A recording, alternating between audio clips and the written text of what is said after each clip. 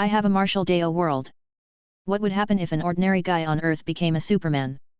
Traversing between worlds, Liu Yao becomes the only one with extraordinary powers. He studies cultivation in the other world, and bring them the technology of his planet. Now, he is the only Superman in both worlds. A small goal. To withstand a nuclear bomb.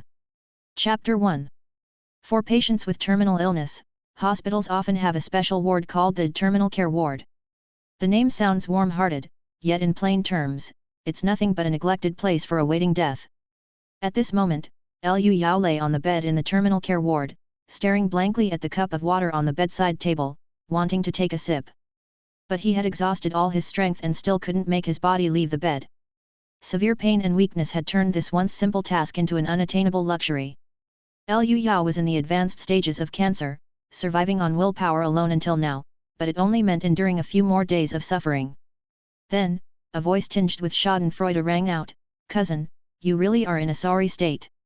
You can't even drink water without depending on someone else's charity." A handsome young man sat leisurely in front of the bed, legs crossed, his eyes crinkling into a smile. "Beg me and I'll give you a drink, how about that?" Liu Yao was expressionless, silent. Since losing the ability to take care of himself, he had seen plenty of his relatives' true faces, one more didn't make a difference. The man stood up, took the cup in his hand and offered it. "Don't be angry, cousin, I was just joking. You've been so good to me, feeding you water is the least I can do." After speaking, he slowly poured the water from the cup onto Liu Yao's pale and gaunt face. Choking, Liu Yao coughed weakly a few times, grateful that the small amount of water that passed his throat gave him the strength to speak. "Zhang Xin, why? I've never wronged you. When you went to study abroad in the Star Alliance country, I was the one who funded you." Zhang Xin set down the cup, speaking slowly and calmly, "It's because you're so old-fashioned. It was just some cold medicine, not illegal, and yet you had to block it at every turn." A flash of comprehension crossed Liu Yao's face. "Zhang Xin, you trash, you can't change your ways. Exporting cold medicine to foreign countries to extract drugs, cough, cough." Zhang Xin adjusted his tie, smiling, "Don't slander me.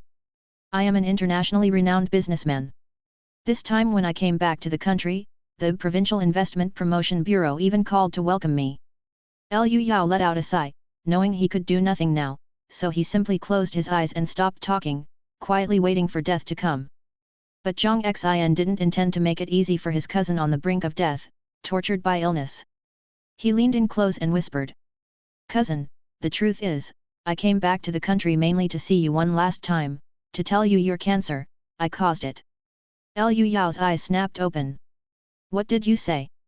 With a smile, Zhang Xin took out a lead box and opened it, revealing a bizarre triangular ornament, palm-sized, with a pattern resembling an eye in the center, that looked extremely antique. "Look familiar? I personally gave this to you, a genuine antique. I mixed in some radioactive material, prolonged exposure would turn you into the ghost you are now." Liu Yao immediately recognized it as the antique he loved so much, always placed on his desk, played with now and then, never imagining it was a deadly object. He reached out with an arm as if it were a withered twig, clutching the arm of the person before him fiercely. "You! Don't get worked up, cousin, my suit is very expensive." Zhang Xin easily removed Liu Yao's hand, carefully pinched the lead box, and stuffed the radioactive ornament into his bosom. "I have a flight to catch, so I have to leave now. Keep this as a memento, and if I get the chance, I'll dance on your grave." After finishing speaking, Zhang Xin composedly got up and left. Before going out, he even turned back and playfully winked. Originally feminine in looks, his gestures at that moment were somewhat coquettish.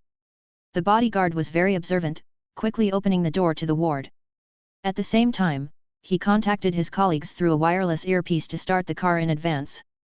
Liu Yao could only lie powerlessly on the bed, his entire body racked with bone-boring, heart-piercing pain, interspersed with boundless regret and frustration. But soon, the severe pain gradually faded, leaving only numbness. Liu Yao faintly heard his deceased parents calling for him. Just as his body felt lighter and he was about to lose consciousness, a sudden warmth burst from his chest, shocking him awake. He took the triangular ornament out of his bosom and found it to be unbearably hot, even giving off a faint glow. The next second, the ornament dissolved into firefly-like green spots of light, which entered his head through his facial orifices. A voice echoed in Liu Yao's mind, "Star key charging complete, dimensional door opening." What is this? He thought it might be an auditory hallucination, but immediately after, a green light door appeared beneath him. The light door resembled a vortex and was slowly rotating. With a shocked expression, Liu Yao fell through the light door and disappeared. When he opened his eyes again, he found himself lying on an unfamiliar street, surrounded by green brick and tile roof houses, radiating an ancient charm. The familiar prompt sounded once more, "Command completed, star key standing by." Liu Yao closed his eyes and could clearly sense there was something named star key in his mind now. All he needed to do was to issue a mental command, and the dimensional door would open. After repeatedly confirming, he was immensely astonished. "The ornament named star key that Zhang Xin gave me, it turns out to be a tool for traveling between worlds." At that moment, a rickshaw passed by, with the muscled coolie wearing a sweat towel around his neck, and the female passenger clad in a sexy and colorful cheongsam. "Is this the Republic of China? No, that can't be right. Why are there two suns in the sky?" Although the rickshaw and cheongsam were very characteristic, the presence of two suns was dazzling beyond compare, leading Liu Yao to suspect he was no longer on Earth. Just then, the sharp pain of bone erosion attacked once again, and Liu Yao clenched his teeth, forcing himself not to lose consciousness. Having the transportational gate to travel between worlds should have been an opportunity to display his prowess, but standing was a luxury he couldn't afford. He was powerless despite having a treasure trove at his disposal. At that moment, the sound of firecrackers crackling came through. Not far away, a festively decorated mansion was celebrating its grand opening, surrounded by a crowd of onlookers. Several young men dressed in black practice clothes were stuffing flyers everywhere. A few swept up to his feet by the wind, bearing barely legible block characters. Liu Yao glanced at them. Traditional Chinese characters. Liao's Martial Arts School Grand Opening Sale, 20% off martial arts lessons.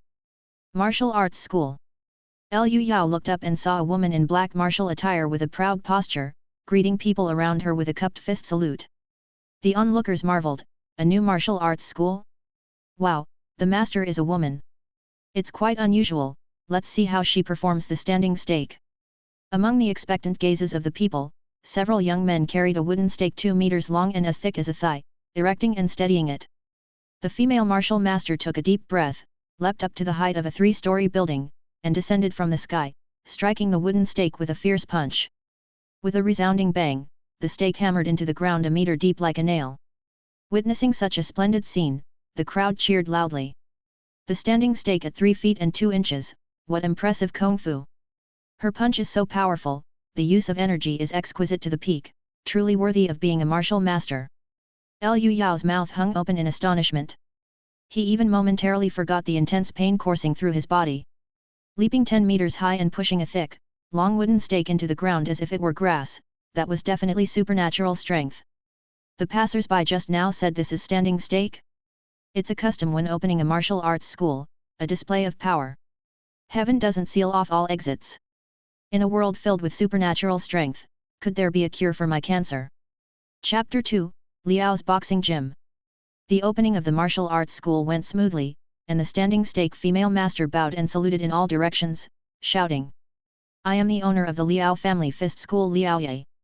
The Liao Family Fist has a long heritage, and we have our unique expertise in medicine. You are all welcome to patronize." Upon hearing this, the crowd reacted as if it were to be expected. Since ancient times, medicine and martial arts have been inseparable.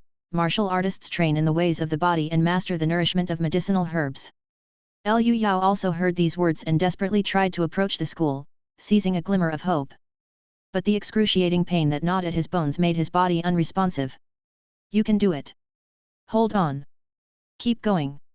He was drenched in cold sweat, his clothes soaked through, as he used his will to crawl forward bit by bit. But willpower has its limits, and his battered body simply couldn't move. Just when all seemed hopeless, a pair of embroidered boots appeared before his face. Looking up, he saw a pretty young girl dressed in an onion green jacket and skirt. The girl was delicate and beautiful, with creamy skin and jet black braids shining brightly. Her almond eyes curiously surveyed Liu Yao, who was only in his pajamas. She squatted down with a smile and asked in a sweet voice, "Young master, are you here to seek medical treatment?" Liu Yao nodded hurriedly. Before he could react, the girl scooped him up and ran towards the martial arts school like the wind. Arriving quickly at the back hall, the girl shouted, "Sister, sister, come quick, there's a big business opportunity." Liao Qi. Settle down. Don't be so hasty. The woman who came to meet her was none other than the standing stake master from earlier. It turned out the two were sisters. Although not old, the female master had a mature face with a hint of youthfulness. But her figure was enchantingly attractive, her clothes taut across her chest. The young girl named Liao Qi gently placed Liu Yao on a chair and whispered to her sister. Soft and delicate skin, without a trace of labor marks, strangely dressed, but the material of his clothes is of high quality. One look and you know he's a young master from a wealthy family. The key point is he's critically ill. This is definitely a huge business opportunity, we just happen to need money. In any world, medical care is highly profitable, especially for the wealthy who do not want to die. The female master first glared at her sister, then bowed to Liu Yao and said, "I am Liao Ya from the Liao family fist, I will take your pulse first, young master." Her voice was very gentle, nothing like the fierce woman who had just demonstrated the standing stake. As her fair and slender fingers touched his wrist, Liu Yao felt a warm current flow through his body from the wrist. After a while, Liao Ya withdrew her fingers apologetically. "Young master, it is said that a doctor cannot heal those who are already dying. You must understand your condition, I am powerless to help." As soon as she said this, her sister Liao Qi became anxious. "Sister, what are you saying? How do you know you are powerless if you don't try? This is a wealthy client, after all. Start by prescribing him a course of expensive herbs." Liu Yao's mood fluctuated wildly, and even more intense pain struck, leaving him unable to speak. Seeing this, Liao Ya quickly took out a set of needles and, in the blink of an eye, inserted them at several key aperture points, stimulating the body's vitality. Liu Yao visibly relaxed and took a deep breath. "Thank you, Master Liao. I haven't felt this comfortable in a long time." Liu Yao's current state was like having a severe cold with a 39-degree fever, not particularly comfortable. But to him, it was an unprecedented level of relief, enough to move about on his own. He couldn't help but look at the several ordinary-looking thin needles and marveled, just a few simple needles can have such an instantly noticeable effect, truly masterful. "Please continue the treatment." More and more certain in a world where extraordinary powers exist, his illness could surely be cured. Liao Ya put away the needles and shook her head gently. "Young master, this is only a temporary relief. I have merely suppressed the intense pain in your body." Her medical skills were not bad, especially the family's unique golden needle technique was quite special. But for late-stage cancer, she was truly helpless. But her sister Liao Qi jumped in and boldly assured, "Young master, rest assured, my sister has both integrity and skill, she won't let you down. You can stay at the martial arts school, which will make it easier for ongoing treatment." The little money lover, while talking, kept making eyes at her sister, signaling not to let the cash cow escape. Liu Yao was more than willing, and bowed. "Then I'm in your debt." "No problem at all. But, young master Liu, my sister's consultation fee won't be cheap." Liao Qi's eyes glittered as she fixed her gaze on Liu Yao. Liu Yao waved his hand grandly. "I have plenty of money, the medical fee will not be shorted." The impressive and robust aura of someone with deep pockets made Liao Qi, the little money grubber, smile crookedly in delight. In reality, he didn't have a penny to his name. Liao Ya didn't say much more, thinking it would be nice for the young master to leave a bit more comfortably. The time that followed was precious. While the pain was kept at bay by acupuncture, and he was able to move on his own, Liu Yao gathered all items with writing on them from the martial arts school, especially the newspapers, and read them carefully to understand the world he was in. This place was Yunzhou, under the rule of the Shun dynasty, very much like the Qing dynasty on Earth. The history of the two worlds was almost identical, but here the timeline had diverged. The Manchu Qing didn't win at the end of Ming dynasty, but rather it was Li Zicheng, the king of Chuang, and the Shun dynasty ensued. At this time, the great Shun dynasty had just suffered a defeat, signed a treaty that ceded land and paid reparations, but the Empress Dowager still wanted to renovate her gardens, so taxes were increased. The all-too-familiar backdrop of schemes and troubles led to uprisings all over the place. With frequent wars and a weakened imperial court, it was a scene of utter chaos. Thus, the people of Great Shun started to internalize the struggle, enrolling to learn various lethal skills to boost their competitiveness. Martial arts schools sprang up everywhere like mushrooms after rain. I'm in luck, for now, I have a place to stay. Because I appeared affluent, the little money grubber even prepared a private room for me, offering generous treatment. However, Liu Yao put down a newspaper with a puzzled look. Everything else is fine, but the silver in this world isn't right. The Shun Empire's reparation payments, only 10,000 taels of silver? Such a small sum has brought the people to the brink of survival and caused widespread conflict. He distinctly remembered from history class that the last feudal dynasty on his side had reparations amounting to tens of millions, even hundreds of millions of taels of silver. After perusing a few more newspapers, not even skipping the ads, especially paying close attention to anything with a price, he finally confirmed the price of silver here was outrageously high. The currency of the Shun dynasty is called copper yuan, and the annual tuition fee for a martial arts school is only 100 copper yuan. Yet one tael of silver can actually be exchanged for 10,000 copper yuan. On Earth, one tael of silver is only 250 yuan. All I need to do is bring a bit of silver over, and I could go from a faux rich to genuinely wealthy. This way, there's no need to worry about medical expenses. As Liu Yao continued to calculate, suddenly, waves of intense pain surged through him. As expected, it's just a temporary solution, not a cure, the pain has started again. He got up and went to the back hall of the boxing school, where the two sisters were. The two girls looked very similar, even their hairstyles were the same double braids, their fair skin underneath glowed with a healthy flush, their eyes brimming with youthful beauty. Nov. L. B //JNN. Liaoya skillfully administered the acupuncture, and as Liu Yao gazed at the girl's graceful and lovely face, along with the effects of the acupuncture, his body began to relax. Seeing the treatment was over, Liao Qi, the little money grubber, ran up excitedly and said sweetly, "Young Master Liu, your treatment took a lot of effort, perhaps you could pay a deposit." Liu Yao was penniless, not even wearing underwear, but his demeanor was still imperious as he declared, "I have no money." The little money grubber's expression changed, but Liu Yao quickly added, "I'm a wealthy overseas tycoon, what I certainly don't lack is money. Just tell me, how much is the total medical fee in silver?" The little money grubber finally settled down, coyly took a moment, and then tentatively said, "Young master, these are troubled times, and the price of grain is rising threefold each day, so how about we charge you 5,000 copper yuan? The annual tuition fee for a disciple at the boxing school was only 100 copper yuan, so this amount was equivalent to 50 years of tuition, a huge sum. But to Liu Yao, after doing the math, it was just half a tael of silver, equivalent to 125 yuan on Earth. Such a modest amount wouldn't even cover a few meals of takeout. It was incredibly cheap. So he quickly agreed, "No problem, I'll go back and get the money right away." "Young Master Liu is so generous!" the little money grubber exclaimed in delight. She had asked for an exorbitant amount without expectation, and he had agreed immediately. He truly must be from a wealthy family. Chapter 3.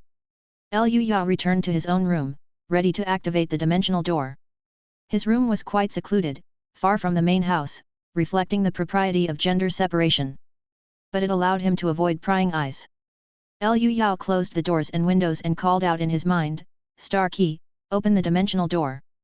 Command confirmed, dimensional door opening. A vortex-like light door around 10 square meters in size appeared.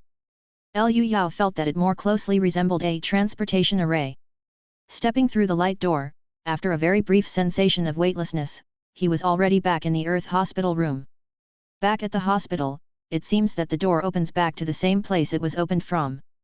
He donned his long mist clothes, turned on his smartphone which hadn't been used in who knows how long, and the experiences before felt like a dream, yet there was a glimmer of hope. Liu Yao clenched his teeth and said, "Zhang Xin, you just wait. And thanks for the star key you sent me." He ran a small logistics company inherited from his parents when Zhang Xin came to him to talk business. Finding the transport of several hundred tons of cold medicine too suspicious, he firmly refused. But he didn't expect the man to be so venomous. Taking advantage of the lasting effects of the acupuncture, Liu Yao hurriedly took action. Silver on Earth was not only much cheaper than in the other world, but one could buy it without even leaving the house. Online shopping was very convenient in modern society, and in a rush, one could search for local businesses and have the owners deliver directly to the door. Liu Yao used a shopping app to find a local silver shop in the city. He spent 5,000 yuan to buy 1 kilogram of pure silver, which was about 20 taels. He asked the shop to cut it into various sizes and left a message saying, "Boss, I urgently need the silver, can you deliver it today?" The other party immediately replied, "I've seen your order. We're not far from each other, I'll deliver it right away. Thanks a lot. Don't mention it, just leave a good review with a photo." "No problem." The entire shopping process took less than 10 minutes, and now all he had to do was wait for the delivery. To avoid drawing attention, Liu Yao quietly left the hospital and took a taxi back home, leaving his home address as the delivery address as well. No sooner had he arrived home than his phone rang. As it happened, he and the delivery man arrived at the same time. The 20 taels of silver were only as big as a fist, cut into exquisitely shaped silver ingots, glistening in the sunlight. After checking the goods, Liu Yao brought them back home. By then, he was drenched in cold sweat, his back completely soaked. Sitting on the couch and catching his breath for a while brought some relief. My body now is worse than that of a 3-year-old child. He only realized the value of something once he had lost it, and Liu Yao missed his once healthy body immensely. At least heaven didn't seal all exits, leaving me a slim chance of survival. But I'm out of money. Liu Yao frowned tightly. There were only 6,000 yuan left in his bank account. He was not born into wealth, and to raise money for treatment, he had sold the company to relatives long ago. But cancer was a bottomless pit, beyond what ordinary people can handle, and there was no money left at home. Let's focus on staying alive first, this money should last me a while. Putting aside his concerns for the moment, Liu Yao activated the dimensional door and returned to the other world with the silver. As the transportation ended, the dimensional door immediately disappeared. Liu Yao pushed open the door and faintly heard the shouts of martial arts training. "Hey! Ha! Put some strength in, hold the stance." In the Liao family boxing gym, the daily morning training had already begun. Today Master Liao was dressed in a dark, form-fitting martial outfit, revealing the figure of a person well practiced in martial arts, slender waist, long legs, round buttocks, and with a full chest, truly displaying an admirable physique. Liao Qi, the little money grubber, was also in the boxing squad, but she was frequently distracted and daydreaming, earning her several lashes on her ample bottom from her sister's rattan cane. "That damned brat," said he was going home to get money. "Didn't run away, did he? Could it be that I really misjudged him? Damn it! My money!" Last night, Liu Yao hadn't returned home, which had left her terrified that she might have been swindled out of her services. The male disciples couldn't stop sneaking glances at her, harboring thoughts about this beautiful little martial sister. In reality, they would have preferred to ogle their master, but they didn't dare. The master was an organ-refining warrior and could sense their gazes. Just at that moment, a thin young man approached. It was Liu Yao. Liao Qi, the little money grubber, widened her almond eyes and approached with murderous intent, baring her teeth. "You dare deny the consultation fee?" As this little tiger was about to pounce and rip him apart, Liu Yao timely threw something shiny her way.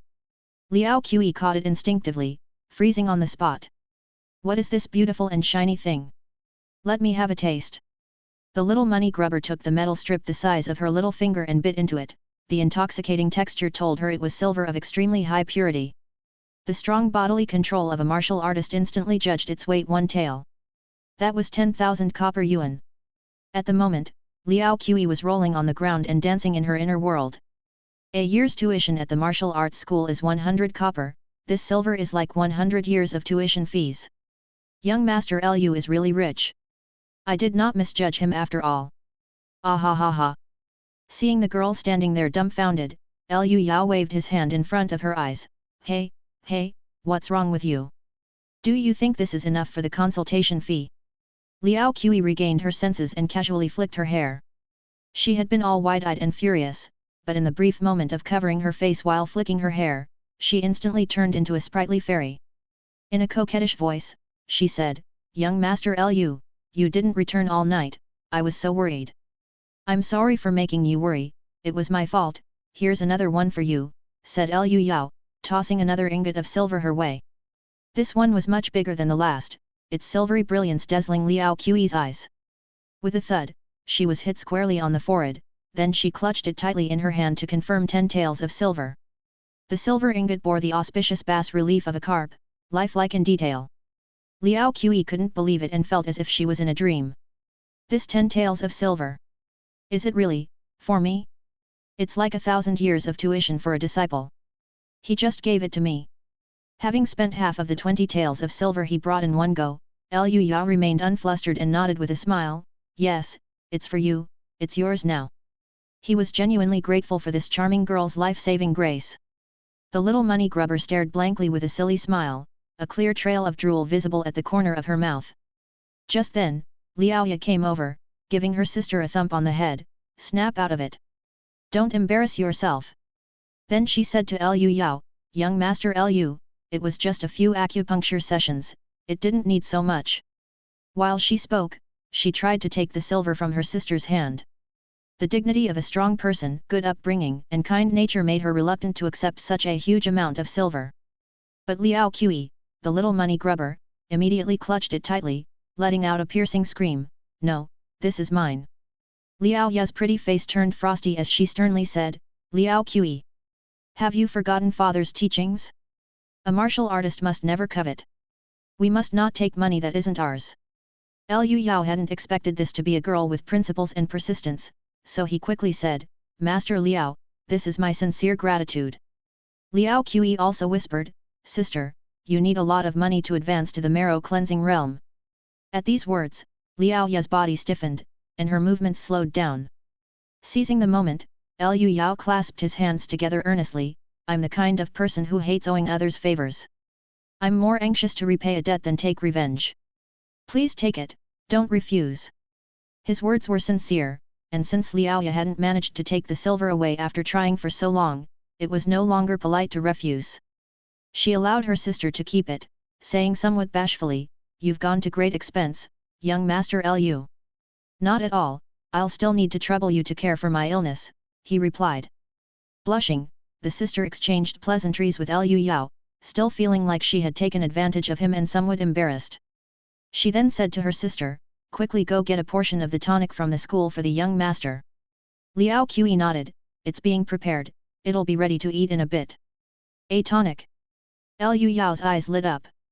Chapter 4, 10-ingredient tonic soup. The three arrived at Liao Ya's exclusive cultivation quiet room. In addition to the girl's fragrance, the room was filled with a faint scent of herbs. A sand pot was bubbling away, and Liao Qi took out 3 bowls, pouring the medicinal juice into them. Liao Ya's portion was the most, a full bowl, Liao Qi's own was the next, Liu Yao's was the least, merely a mouthful. She explained, young master Liu, it's not that I'm being stingy. Your body is too frail to handle nourishment. The 10-ingredient tonic soup, I only dare to give you this much. Liu Yao curiously sniffed it, the strong scent of medicine was infused with a unique aroma.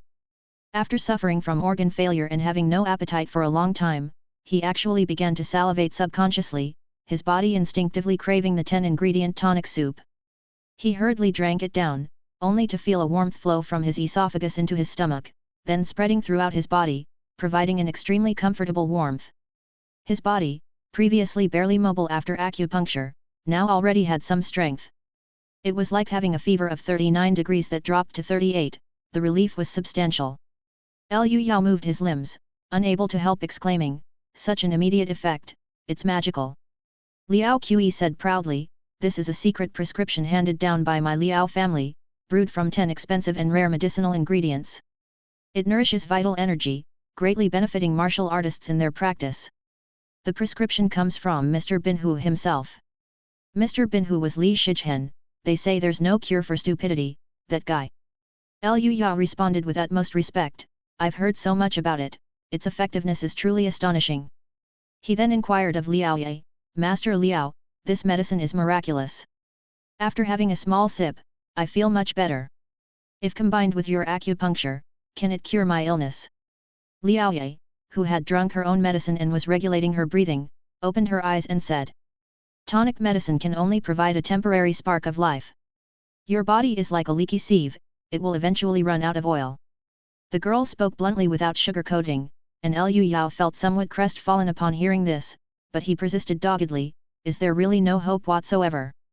Liao Ya thought for a moment and said honestly, advancing in martial practice to the blood exchange realm, any illness can be cured without medication. But your body, simply cannot practice martial arts. There are 9 realms in the martial path, the first 5 are respectively sinew strengthening, bone tempering, organ refining, marrow cleansing, blood exchange. Liao Ye, with her diligent practice from a young age, had only reached organ refining. For Lu Yao, a terminal cancer patient, to think of reaching the blood exchange realm was as delusional as a dream. It would be as difficult as a 3-year-old child taking the college entrance exam and getting into a top university. There was a long silence. Suddenly, Lu Yao looked up, his gaunt and sallow face filled with determination. If I drank 10-ingredient tonic soup every day, to my fill, could I then practice martial arts? Drink it every day, to your fill. Liao Ye, upon hearing this, was visibly startled. Liao Qi's eyes widened as she exclaimed, "Impossible, you're dreaming. Even my sister can only have it once a week." "Why is that? Is the medicine very expensive?" "I have money."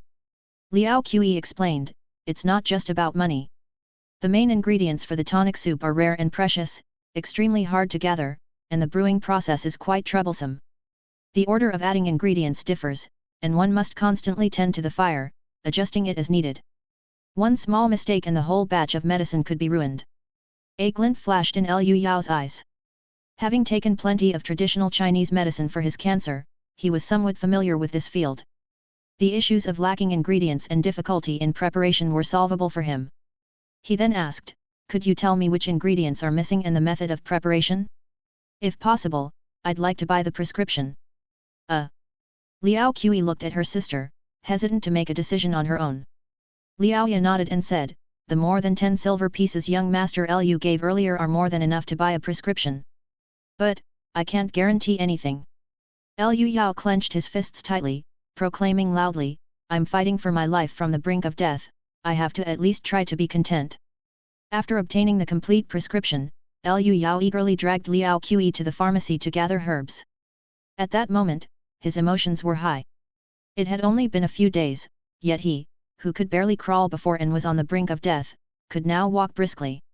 No matter what, he had to make the 10-ingredient tonic soup as soon as possible. Soon, the two arrived at the nearby Jinshao Hall, a pharmacy next to the martial arts school. The pharmacy had been open for countless years, its old bricks mottled with patches, and thin weeds snuck through the crevices. Stepping inside, one would find rows of Chinese medicine cabinets filled with characters, and the room was thick with the scent of herbs. The shopkeeper was a spry old man who, upon seeing Liao Qi, clasped his hands and said, "Second miss of the Liao family, didn't you just come in yesterday?" Liao Qi replied, "Shopkeeper lately your shop always seems to be low on this and out of that, so I'm buying extra to have on hand." Shopkeeper feeling helpless, said, "There's nothing I can do. Times are chaotic, and many herbs are out of stock." As they spoke, he stood up and skillfully pulled out herbs from various small drawers.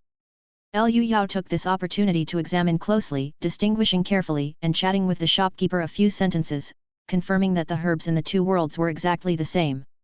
At this moment, shopkeeper said apologetically, "I'm sorry, we're out of Daijin grass, so you'll have to make another trip for it."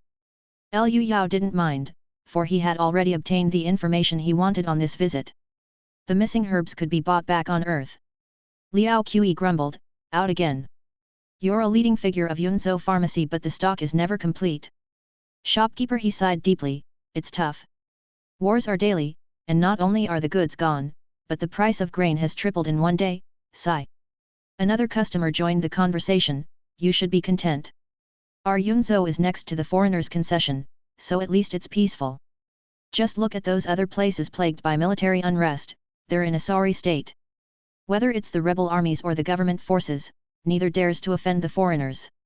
Now all the rich and powerful are fleeing into the concessions."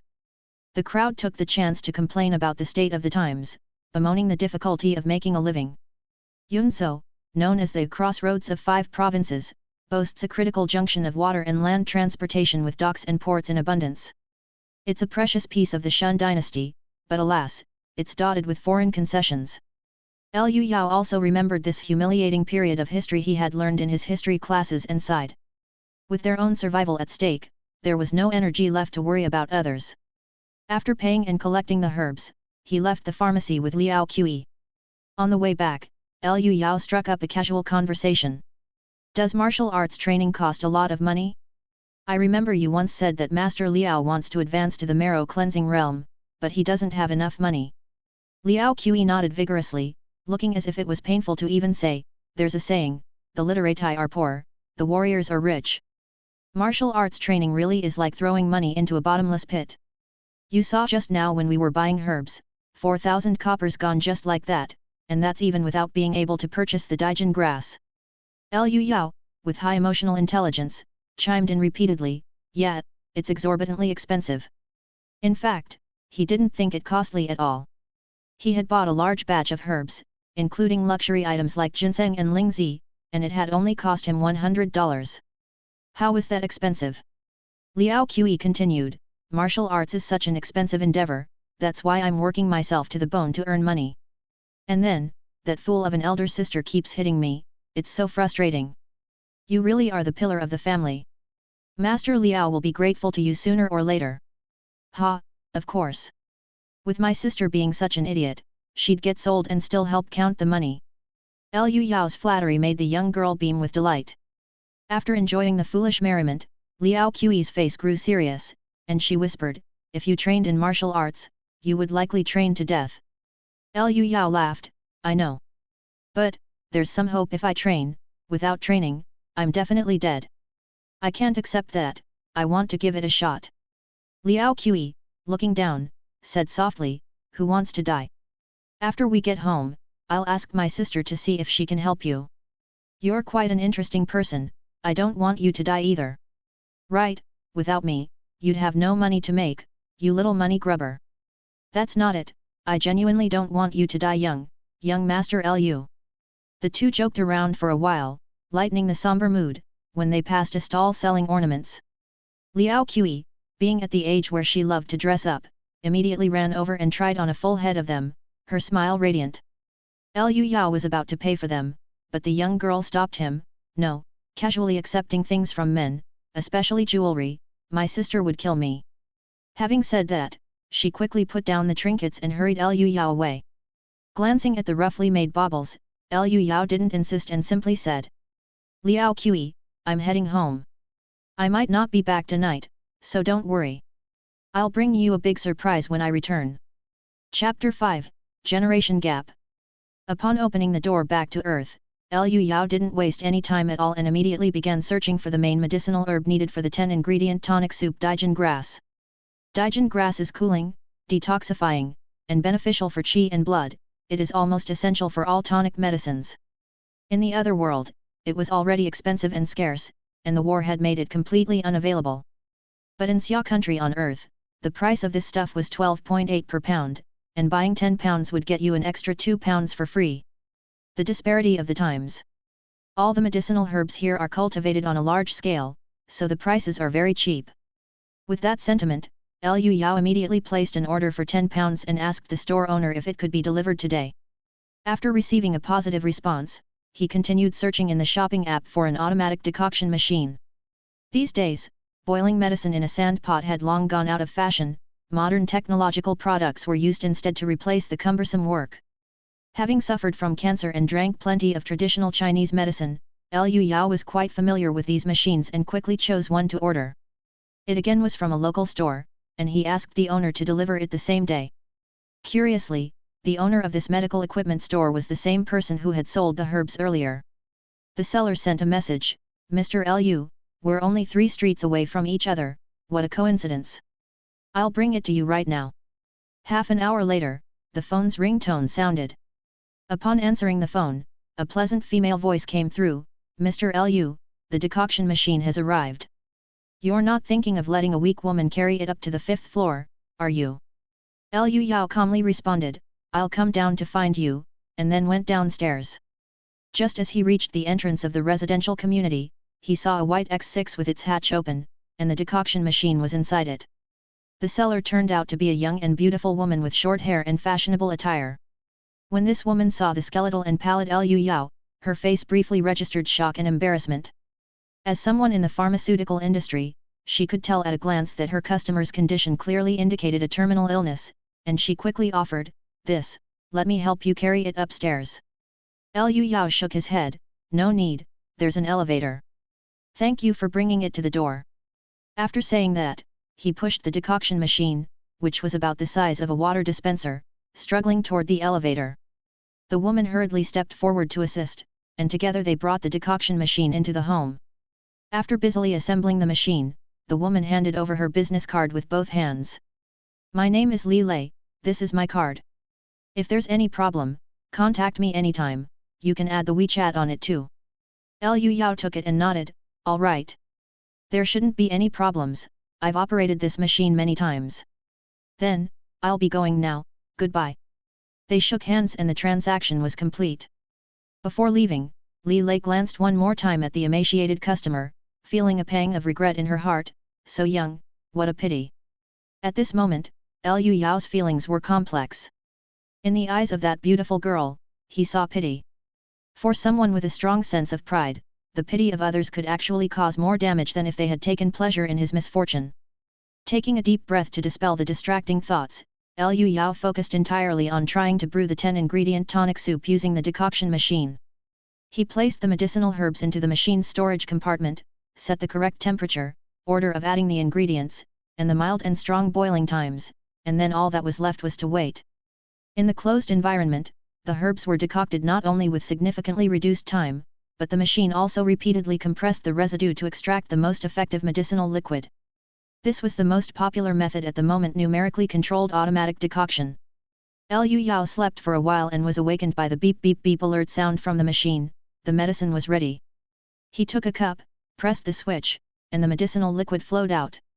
After downing it in one go, Liu Yao frowned, the effect is far less than when I was in the other world. What's going on? He had only taken a small sip at Liao Ye's to experience a strong inner warmth, but on Earth, he had to drink a full cup just to feel a slight effect. Liu Yao racked his brain but couldn't figure it out.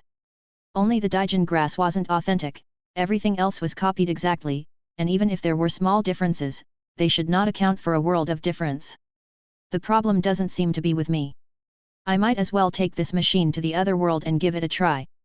After getting cancer, he had used the medicinal preparation machine to brew medicine over 1,000 times, there was no way he could have made a mistake in the operation, so he could only look to the environment for answers. So, he took out his phone again and searched for home diesel generators. He quickly picked out one and placed an order, but a problem followed. He was out of money. The medicinal preparation machine cost 1,000 yuan, and the generator was a whopping 5,000. He only had 300 yuan left in his hands. Clutching his last 300 yuan, Liu Yao went to the famous little accessory store on the street and picked out some delicate hair clips, bracelets, and more. No sooner had he bought the accessories than the generator arrived.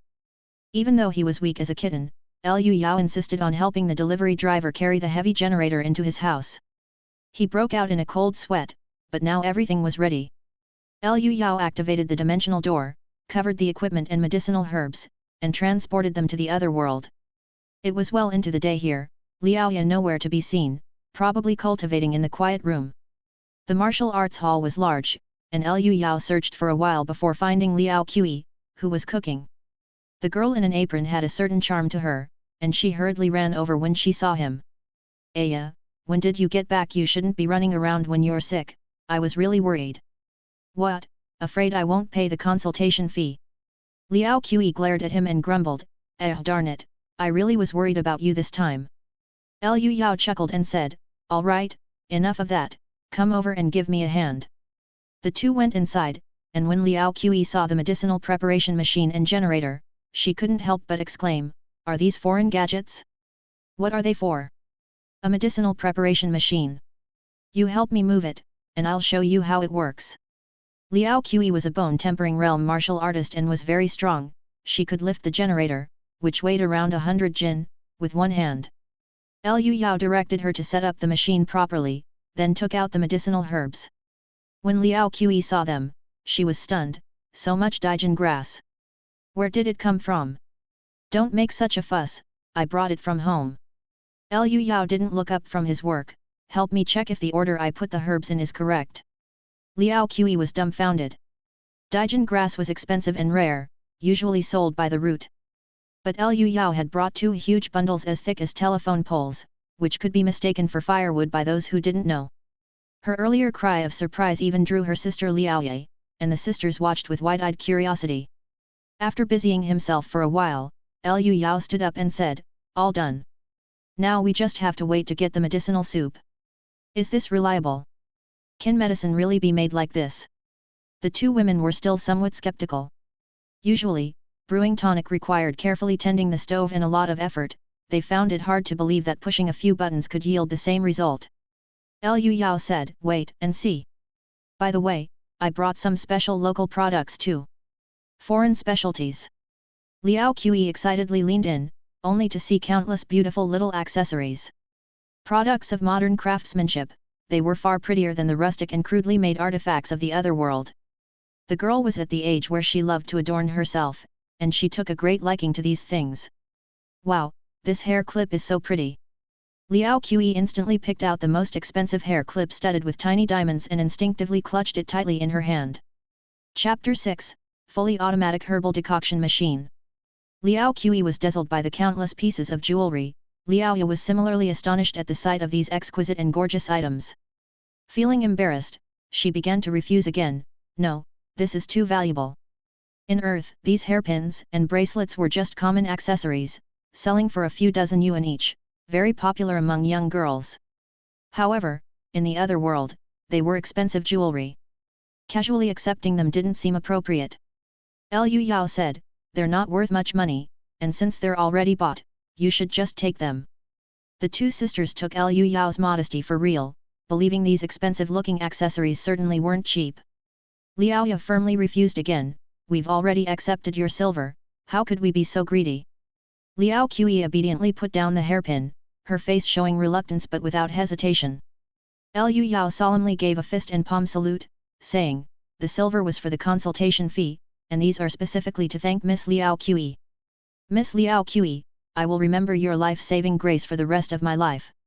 At the time, they were less than 20 meters away from the boxing gym, yet it seemed insurmountable as a moat, and he had been very lucky that the young girl carried him over.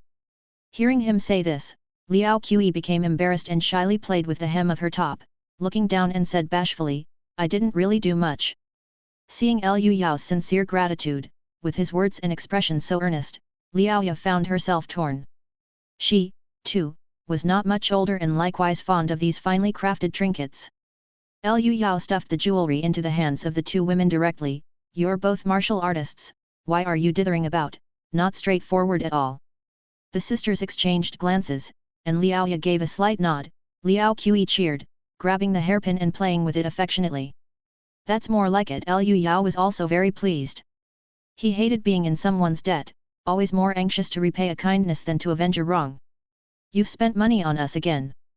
Liaoye's cheeks turned red, making her already fair and tender skin seem all the more delicate and endearing. Even though Liu Yao no longer had worldly desires, the sight still brightened his eyes, an innate yearning for beautiful things. At this moment, the medicine cooking machine made a slight noise. Liu Yao explained, "The machine is grinding the medicine dregs to extract the medicinal strength. That's why, using this gadget to cook medicine, you won't need to stew it for too long, just a few hours will do." Playing with the exquisite jewelry in their hands, the sisters became somewhat convinced of the machine's magic and started to look forward to it. Amid eager and anxious waiting, time flew by, and the medicine cooking machine emitted a beep beep beep sound, signaling the medicine was ready. The sisters curiously stared at the machine while Liu Yao found a bowl and demonstrated, "Just press this button, and the medicine will flow out." The medicine cooking machine looked almost the same as a water dispenser and operated nearly in the same way. Liu Yao poured a bowl and handed it to Liaoye, indicating she should check it. Liaoye knew it was fine from the smell and immediately downed it. After closing her eyes and feeling for a while, she opened them again to reveal a face full of shock. "It really works. This machine can make medicine on its own without supervision. And it manages the fire with such precision." Liao Qi eagerly drank a small bowl to try, and after feeling the medicine's effect, was amazed, "It's miraculous. All you have to do is put the ingredients in and press a few buttons." Liu Yao also had a small sip, a rush of warmth immediately spread throughout his limbs and body, the effects powerful. He couldn't help but breathe a sigh of relief, it indeed was the environment on Earth that hadn't been conducive to success. Raising his bowl, he declared, "From now on, we don't have to drink 10-ingredient tonic soup once a week, but every day. Let's replace wine with medicine and toast to our health. The sisters were also extremely excited. They raised their bowls, clinked them together mightily, and downed the content. Next, the three of them transformed into ruthless medicine drinking machines, gulping down every last drop of the remaining medicinal juice. Liu Yao could only consume less than half a bowl before he could drink no more. Waves of warmth spread from his stomach to his limbs and throughout his whole body, making him feel comfortably warm. Lifting his hands, he saw that his originally sallow limbs had actually gained some color. Hurriedly, he stood up to look in the mirror. Although his complexion was still very pallid, he no longer looked like he was at death's door. Amazing! The effects of the tonic are truly powerful. Then practicing martial arts must be even more effective. Liao Qi, at the bone-tempering realm, drank 3 bowls. The little girl was so dizzy from the potency of the medicine that she swayed as if drunk, slurring her words. You're really amazing. Ha ha ha, I won't have to watch over the stove and brew medicine anymore. This troublesome task had always been hers, and her lively and playful nature couldn't stand it. She had been enduring it bitterly, and now she had finally seen the light at the end of the tunnel. Afterward, the girl, still groggy, clasped the hairpin hidden in her bosom and, patting Liu Yao on the shoulder, mumbled unclearly, he, you're such a good person from now on, I've got your back. Liao Ye, at the organ refining realm, downed 8 large bowls. She opened her mouth to speak but let out a satisfied burp instead, her face instantly flushing red, whether from the effects of the medicine or embarrassment. After recomposing herself, she remarked with emotion, who knew that tonic could actually fill you up? For her, this was an unprecedentedly shocking experience. In the past, she could only consume medicinal tonics once a week, and it was only ever 1 bowl, certainly not enough. But now she could eat until full every day. This was simply unimaginable. Even the true disciples of the royal family and major sects might not receive such treatment. Unable to help herself, Liao Ye looked towards Liu Yao, amazed at his miraculous methods. Beside her, the drunken Liao Qi, in a stroke of intuition, suddenly said, Sister, with this miraculous machine, you'll surely break through to the marrow cleansing realm before you're 20. Nov. L. B//JNN. Liao Ye also realized this, her shock turning to excitement as she looked eagerly at Liu Yao and asked, Young Master Liu, about this machine. Don't worry, since I've brought it out, it's meant to be shared with you, and I will teach you the detailed methods of using it. But well, it's not for free. Liu Yao clasped his fists and said, although I suffer from a terminal illness, I still wish to try and save myself. Master Liao, please teach me martial arts. Liao Ye was immediately conflicted. She actually had a good impression of Liu Yao. He was clear-headed and upright, certainly no villain, afflicted with a terminal illness yet not resentful or blaming of heaven or others, but instead unwavering in his search for a glimmer of hope, embodying the tenacious and resilient spirit of a martial artist. But with Liu Yao's frail condition, wouldn't practicing martial arts be tantamount to seeking death? Liao Qi looked on at her sister with expectant eyes, almost wishing she could agree on her behalf, and couldn't help but interject. Young Master Liu is wealthy and young, with an excellent character, a perfect fit for joining our Liao family fist. Sister, why hesitate? Upon reflection, Liao Ye thought the lad came from a rich family, with no shortage of silver or medicinal ingredients, and could drink tonics every day. Even if he couldn't practice martial arts, he could certainly try the nourishing methods. Thus she spoke, I can teach you, although I cannot guarantee you will reach the blood exchange mirror and be completely cured, it might prolong your life.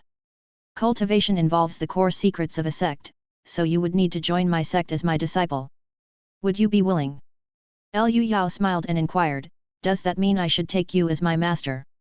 Liao Ye answered, I can take you as a disciple on behalf of my father, making you my junior brother. I couldn't ask for more.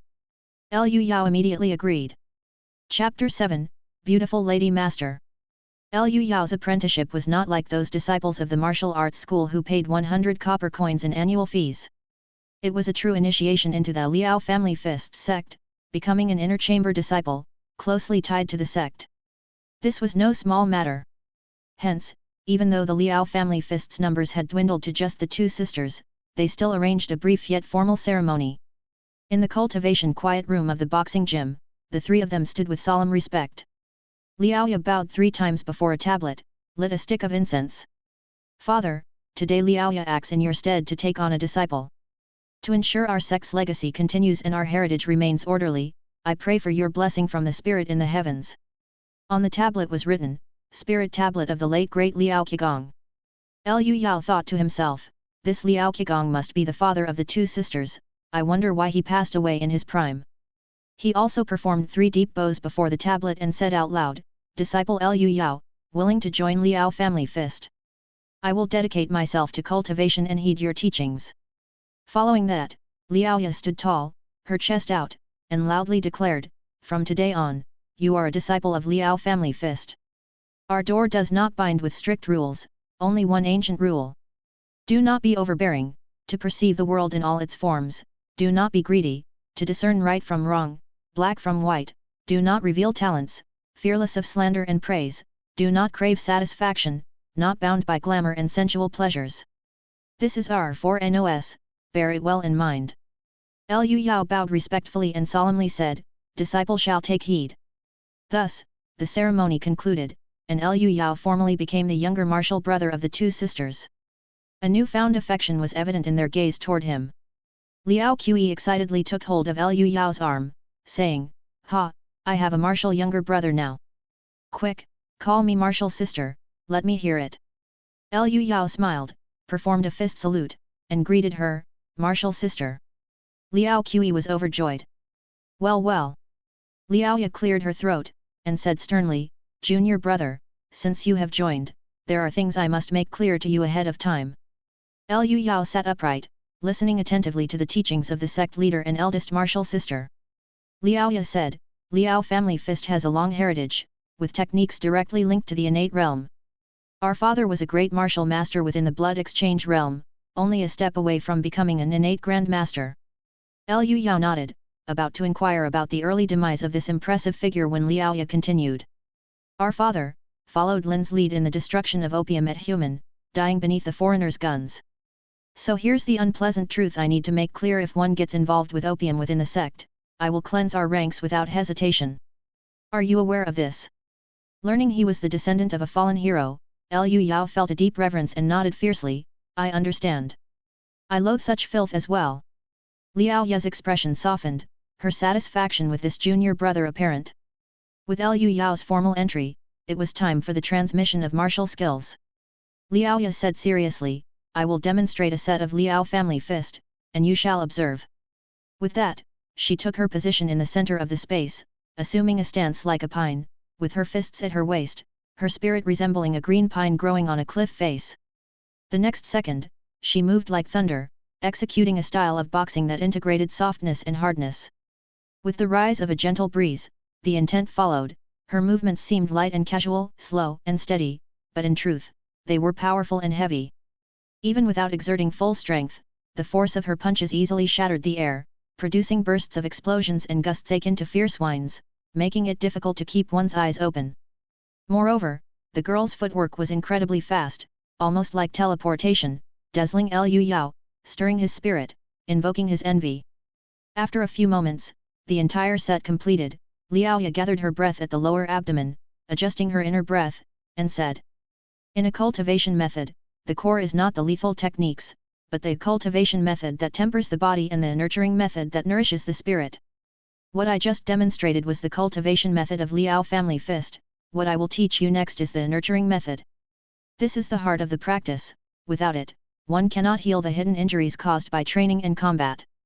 Then, thinking of something, she said to her sister, "You go practice your boxing." Liao Qi gave a tisk, and reluctantly left. Liu Yao was somewhat perplexed, but he soon understood. With a flushed face, Liaoya said seriously, "I'll teach you sleep cultivation first. Watch my movements carefully." To his surprise, she actually lied down on her side. Propping herself up with her right hand, the base of her palm rested under her earlobe, her other hand formed the child gesture, which was placed at her pelvis, and at the same time, her legs were stretched out straight. Lying on her side like this, the pull of gravity against her clothes delineated the exquisite and enchanting curves of her body. Liu Yao noticed that Liaoya's hips were wider than her shoulders, a true rarity. It was a pity that he did not have any worldly desires at that moment, it was all lost on him.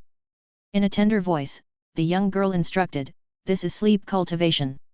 Next, I'll teach you spirit refinement.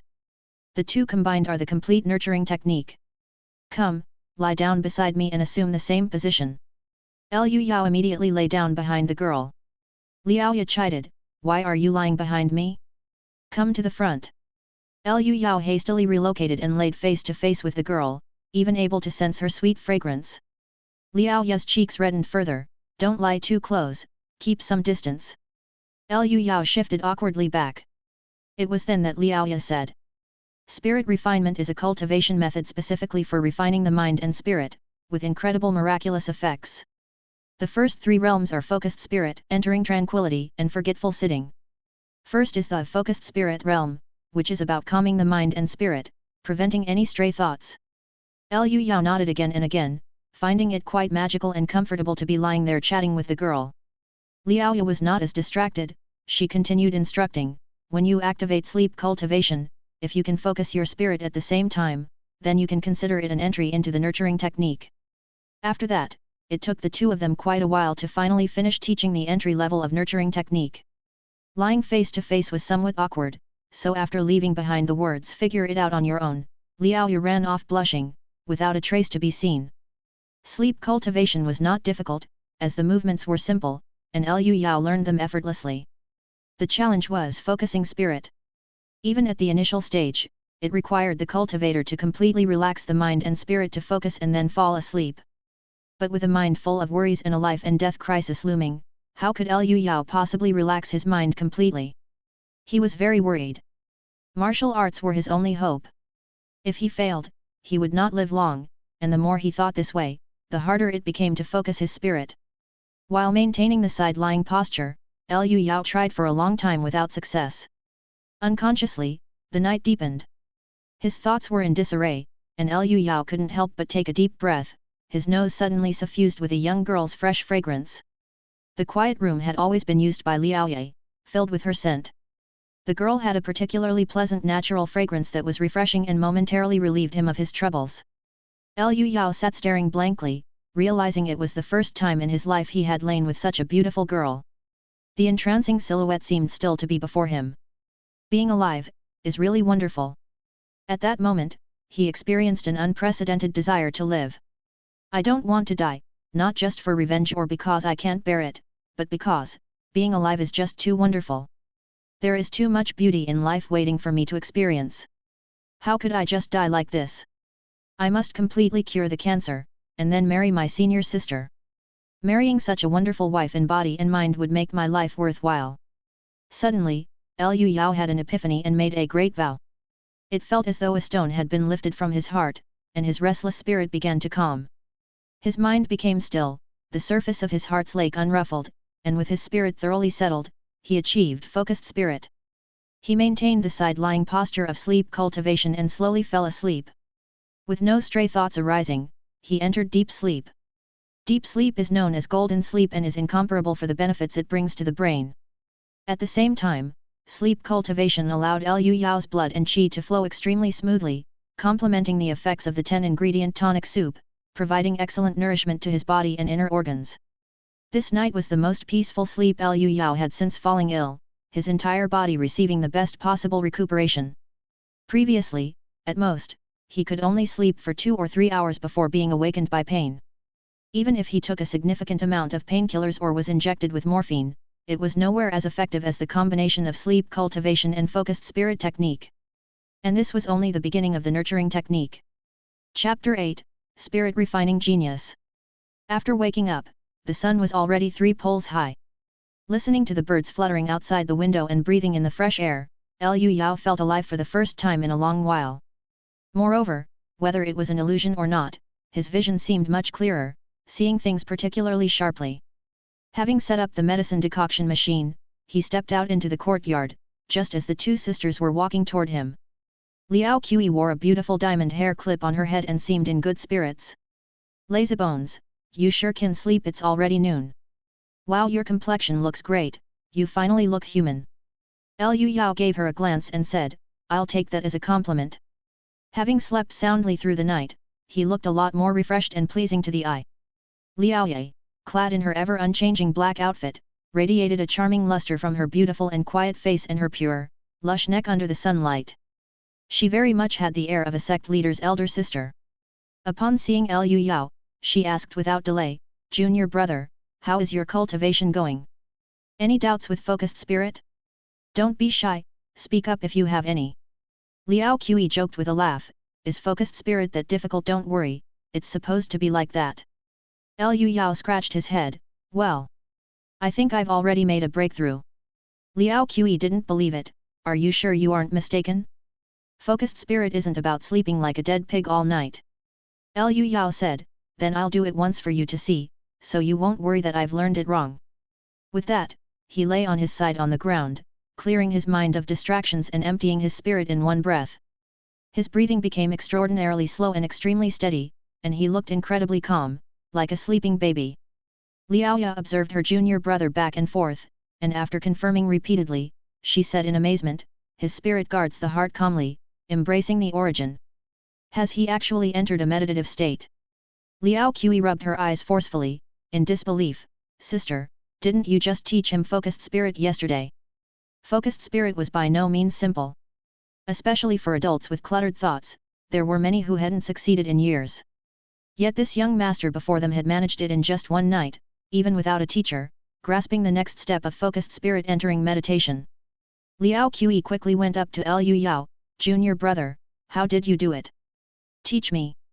She was barely managing focused spirit, let alone being far from entering meditation, but now she humbled herself to ask.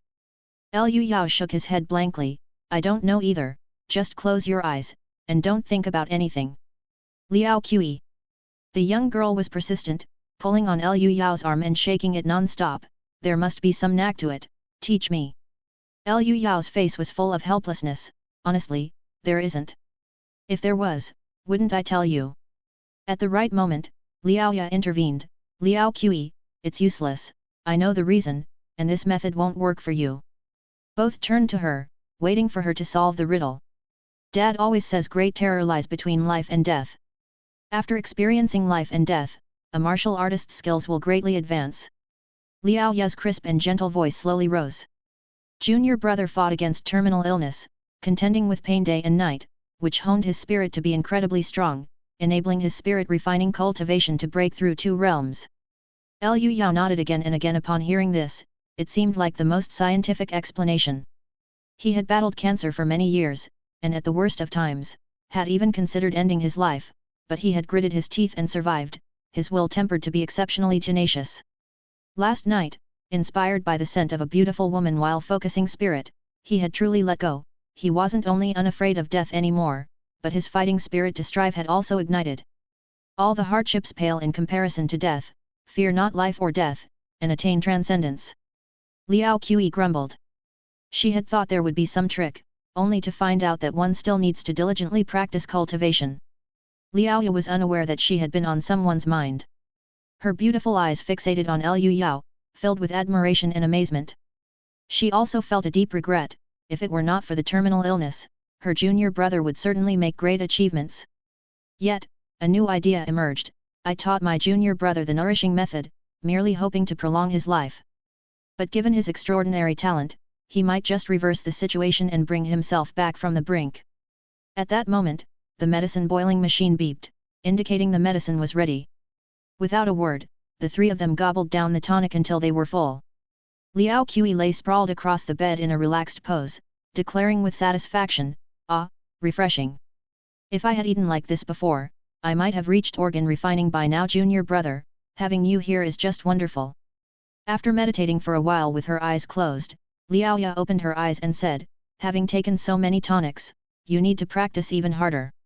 Stop lying around, and go practice your boxing." "But I've already practiced this morning." Liao Qi whined and stayed put, refusing to get up. Liaoya went over and smacked her younger sister's buttocks several times, "You ate in the morning, and now you're eating at noon as well." Seeing the supple tremors ripple, Liu Yao nodded inwardly to himself, the sisterly duo's waist and hip curve are indeed perfect. The nourishing method and the tonic, in just one night, awoke worldly desires he hadn't felt before. Feeling the dry heat of the medicine's power within him, Liu Yao asked, "Senior sister, I feel surprisingly good right now. If I take tonics daily and add in the nourishing method and your acupuncture, could it cure my illness? Liao Ya's heart sank, but she didn't rush to answer. Instead, she placed her hand on his chest, letting a warm flow spread through his limbs and bones. Liu Yao knew this was the inner breath of an organ-refining warrior, capable of aiding in diagnostics, so he waited patiently. Soon, Liao Ya opened her eyes with disappointment. It still won't cure the root issue, your life force is still rapidly depleting. It seems your illness can only be cured by reaching the blood exchange realm on the martial path. Liu Yao couldn't help but feel disheartened. The practice of martial arts could be summarized in 3 words: suffering, exhaustion, pain. So weak and frail, he couldn't even entertain the hope of beginning sinew strengthening, let alone reaching the blood exchange realm. But having been tempered by hardship, he rallied in the next second. No matter, I'm trying to snatch life from the jaws of death, I won't give up so easily. Well said. Applauded Liao Ye, that's exactly how a martial artist should be. Undaunted by difficulties, steadfast and resilient, only thus can one climb to the pinnacle of the martial path. Junior brother, you have a knack for spirit refinement, which greatly aids in the advancement of martial arts. With it, you might just step into the blood exchange realm. Never lose your fighting spirit. Liu Yao nodded emphatically. In the next second, Liao Yu resumed spanking her languishing younger sister, urging her, "Why are you still lying down? Get up and practice your boxing." "So comfortable, I don't want to move." Liao Qi remained prone, the warm power of the medicine giving her a drunken and afloat feeling, almost ethereal. Liao Yu was torn between laughter and frustration. Her younger sister was incredibly bright and talented, just lazy and averse to pain, always needing constant nudging. That's when Liu Yao suddenly said, "I think I'll go out for a bit. How about Liao Qi accompanies me?" Yep, I'll go with you." Instantly energized by the prospect of going out, especially shopping, Liao Qi jumped up vigorously. The elder grandmaster sister Liao Ya gave her sister a stern look, then entrusted Liu Yao.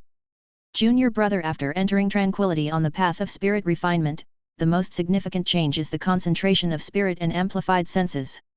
Adapt to and stabilize it for a couple of days, then I'll teach you the next step. I see, no wonder the world seems much clearer now. Liu Yao had just finished replying when the eager Liao Qi pulled him into a quick dash outside. Chapter 9, Cordyceps. Liu Yao and Liao Qi walked together on the cobblestone road, surrounded by ancient-looking buildings. White smoke curled up from the coal stoves, cloth banners fluttered in the wind, with the cries of the vendors ebbing and flowing. The little girl was so happy just to be out that she skipped along, her 2 braided pigtails dancing joyously. This time, Liu Yao's secondary objective for going out was shopping, his primary goal was to earn money. Now, just the cost of medicinal supplements was consuming 5,000 copper coins a day, which is half a tael of silver, and the silver he brought would be spent within half a month. As for Earth, she didn't even have enough money for a takeout meal.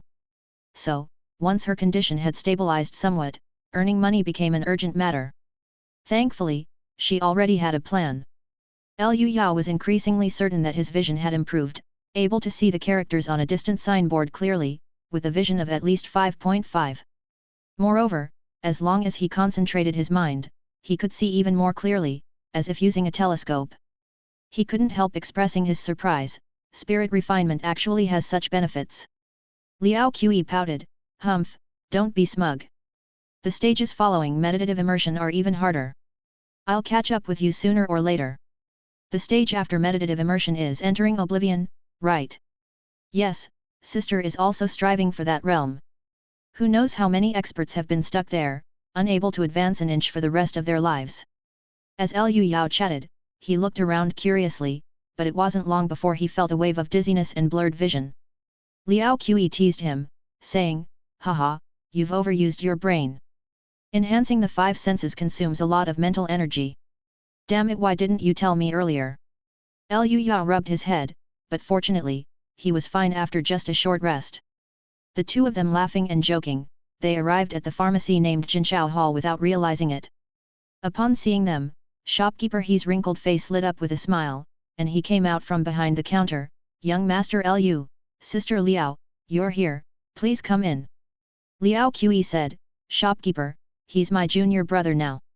Shopkeeper He dropped his insincere smile and looked Liu Yao over carefully, then bowed with cupped fists and said solemnly, Congratulations, the Liao family fist has gained a distinguished disciple.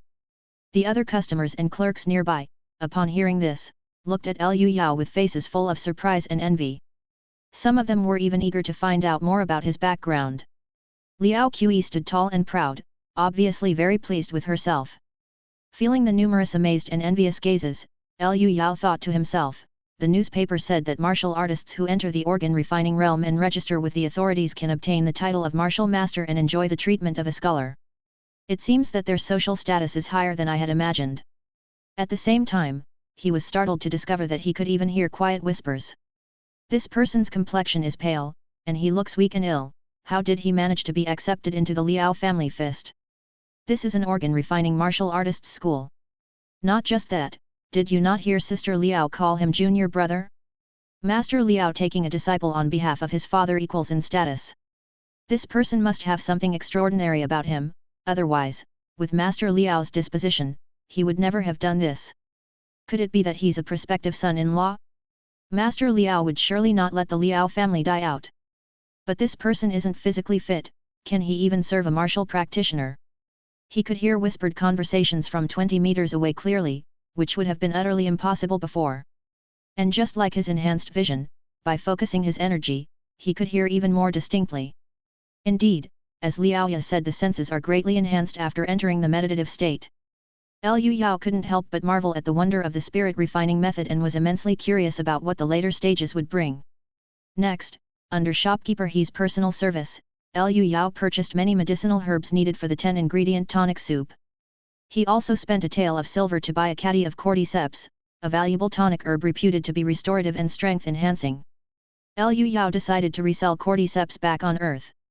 Easy to carry due to its small size and not a low price either, high-quality ones could sell for 100,000 per half kilogram. When it was time to pay, the shopkeeper he looked forward to it with anticipation, and upon seeing Liu Yao still using silver for the payment, his smile grew even wider, and he hurriedly received the silver with both hands.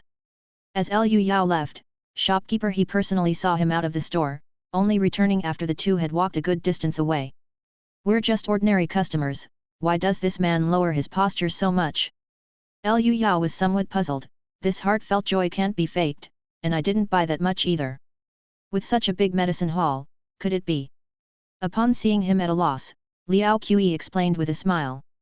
These days, it's rare to see someone pay with silver like you do.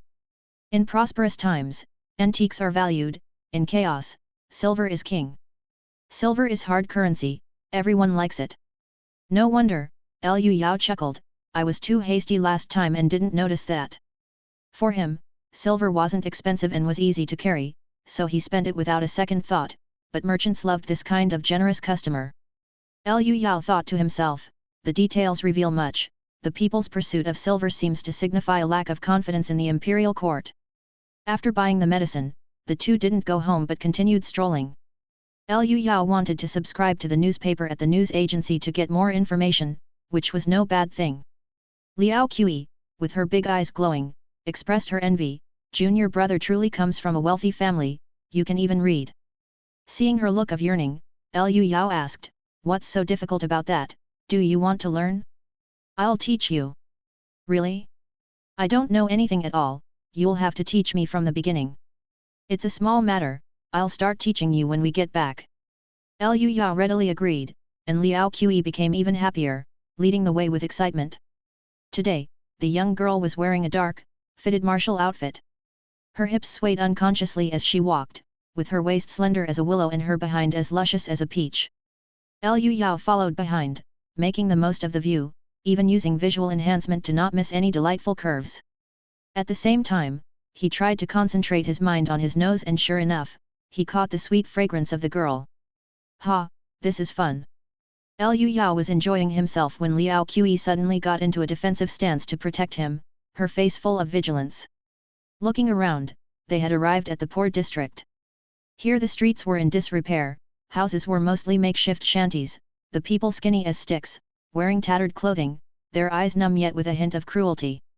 The ground was filled with filth, emitting a foul odor. Occasionally, a rickshaw would pass by, immediately surrounded by numerous beggars. The rickshaw puller would take out a wooden stick and swing it around to make way, barely managing to escape. hungry eyes looking over, tempted by the prospect. But upon seeing Liao Qi's martial outfit, they became timid and seemingly afraid of martial artists. Liao Qi snorted coldly, good, they recognize what's good for them. In this place, one couldn't afford to show weakness. If someone had dared to approach her, she would have dealt a heavy hand, crippling them. Liu Yao sighed, this must be what the real world looks like, I'm just lucky to have picked a not so difficult beginning. Liao Qi seemed already accustomed to it, and spoke nonchalantly. Is this the first time young Master Liu has witnessed the hardships of the common folk? This is still considered good, you haven't seen the refugee areas outside the city, that's, tisk tisk. Liu Yao said, indeed, it's my first time seeing this. But I'm not much better than them, not knowing how much longer I'll live. Liao Qi took his arm and comforted him, junior brother, you're a good person, and I'm sure good luck will favor the benevolent and you'll turn danger into safety. Feeling the soft and delicate touch of the girl's hand, Liu Yao smiled and said, I'll take your auspicious words. Chapter 10, Jiangnan Manufacturing Bureau. Both of them arrived at Wangping Street, known as Newspaper Street. The place was bustling with activity, each side of the road lined with newspaper offices, and the cries of newspaper vendors rising and falling in succession. There were also trams, slow enough that people could jump on at any time. The trams used bells instead of horns, ding ding ding, the sound echoing into the distance. The crowd was dressed in fashion, mostly in Western-style clothes and dresses, including the cheongsam with high slits. This style of dress originated from Manchuria in the north and was known for its sensuality and elegance, enjoying great popularity. In this world, women's clothing had two extremes, either extremely retro and conservative, not revealing a single inch of skin, or extraordinarily liberal, with exposed thighs and cleavage barely given a second thought. Liao Qi admired the resplendent and beautiful clothes as she walked along the street. Although her spirited outfit accentuated her figure, it seemed somewhat rustic compared to what surrounded her. After criticizing the moral decline of the times, Liu Yao went to the newspaper offices and subscribed to 4 newspapers in one go: Divine Land Daily, Current Affairs Newspaper, Overseas Daily, and Business Newspaper. From current affairs to entertainment gossip, and even business information, everything was available. The newspapers would be delivered to his door daily. Seeing that it was getting late, they were about to head back when Liu Yao suddenly noticed many people gathered around a notice board, pointing and discussing animatedly. The government would set up notice boards in crowded places to post announcements, and it seemed that some major news had just broken. As they approached, they heard bursts of curses. They've raised taxes again. The imperial court is trying to drive us to our graves. I heard it's because the Empress Dowager wants to celebrate her birthday, so they're raising taxes. Ridiculous. To make peace and pay indemnities, the court has already paid the foreigners hundreds of thousands of taels of silver. And this witch still has the face to celebrate her birthday.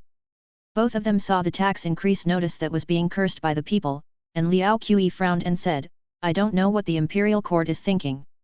The world is becoming more and more chaotic. Liu Yao said softly, a harbinger of a country's downfall is the prevalence of absurdity. He was quite familiar with this period of history.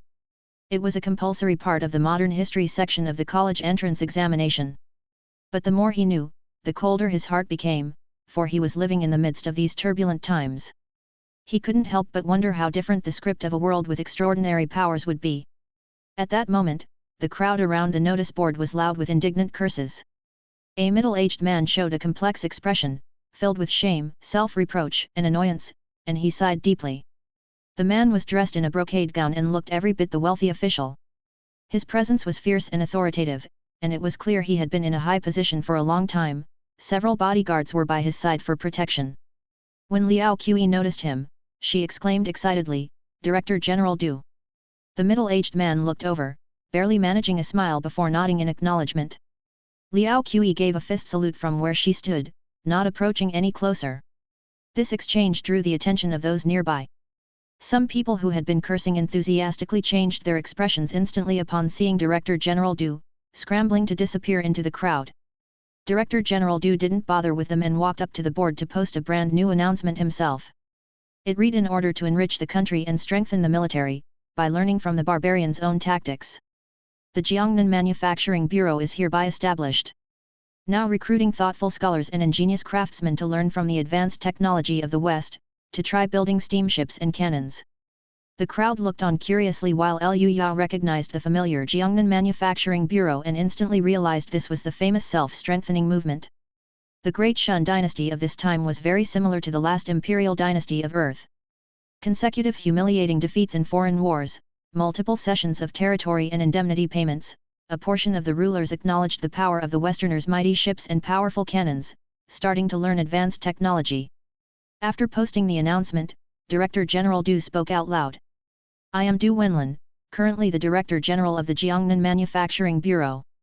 As the notice states, we urgently need skilled craftsmen and knowledgeable individuals who are well versed in foreign technologies. Those willing to contribute to the country shall be handsomely rewarded by the imperial court.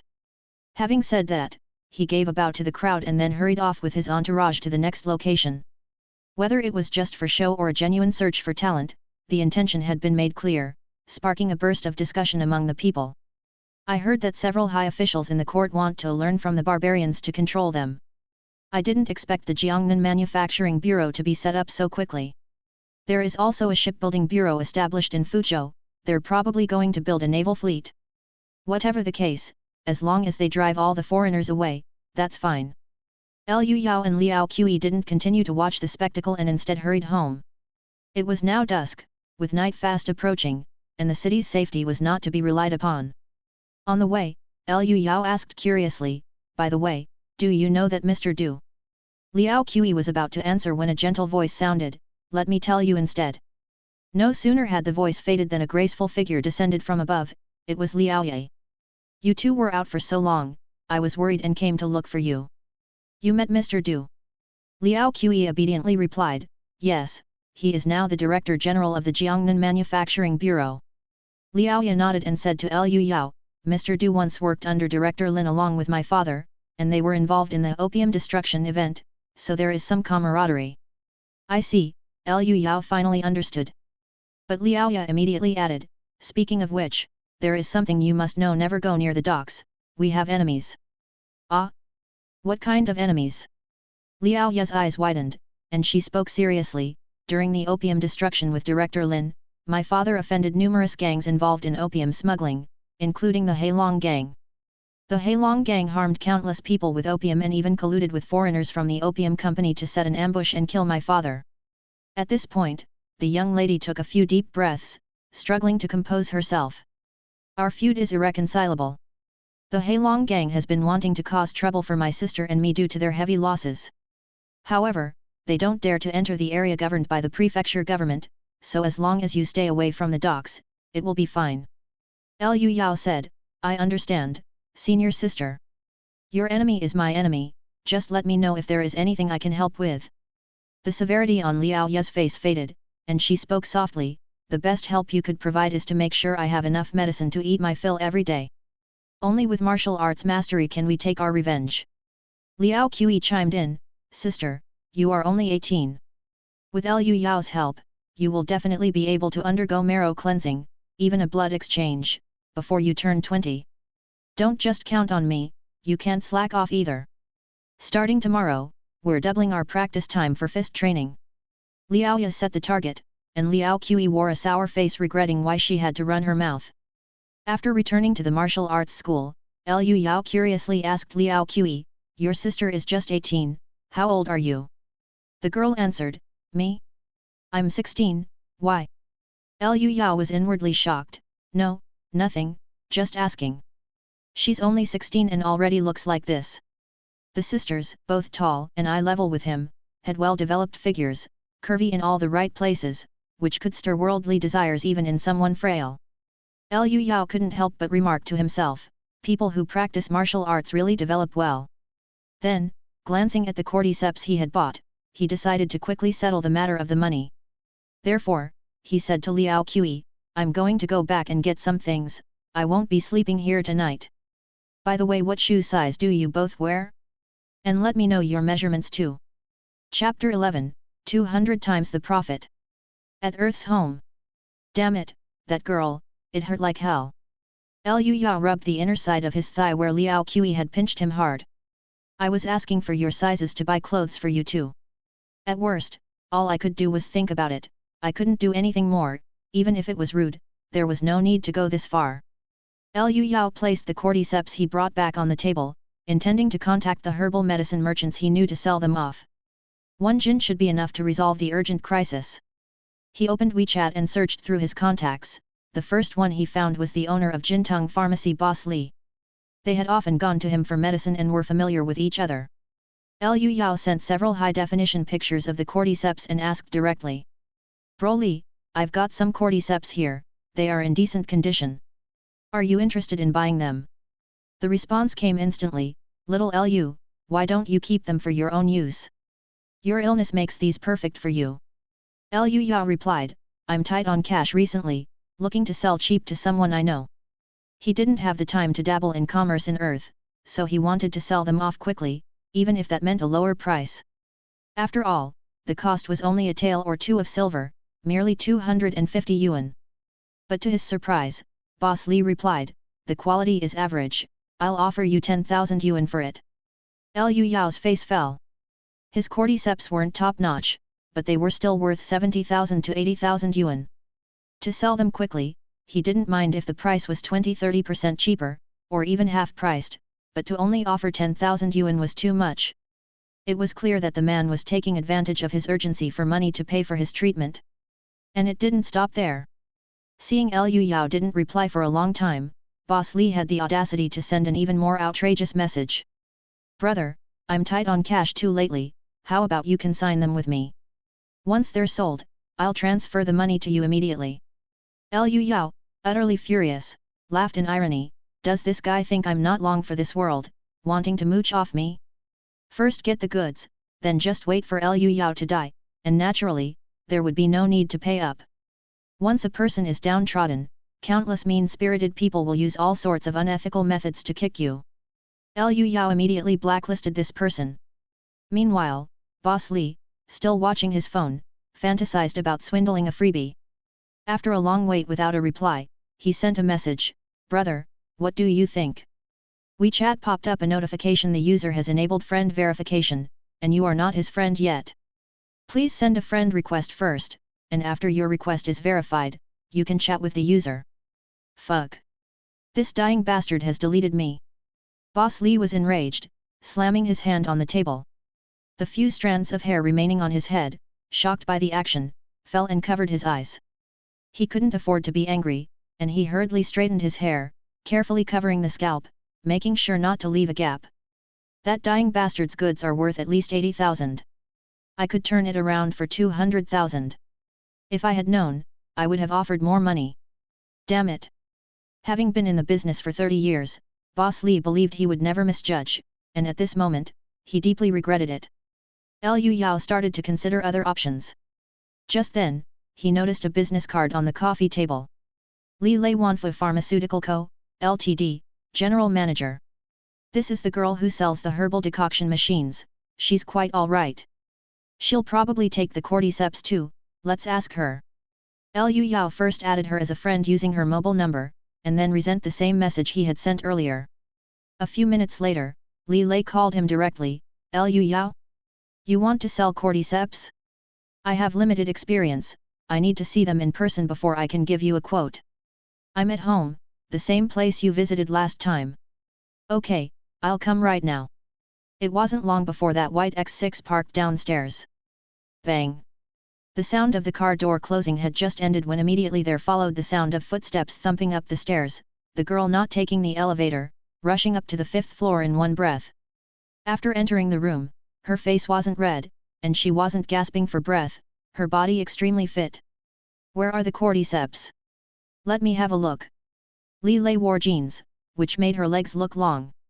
She had wanted to get straight to the point, but after seeing Liu Yao, her face showed a look of shock. Her phoenix eyes widened into perfect circles, you. They had just met the day before yesterday, and she was certain this young man was terminally ill and didn't have long to live. Working in the pharmaceutical industry and coming from a family with a rich medical background, she couldn't have possibly misdiagnosed. Furthermore, Liu Yao's withered and skinny body, and the faintly greenish color on his face, made it hard for anyone to make a wrong judgment. But today, she saw that he was only pale, far from being on his last breath. Only 2 days had passed, and he had improved so much. Had he eaten 1000-year ginseng or what? Seeing her frozen in place, Liu Yao reminded her, the cordyceps are here, take a look. Oh, I'll take a look. Li Lei then remembered why she had come and quickly took out a magnifying glass to scrutinize the otherworldly cordyceps. She could tell upon touching them that Liu Yao's goods were of good quality, with a purchase price above 80,000. After some deliberation, she cleared her throat and spoke, not bad, my offer is 50,000. Don't think it's too little, it's hard to sell at a good price without my channels. Okay, pay up. Li Lei was in the midst of speaking non-stop when she suddenly heard Liu Yao agree, and she paused in surprise, hey. She had thought there would be some bargaining, a verbal sparring, but the other party had agreed straight away, which made her feel like she had punched cotton, leaving her disoriented and her waist aching. Liu Yao pushed the cordyceps towards her and said indifferently, transfer the money. Li Lei held the cordyceps somewhat dumbfounded. The entire transaction process took less than 3 minutes, completely different from the intense business battle she had imagined. Liu Yao was very satisfied, after all, the cost was only 250 yuan, and selling them for 50,000, a profit of 200 times, was enough. Don't be too demanding, or life becomes too exhausting. With money and goods exchanged, there was again a balance in the account. Liu Yao was in a good mood and said to Li Lei, I'll have another batch of medicinal herbs to sell in a few days, I'll contact you then. More. Li Lei's eyes lit up, hurriedly agreeing, no problem, just call me directly, I'll be there whenever you need. Li Lei was extremely excited in her heart. She had started her own online store but lacked supplies and could only purchase from others, cutting into her profits. Having a fixed supplier would be very beneficial to her business. Liu Yao said, I'm not demanding too much for the price, as long as it's reasonable. What I care about is efficiency, I hope you'll remember that. Relax, I'm the most efficient person there is. Li Lei laughed heartily, assuring him with confidence. Noticing that Liu Yao clearly had other things to attend to, the girl cleverly said her goodbyes and left. Slipping into her car, she excitedly punched the air, shouting out, yes. I'm not just a freeloader. I can do it. Next, Liu Yao went on a buying spree. 2 kilograms of silver, 40 taels, cost him 10,000 yuan, diesel for a generator, 30 liters. He bought 4 pairs of shoes and outfits for each of his sisters. He also downloaded an old-fashioned traditional Chinese version of steel refining process and procedure from the internet. This information was outdated on Earth many years ago. Liu Yao only needed the content in the middle, so he trimmed the unnecessary parts and printed it out. Since he had encountered the Jiangnan Manufacturing Bureau, it was best to be prepared for any eventuality. He spent half of the money he earned from selling the cordyceps right away, but Liu Yao didn't feel hurt at all. With the ability to travel between doors, there were many ways to make money. For example, he could bring back natural bezoar from the other world. But the price of this stuff was even higher than gold. The profit was too high, now was not the right time. Chapter 12, While still alive, one fixates on their house. His current body was still very weak, busying about had left him somewhat exhausted. While waiting for the delivery, Liu Yao lay on his side on the bed and practiced the nourishing technique. His spirit was calm, no stray thoughts arose, and the fatigue of his mind was immediately relieved. Soon after, his body relaxed significantly. This sleeping position might be odd, but it allows one to breathe exceptionally smoothly, with blood and qi flowing throughout the body. It's definitely a great method for extending one's lifespan. And the most miraculous thing is spirit refinement. The rapid deep sleep after focused spirit and the serene guarding of the mind in meditation can give the brain ample rest and nourishment, not to mention the added benefit of enhancing the 5 senses. I wonder what wonders the higher realms hold. Just when he was musing, his phone suddenly rang. Liu Yao was rather surprised. In this day and age, no one contacted a dying man like him. He picked it up and saw it was his third uncle calling, so he answered immediately to see what he wanted. Liu Yao, why aren't you in the hospital? Third uncle, just say what you want to say. The caller cleared his throat and said, well, you know your third uncle always cares the most for you. Could you transfer the house to me in advance? It'd save a lot of trouble later on. Liu Yao first felt desolate, then found it ridiculous. I'm not dead yet, and he's already eyeing my house. These people had neglected him, left him to die in the hospital. They were nowhere to be seen when really needed, but showed up immediately when there was something to gain. Liu Yao said, Third uncle, I'm quite upset about my departure, don't you think it's unlucky? Ah! Kid, why talk like that? We're all family, what's this about luck? Liu Yao chuckled and said, forget about the house, I suddenly feel full of energy, maybe I should get married and live for a few more decades. But, you're already in the late stages of cancer. Liu Yao hung up and blocked the number. Before long, his third aunt, cousins and other relatives called to harass him, saying they wanted to come and take care of him. Too bad their words came a bit too late, Liu Yao didn't need them anymore and continued to block them. After that, other relatives, as if they had received some signal, started calling one after another, offering to attend to Liu Yao in his final days. Even those who he hadn't been in touch with for many years were eager to join in. Liu Yao simply turned off his phone. These people, acting as if they've predicted my death exactly, they're truly beasts. In order to be treated, Liu Yao had sold all he could sell, but he had never considered selling the house even when he was at his most desperate. Because all the memories left of his parents were there. I must cure this illness and get my life back on track. Then I'll be the one dancing on your graves. Suddenly, Liu Yao missed his two beautiful and kind senior martial sisters. As soon as he got the delivery, he made his way back to the other world immediately. It was noon here, the quietest moment in the boxing gym. Most of the disciples learning boxing didn't have the conditions to practice full-time, they had to work for a living during the day and had already gone to their jobs. The two sisters, one was cultivating in the quiet room, the other spread out the account books to do the accounts. Liao Qi clicked the abacus with a pop-pop, her face full of delight. With Liu Yao present, they had invisibly saved a great deal of expenses. The boxing gym finally had a surplus. She was so engrossed in accounting that she didn't notice Liu Yao standing at the door knocking until he did. Oh, you're back, how come it took you so long this time? Liu Yao looked at the fair and delicate girl, felt much better, and smiled, because I was buying nice things for you. Liao Qi's cheeks blushed slightly, she glanced curiously at the many big bags in Liu Yao's hands, and said, expectant but shyly, what are they?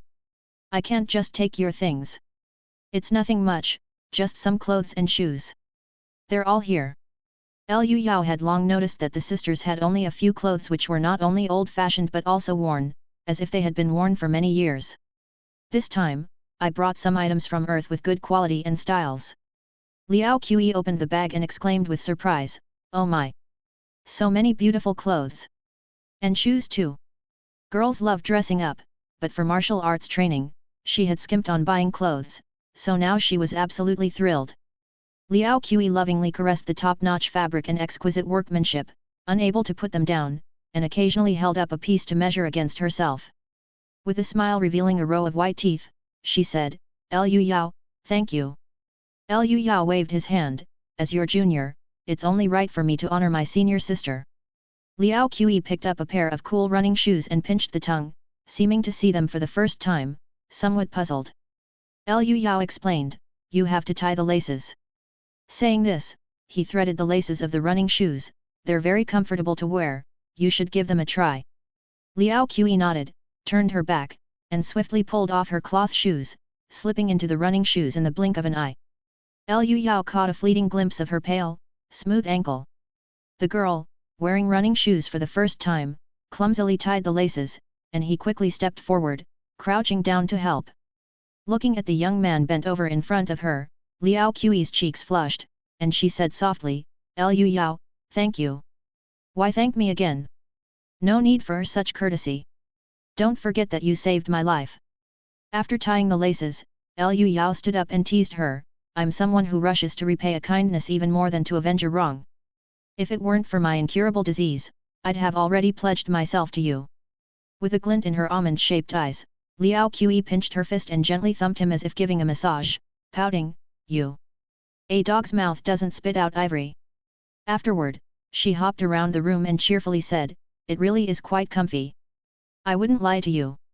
Try on the clothes too, I'm quite curious what you would look like in them. Liu Yao was eager to see what the other world girl would look like in Earth attire. Alright, I'll try them on, but you need to step outside. After a while, the stunning girl appeared in the courtyard, dressed in a white JK dress. Her lithe and taut figure was fully displayed, her long legs especially enticing. Liao Qi looked somewhat self-conscious and asked softly, does it look good? I've seen these kinds of clothes in the concession, but it's my first time wearing them. Very good. Liu Yao gave a heartfelt affirmative answer, my taste isn't bad, I picked the right size for you. Pleased with the compliment, Liao Qi twirled around happily, her movements graceful and fluid, showing off her porcelain smooth skin. Came the sound of someone clearing their throat. It was Liao Ye. What are you two doing? Liao Qi flung herself into her sister's arms and said joyfully, Liu Yao brought us new clothes, they're so pretty. You've made our junior brother spend money again. Just a few clothes, it's nothing really. Now that Liu Yao had formally become their disciple, and he had given gifts more frequently, Liao Ye had grown accustomed to it, not as formal as she had been at first. She smiled serenely and said softly, by the way, junior brother, from now on, let's take the tonics in the evening. We use a lot of it, and we need to couple it with the right methods to perfectly absorb its potency. Drinking it during the day is wasteful.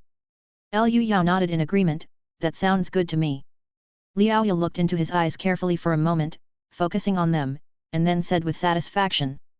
The inner light is retracted, and the spirit is ample, your spirit refinement realm is very stable. Tonight, I'll transmit the following scriptures to you. I get it, big sister, come with me to try on clothes, said Liao Qi, growing impatient, and tugged her sister back to the room. Liao Ye nodded at Liu Yao and helplessly followed her sister. Chapter 13, Photo-osmotic Effect. The sisters returned to their room, and after carefully examining the clothes and shoes that Liu Yao had brought back, Liao Ye exclaimed in surprise. They must be very expensive. The material and craftsmanship are all top-notch, I've never seen shoes like these before. Liao Qi was trying on a pair of low-heeled leather shoes, without lifting her head, said, that's why I hurriedly asked you to look. These are gifts from Liu Yao for both of us, we should split them evenly. Liao Ye said, annoyed, look how anxious you are, as if I would steal yours. She seemed to flip through the items casually, when suddenly her eyes lit up, picking out a white sports sweatshirt. Without detailed sizes from Liu Yao, most of the clothes he brought were sportswear based on height, which didn't matter if they were a size bigger or smaller. Liao Ye's eyes shimmered, seemingly very fond of the piece. Nov. L. B //JNN. Liao Qi, beautifying her own share, glanced at her sister's choice without much concern, you really should have some light-colored clothes, I've forgotten how many years it's been since I last saw you wear them. The sisters joyfully divided the gifts, and Liao Ye looked exceptionally happy. Both being young girls, the sister liked whatever the younger one liked. But as the elder sister, she had to be more composed and seldom showed it. Liao Qi also put on a sports sweatshirt, saying, this sweatshirt is both pretty and comfortable. Why don't you try yours on, sister? Liao Ye glanced at the sky and shook her head, not now, the evening class students will be here soon, no point in getting all dusty.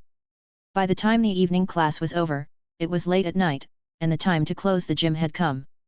Thank you for the instruction, master, your disciple takes leave. A group of disciples bowed respectfully to Master Liao before dispersing. Liao Ye locked the front door, stretched lazily, took off her dusty practice clothes, and happily changed into her bright new clothes. She went to the cultivation quiet room, where the decoction machine was beeping, the 10-ingredient tonic soup was ready. Liu Yao, who was in the process of pouring the soup into a bowl, nodded in greeting as he saw Liao Ye arrive, and then almost dropped the bowl of medicine to the ground. His eyes nearly bulged out because Liao Ye was wearing a sports sweatshirt from Earth. The sweatshirt was definitely good-looking, with the two sisters' looks, even a burlap sack would be fashionable on them. But the key issue was that the sweatshirt was white. And white clothing has one characteristic: it makes you look bigger. Liao Ye appeared exceptionally majestic and resolute, to the point of making breathing seem difficult just by looking at her. The same object, in white, looks larger than in black, a physical phenomenon known as light permeating effect. Liu Yao secretly marveled, I never paid much attention when Liao Ye always wore black clothes, but this white makes her look so exaggerated. She should be called Master Big Liao. Liao Qi had just learned to write her own name from Liu Yao and was buried in practicing her characters, so she hadn't noticed her sister's attire. She took the bowl of medicine that Liu Yao passed to her, took a sip, and then saw her sister's surging figure. Opta, cough cough. Liao Qi choked on the spot, coughing non-stop, who let you wear that? Liao Ye looked down and asked in confusion, What's wrong? It's my favorite color. She didn't see an issue from her own perspective, but it was different for an onlooker. Liao Qi covered her face and cried out, "Quick, go change." Liao Yu raised her eyebrows, her face set in displeasure. "What's wrong with it? Aren't you wearing the same sweatshirt?" Both sisters were wearing white sports sweatshirts, but Liao Qi looked slim and lively, while Master Liao came across a bit racy. Liao Qi couldn't help but lean close to her sister's ear and mutter something, her voice as faint as a mosquito's buzz. Flushed, Liao Yu suddenly lowered her head and ran off. Her speed was so fast that she left only a blur on the retina. She came back after a while, now wearing a loose-fitting tracksuit, which was less exaggerated. At this moment, the room was silent, and the air seemed to solidify. Seeing the atmosphere become more and more awkward and stiff, Liu Yao quickly distributed the medicine to them and said, "Senior sister, teach me the following techniques." Master Liao's face glimmered faintly, she sipped the drink slowly and said, "The first 3 stages of spirit refinement: focused spirit, entering meditation, and forgetfulness in sit. Although you have entered meditation, you still need some preparation time to enter the state, which is not enough. You must achieve constant meditation, to be in a state of meditation at all times before you can move on to the next step. I am also striving for this realm and cannot and dare not give you too much guidance. There's only one line from the Liao family's secret chant I hope you remember: be not chaotic in heart, nor entangled in emotions, fear not the future, nor dwell on the past." Liu Yao murmured to himself, repeating the last phrase several times, closing his eyes in thought. Liao Yu looked at him expectantly, hoping that this naturally gifted practitioner in the way of spirit refinement would make remarkable achievements. Spirit refining should avoid excessive talk, and she dared not disturb him further. The world is complex, and everyone's understanding is different. Too much explanation can lead to barriers of knowledge and perception. At this point, Liao Yu suddenly noticed her younger sister sitting blankly with her uncomprehending eyes, probably lost in thought again. Annoyed, she landed a knock on her sister's head on the spot. "What are you thinking about? Have you not been listening to me? Liu Yao started later than you but has already entered meditation, while you struggle even with focused spirit. Aren't you ashamed?" Ouch! Liao Qi cried out in pain, holding her head and coming back to her senses. "Why hit me? Spirit refinement is so difficult and not even that useful, I should just focus on improving my martial Dao realm." Liao Yu pinched her sister's cheek, pulling her oval face into a pancake shape. "Spirit refinement is not useful? When in combat, if your opponent enters meditation and their senses are greatly heightened, every move you make is under their control. How will you win?" Liao Qi felt the pain deeply and quickly grabbed her sister's arm, struggling fiercely. Amidst the sisters' warm interaction, Liu Yao opened his eyes and said, "The key to constant meditation lies in the word stillness. The heart must be like still water, undisturbed by ripples, regardless of the situation, so that the spirit cannot be perturbed. In the end, it's about having a strong inner self." Liao Yu said with relief, "It's good that you've gained insight.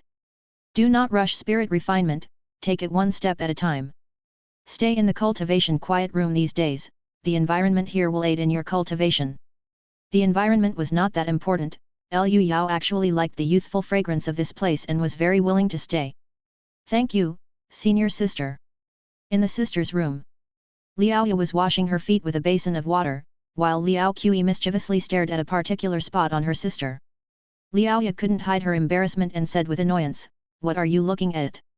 Liao Qi chuckled mischievously, looking at Master Big Liao. "Nonsense, look at your own." Liao Yu finished drying her clean, white jade-like feet with a towel and was about to undress for bed when she suddenly realized her sister was still watching her. She covered her chest and scolded, "Enough already, go to sleep." Liao Qi spoke with a teasing tone, "Sister, give me that indecent piece of clothing, you can't wear it anyway." "Humph, I can wear it when I practice on my own." Liao Yu didn't bother to undress any longer, huffily laying down on her side in bed, entering focused spirit to fall asleep, leaving only an attractive silhouette for her sister. Liao Qi was greatly amused and felt a good deal of the frustration from the earlier smack had dissipated. She lay down in bed in the same position and quickly fell asleep. Chapter 14, Regular Cultivation. Ha! Early in the morning, the disciples, as usual, practiced their boxing in the courtyard. Liao Ye, holding a vine stick, patrolled back and forth, correcting any movements that were not up to standard on the spot. Liao Qi concentrated her efforts, seriously perfecting every move, daring not to slack off in the slightest. She was well aware that she had offended her sister yesterday. If she dared to slip up, she would be punished both personally and publicly with a vine stick to her buttocks, causing both embarrassment and heart-wrenching pain. Liu Yao stood in the corner of the courtyard, performing the most fundamental martial path entry training standing stake. His legs were apart, buttocks tucked, body slightly rising and falling, as if the light breeze were creating ripples on the water. At the same time, Liu Yao's eyes emitted a faint divine light, as he tried to enter a meditative state while standing stake. But standing stake isn't just about standing idly, it inherently is a complex cultivation that engages the whole body. Maintaining a meditative state at this time was extremely challenging, and Liu Yao broke out in a cold sweat after just a few minutes, his face growing even paler, and he began to sway. The sisters hurried over to help him, rubbing his chest and smoothing his back, showering him with care and concern. This scene, witnessed by other disciples in the boxing gym, sparked widespread envy. Especially a young man clad in brocade, whose handsome face bore a clear look of dissatisfaction. By his side, another disciple spoke up to flatter him.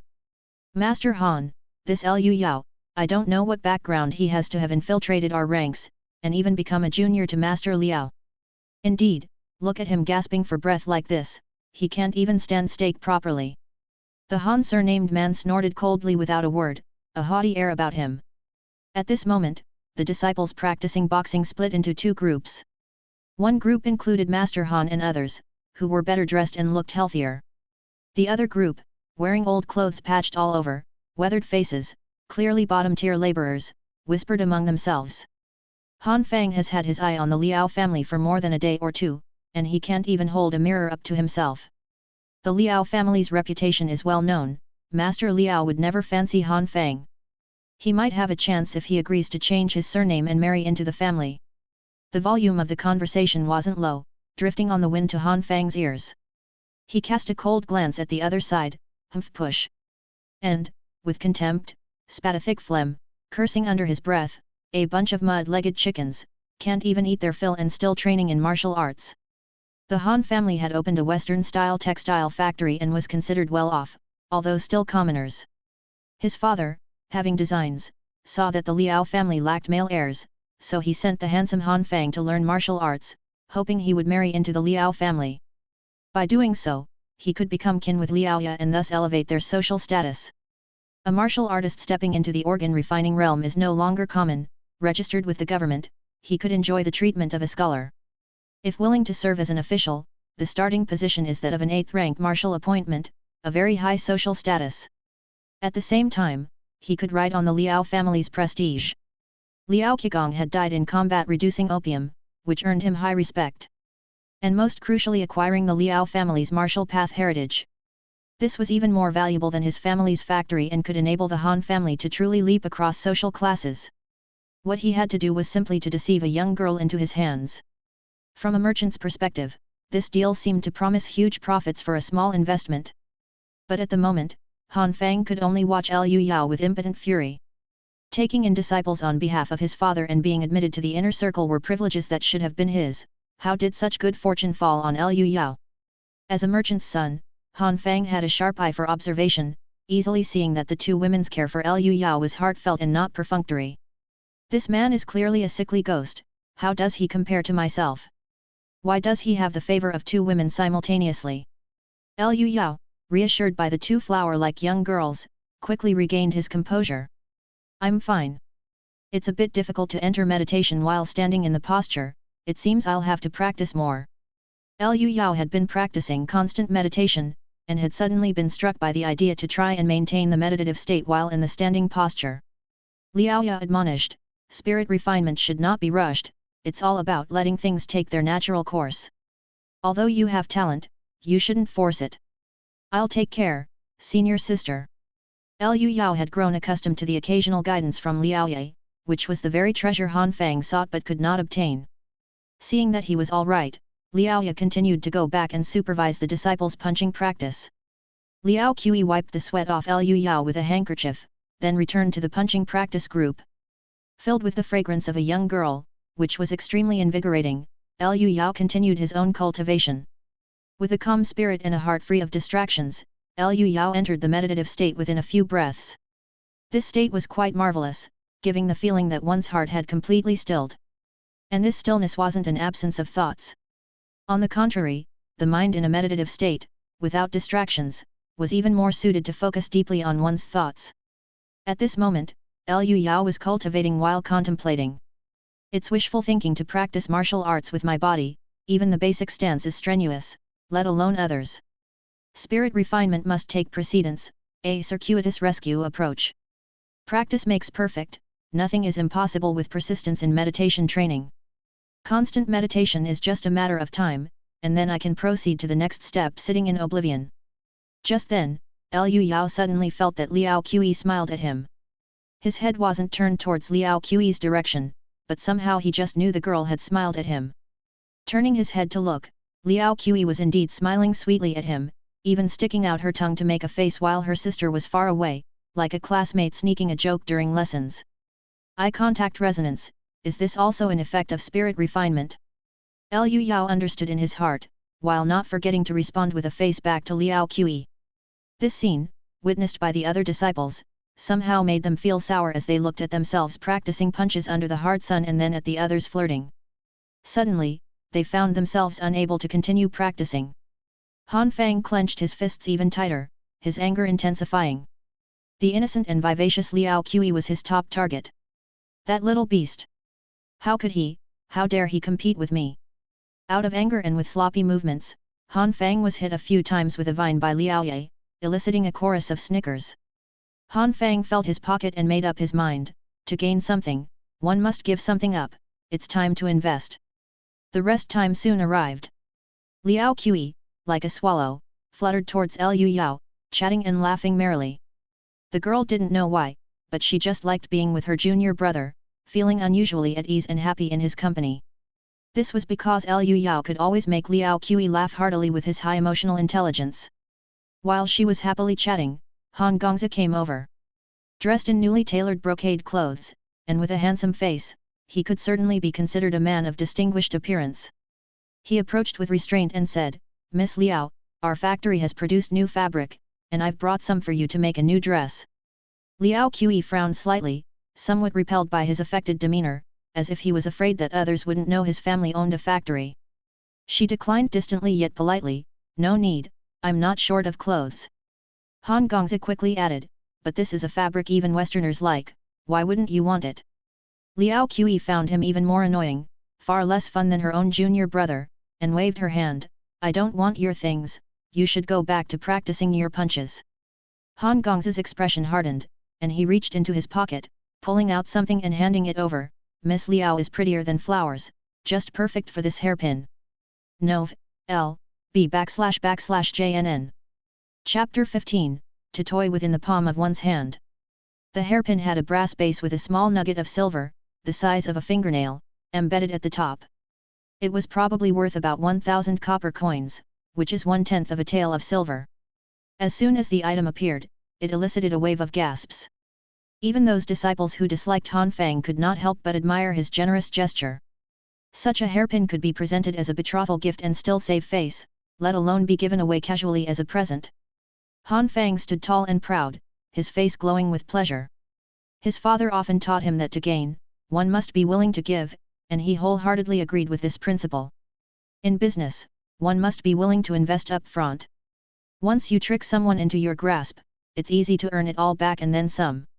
But, everything pales in comparison. Compared to the gift Liu Yao had given, this shabby hairpin wasn't even worth mentioning. If it had been the original Liao Qi, perhaps she would have hesitated for a few seconds. Now, she didn't even glance at it, instead taking a large step back and firmly declining with cold disapproval, "Han Fang, keep your distance as appropriate between men and women. I don't want your stuff." After she spoke, she anxiously looked at Liu Yao, fearing he might think less of her. Han Fang never expected to be so bluntly rejected by the girl, standing there awkwardly with the hairpin in hand. This young girl was clearly greedy for money, why would she reject silver when it's offered to her on a silver platter?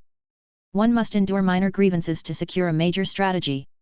Han Fang was about to retreat and reconsider his long-term plan, but then he suddenly noticed Liu Yao looking at the hairpin with a hint of amusement in his eyes. It was not ridicule or sarcasm, just pure amusement, as if an adult was watching a child pick up stones, as though the hairpin was some kind of joke, not worthy of being taken seriously. The injury wasn't deep, but the insult was profound. That look thoroughly infuriated the self-important Han Feng. He could no longer suppress his foul mood and impulsively stepped forward to challenge. Young Master Lu, since you have been accepted into the Liao family fist, you must have exceptional skill. I request your guidance.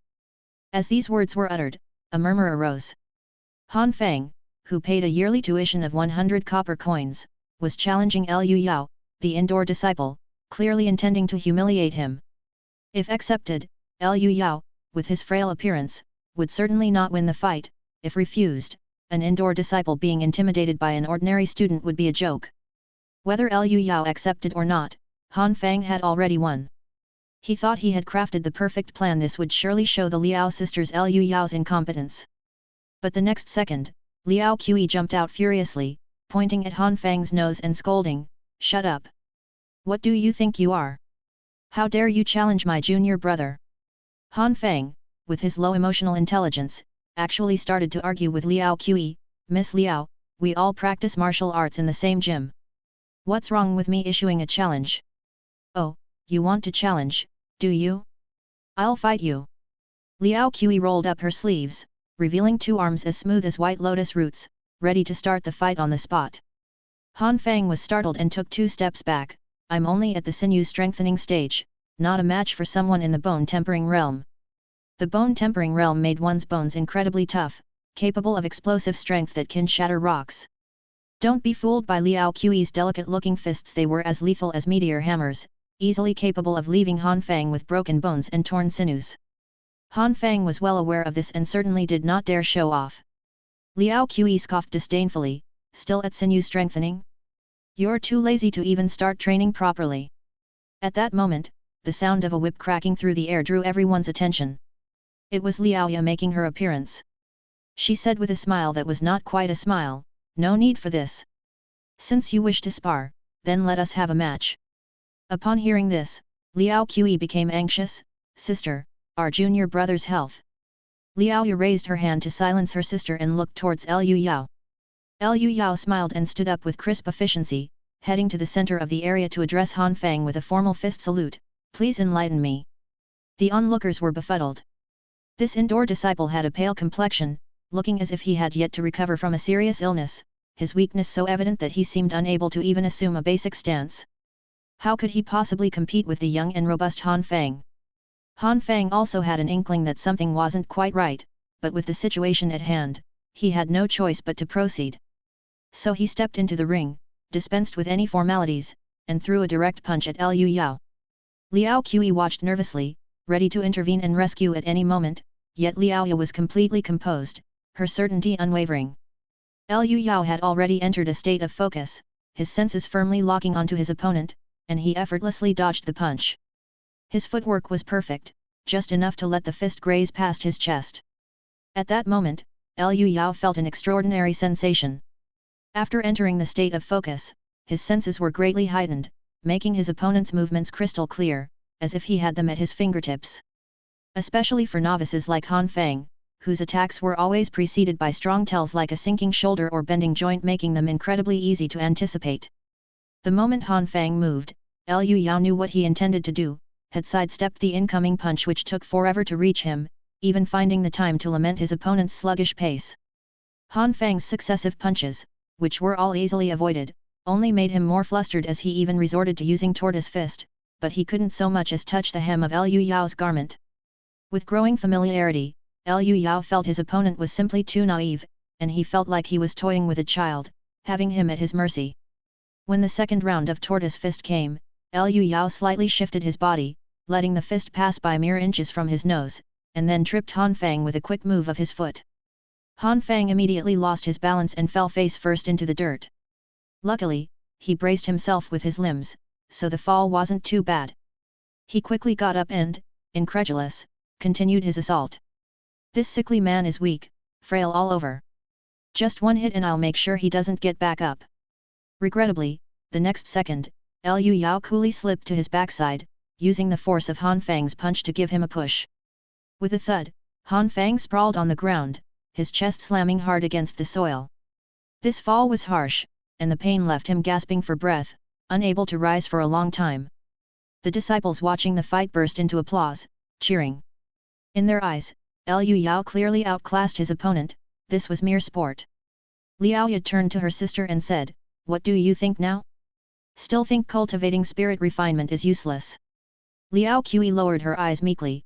"I was wrong, I'll definitely devote myself to cultivation from now on." A student worth teaching, Liao Ye nodded in satisfaction. She had foreseen the outcome and used this as a lesson for her sister. At this moment, Han Fang had a swollen chin and a bloody mouth, his body covered in dust, an image of utter disarray. He was quite arrogant on normal days, earning the unanimous disdain of everyone around him, and now they were in good spirits, openly mocking him with loud voices. Anyone accepted as a disciple clearly has some skills, and yet Mr. Han still dared to bring trouble upon himself.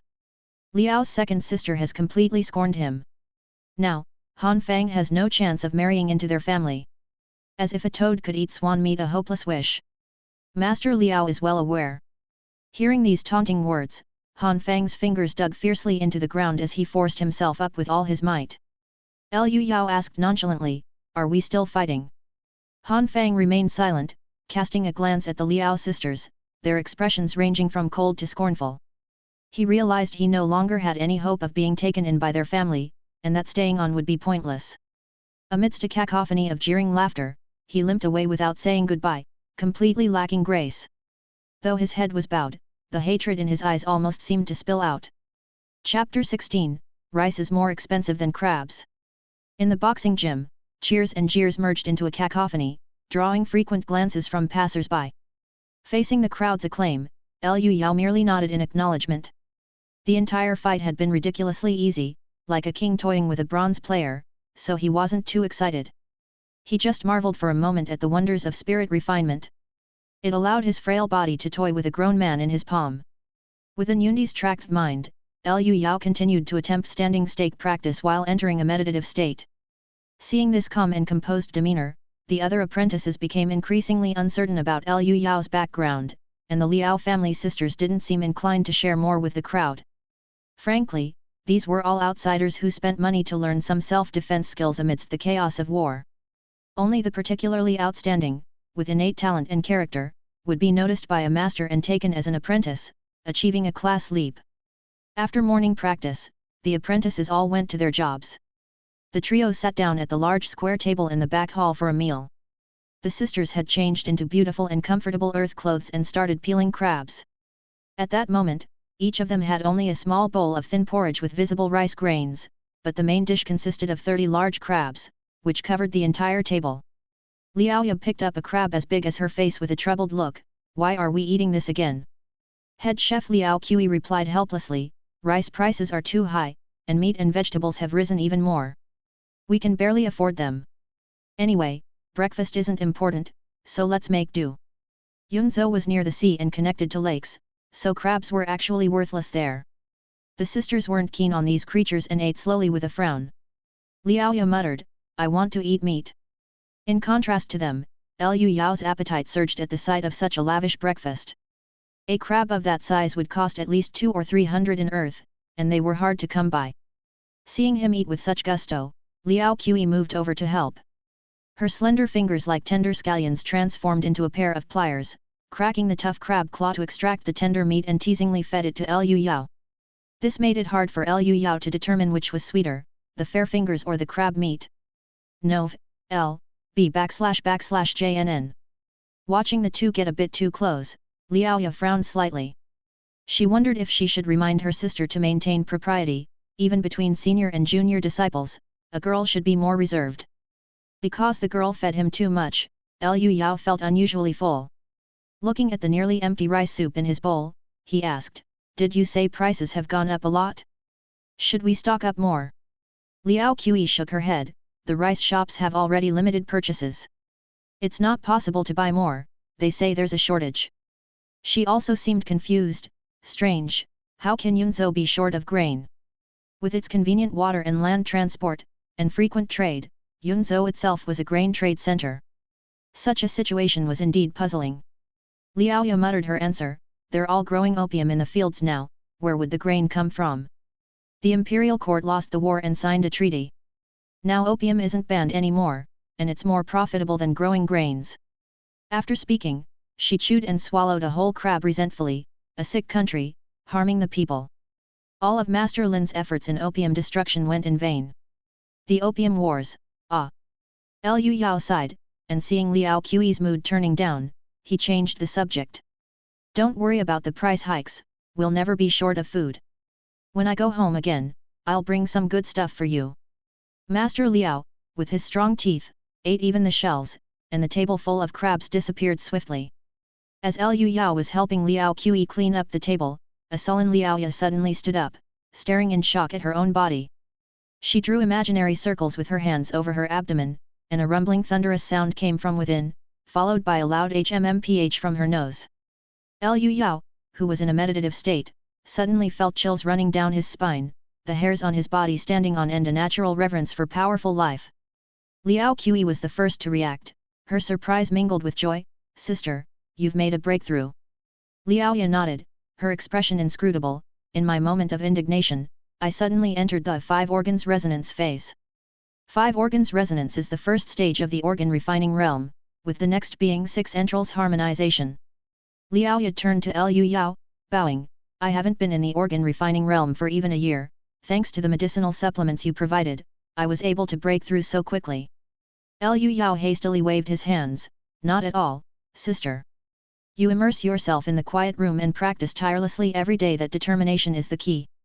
I only offered some insignificant aid. Liao Ya insisted, no, how can martial training succeed without resources? The medicines you provided definitely played a major role. The two exchanged pleasantries, but no matter what, a breakthrough was cause for celebration. Everyone was beaming with joy, as the original atmosphere of sadness and anger had completely disappeared. Here, martial strength was the fundamental guarantee for everything. Liao Ya retreated into the quiet room to stabilize her realm, while Liu Yao practiced Chengding on one side and helped Liao Qi with managing the boxing gym on the other, which was essentially doing housework. The boxing gym wasn't a large compound, but it still covered an area of more than 500 square meters, making daily cleaning a daunting task. At the moment, Liu Yao was meticulously wiping a 7-foot great lance. The lance was dark in color, adorned with a red tassel on the spearhead. The lance's shaft was as thick as a duck egg, and the heavy material that seemed like wood but was like iron made it extremely heavy. Paired with a 30-centimeter long triangular spearhead, the sensation of coldness and deathliness was overwhelming. Liao Qi explained, this is Dad's weapon, the Overlord Lance, now passed on to my sister. Our Liao family's great lance is also quite famous. Liu Yao clicked his tongue in amazement, clearly not something an ordinary person can wield. Forged from iron-imbued wood, it weighs 120 jin. An ordinary person couldn't even swing it. It could literally smash someone to death. Watching Liu Yao work and practice Chengding at the same time, Liao Qi spoke softly, you're a rich young master, yet you still know how to do chores. Liu Yao laughed, I'm not a patch on you, doing so much work every day and having to practice martial arts too. It's really not easy. The young girl not only had to do housework but also had to look after the business of the boxing gym and practice boxing. She was indeed very busy. Liao Qi, pleased with the compliment, said, sister needs to focus on practicing martial arts. The girl wrung out the towel and knelt down to wipe the floor.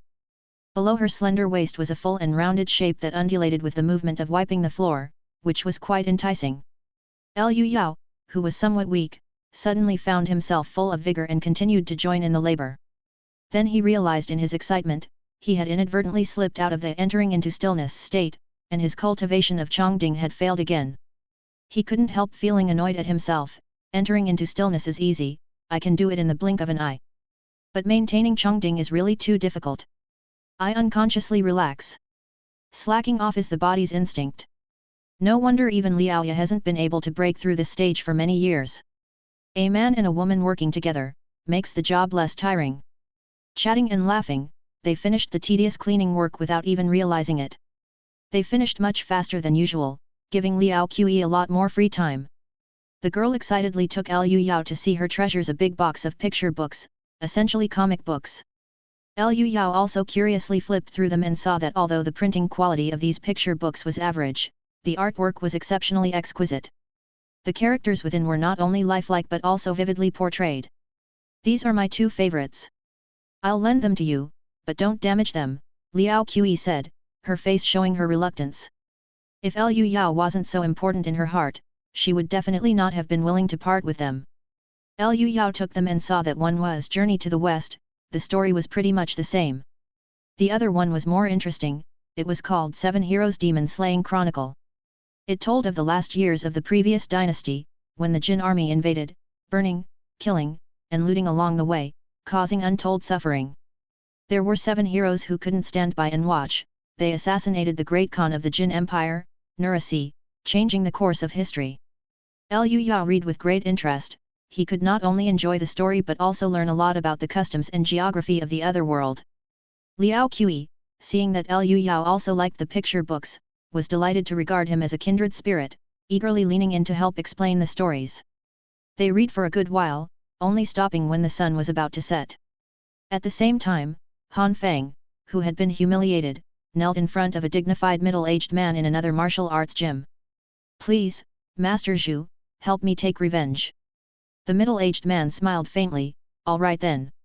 Han Feng looked up in surprise, not expecting the other party to agree so readily. Chapter 17, Kicking the Gym for No Reason. Liu Yao had long since put people like Han Feng out of his mind. He had been painstakingly training these past few days, striving to enter a constant meditative state soon.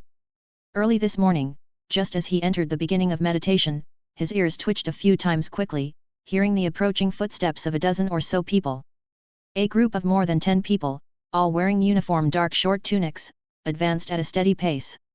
The leader was a short and stocky middle-aged man, nearly twice as burly as the average person, with an extremely sharp aura.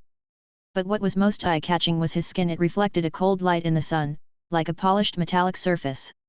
This man must have practiced some kind of powerful protective external kung fu. Han Feng was among them, glaring hatefully at the 3 people, including Liu Yao, who were already waiting there. He had suffered a humiliating insult, but fortunately, heaven was on his side, and he easily found an opportunity for revenge. The man by his side, Master Zhu, had been famous for many years. His golden tiger forging body technique was impenetrable to blades and spears, and he was unmatched in ferocity. He was far more formidable than Liao Ye, who had just begun her organ refining such a lowlife. Today was the day he would publicly defeat her in martial combat, fiercely undermining the reputation of the Liao family fist. Martial arts school competitions were as common as eating or drinking, with doors wide open for onlookers. Those who lost not only suffered embarrassment but also affected their business. Those learning martial arts or seeking protective affiliations naturally gravitated toward the stronger establishment. With an expressionless face, Liao Ye stood at the entrance and asked coldly, "What brings the people from the Golden Tiger Martial Arts School here?" The imposing short and stocky middle-aged man stepped forward and bellowed, "I am Zhu Jiaxi from the Golden Tiger Martial Arts School. My disciple Han Feng was once humiliated by your lot, and today we come to challenge your school in return."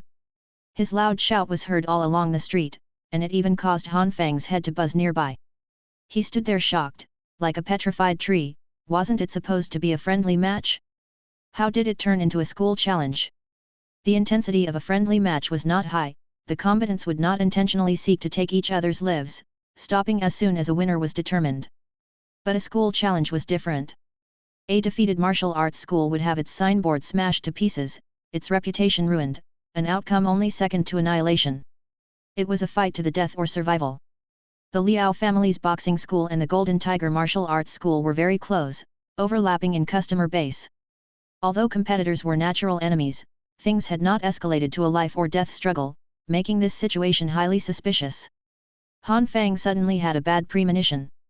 At this moment, numerous curious onlookers gathered around, attracting friends to come and watch the excitement.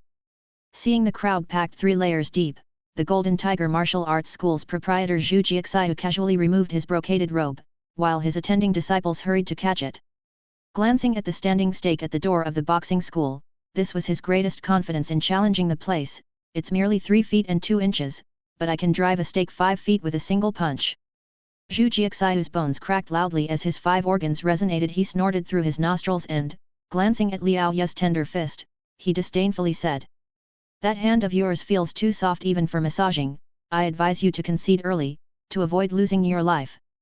Liao Ye's demeanor remained calm as she assumed the stance of Liao family fist, shoulders sunk, elbows dropped, one palm and one fist sealing off the direct front, chest concaved, back arched, knees slightly bent as if squatting. Her entire body was like a drawn bow. Lifting her hand in an inviting gesture, she said, "Master Zhu, please." Zhu Jiaxiu, seeing that verbal provocation was useless, immediately commanded, "Disciples, heed my order. Once I claim victory, smash the Liao family fist's signboard." Yes. What followed was an unceremonious clash as both individuals burst from the ground and collided fiercely. Amidst loud bangs and explosive sounds, cannonball-like fists exchanged blows with no fancy tricks, opting for a head-on bombardment. The force of their blows kicked up dust and stirred up a windstorm. The crowd hastily covered their faces and stepped back, yet their enthusiasm was undiminished, craning their necks like ducks to watch. The combatants' arms were moving so fast they disappeared from the retinas of the onlookers, leaving only a sky full of fist shadows accompanied by bursts of explosive sound in fierce combat. With energy blasts stirring up dust and rock, the average person could no longer see clearly.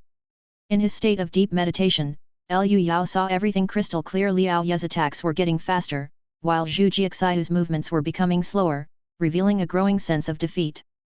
The next second, the girl's fist struck her opponent's face, ringing out with the sound of metal clashing. Her opponent's external cultivation wasn't severely damaged, but his guard was broken, revealing a huge opening. Liao Ye certainly wouldn't miss the opportunity. She took a deep breath, pulled her fist back to her chest to gather strength, and then, with a fierce cry, she unleashed it. In the midst of the whip-like crackling of air, a white wave of qi exploded. Her dainty fist broke through her opponent's guard, hitting him squarely in the chest. At the same time, Liu Yao smiled at the tense-faced Liao Qi and said, "Your sister has won." "What?" Liao Qi was about to ask for details when she immediately heard a loud boom, as if a big firecracker had exploded. That was followed by the grating sound of bones breaking. After the dust settled, Liao Ye stood tall and elegant, exuding the demeanor of a grandmaster. Her opponent, on the other hand, lay on the ground, with a clear depression in his chest, coughing up blood continuously. The battle, which lasted only 10 seconds, had already determined life and death. Zhu Jiaxiu struggled to raise his hand, pointing at Liao Ye, seemingly wanting to say something, but he just choked on blood, unable to utter a word. He hadn't expected Liao Ye had also entered the realm of five organs resonance.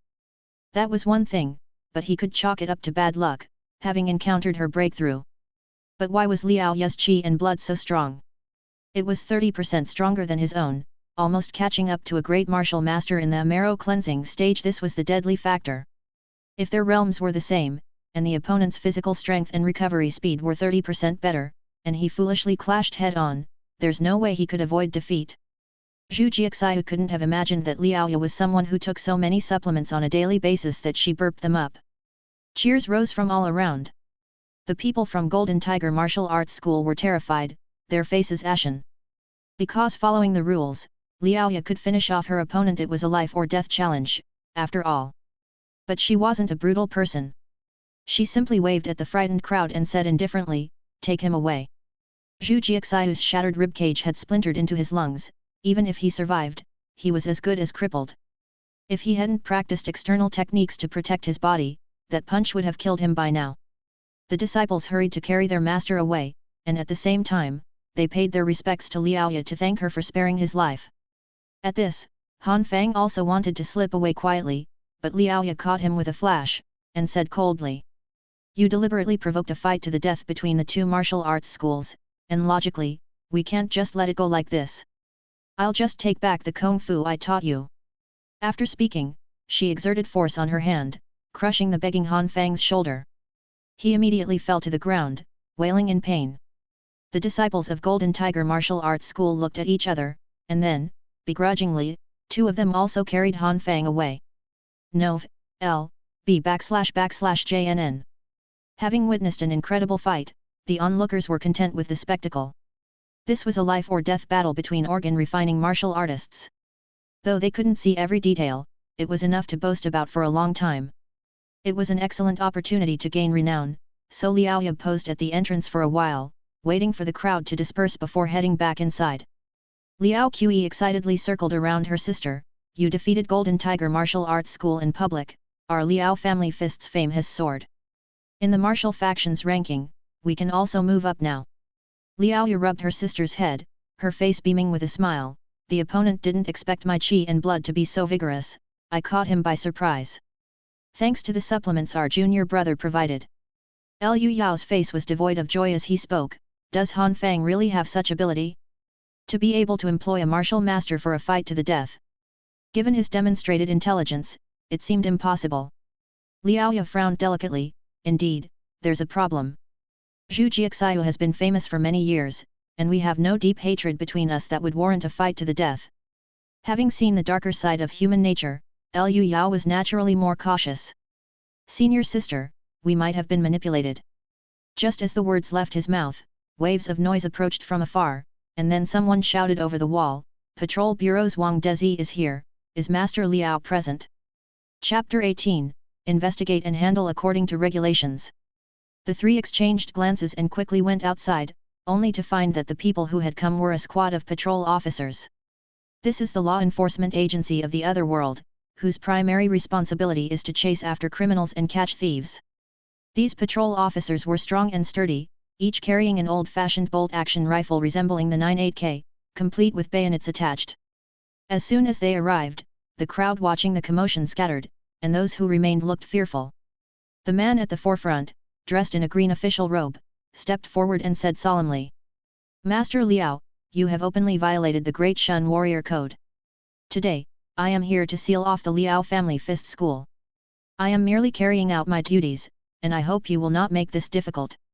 Liao Ye clasped his fists in response.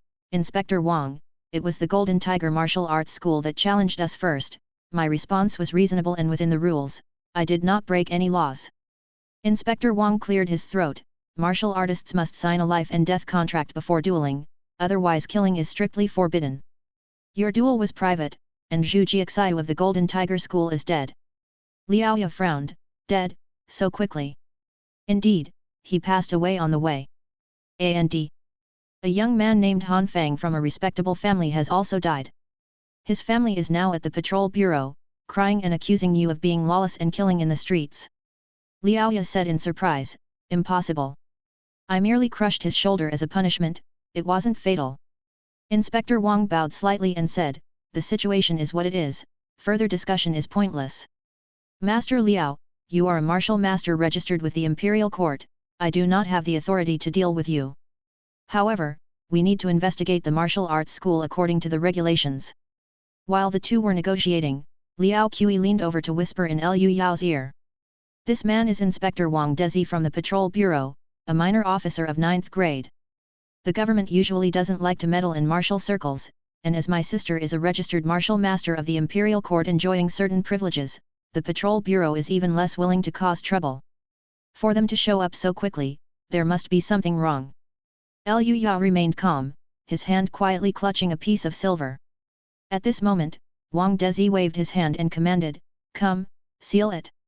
Two patrol officers, holding white seals, stepped forward and were about to affix them to the main entrance. Hold on. Liu Yao stepped forward, holding the dazzling silver and making a handshake gesture. I am Liu Yao, returned from overseas, now a formal disciple of the Liao family fist. I wish you well, sir. Ever since foreign gunboats forced open the nation's doors, the Western handshake had become commonplace, especially in Yunzhou with its many foreign concessions. Inspector Wang's eyes twinkled, and he grandly shook hands with Liu Yao. As he felt the hard object in his hand, his expression softened significantly. With his years of experience as an official, he could tell from a slight way that it was half a taels of silver equivalent to half a year's salary for him. He thought to himself in surprise, this young man is generous. Concealing the silver in a blink, he asked with a smile, Young Master Liu is certainly a fine figure, no wonder you've studied abroad. May I know what you have to teach us? Seeing that the man had accepted the silver, Liu Yao relaxed somewhat and spoke aloud. Inspector Wang, the Liao family is also blessed with ancestral grace, perhaps your team could take a break? There will be an explanation before sunset.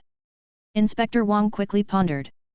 The head of the previous generation of the Liao family, Liao Qigong, had once followed Governor General Lin in the opium suppression efforts, so knowing a few connections in the official circles was only normal. and indeed he should afford them some courtesy. Therefore, he chuckled and nodded, then let's wait until sunset. I hope young Master Lu will not make our job difficult. The three quickly returned inside the martial arts school to discuss their strategy. Liu Yao opened the discussion, this man is merely performing his official duties without causing deliberate difficulty. Liao Ya's delicate brows were furrowed, her pretty face frosty, despicable. To frame and entrap, using the government to cause trouble. The martial arts school is the Liao family's face, it cannot be sealed off. Liao Qi said anxiously, Sister, we must go see Mr. Du immediately for his help. Liao Ya hesitated, Mr. Du is busy with matters of the Jiangnan Manufacturing Bureau and might not be willing to get involved in local affairs, for us to approach him rashly, might be inappropriate. Gripping her sister's hand and with tears welling up in her eyes, Liao Qi said, then what do we do? Liu Yao called out, don't rush, you two wait a moment. He had met this Du Wenlin once before and had prepared something just in case, never expecting it would come in handy so soon. Liu Yao quickly ran back to his room, grabbed a book, and showed it to the two sisters, just go. With this, there won't be a problem. It was the steel refining process and procedure he had brought from Earth. Liu Yao had been keeping it, and had even meticulously bound it on the side to resemble a book for easier reading. Qingyun Street, Du Residence. In the side hall, the porter brought in some tea and then left, his attitude indifferent. Liu Yao sat there composedly, looking at the two nervous young ladies, why are you two so tense? Liao Qi gave him a glare and whispered, this isn't like Inspector Wang, that 9th grade minor official.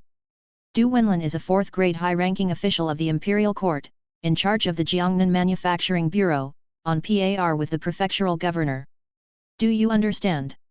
Liao Ya was anxious, the Jiangnan Manufacturing Bureau appears to be a government office studying Western techniques, but in reality, it's a military factory established by the Imperial Court. Du Wenlin is in charge of this place, holding significant power. Our families share some old ties, but he may not give us the time of day.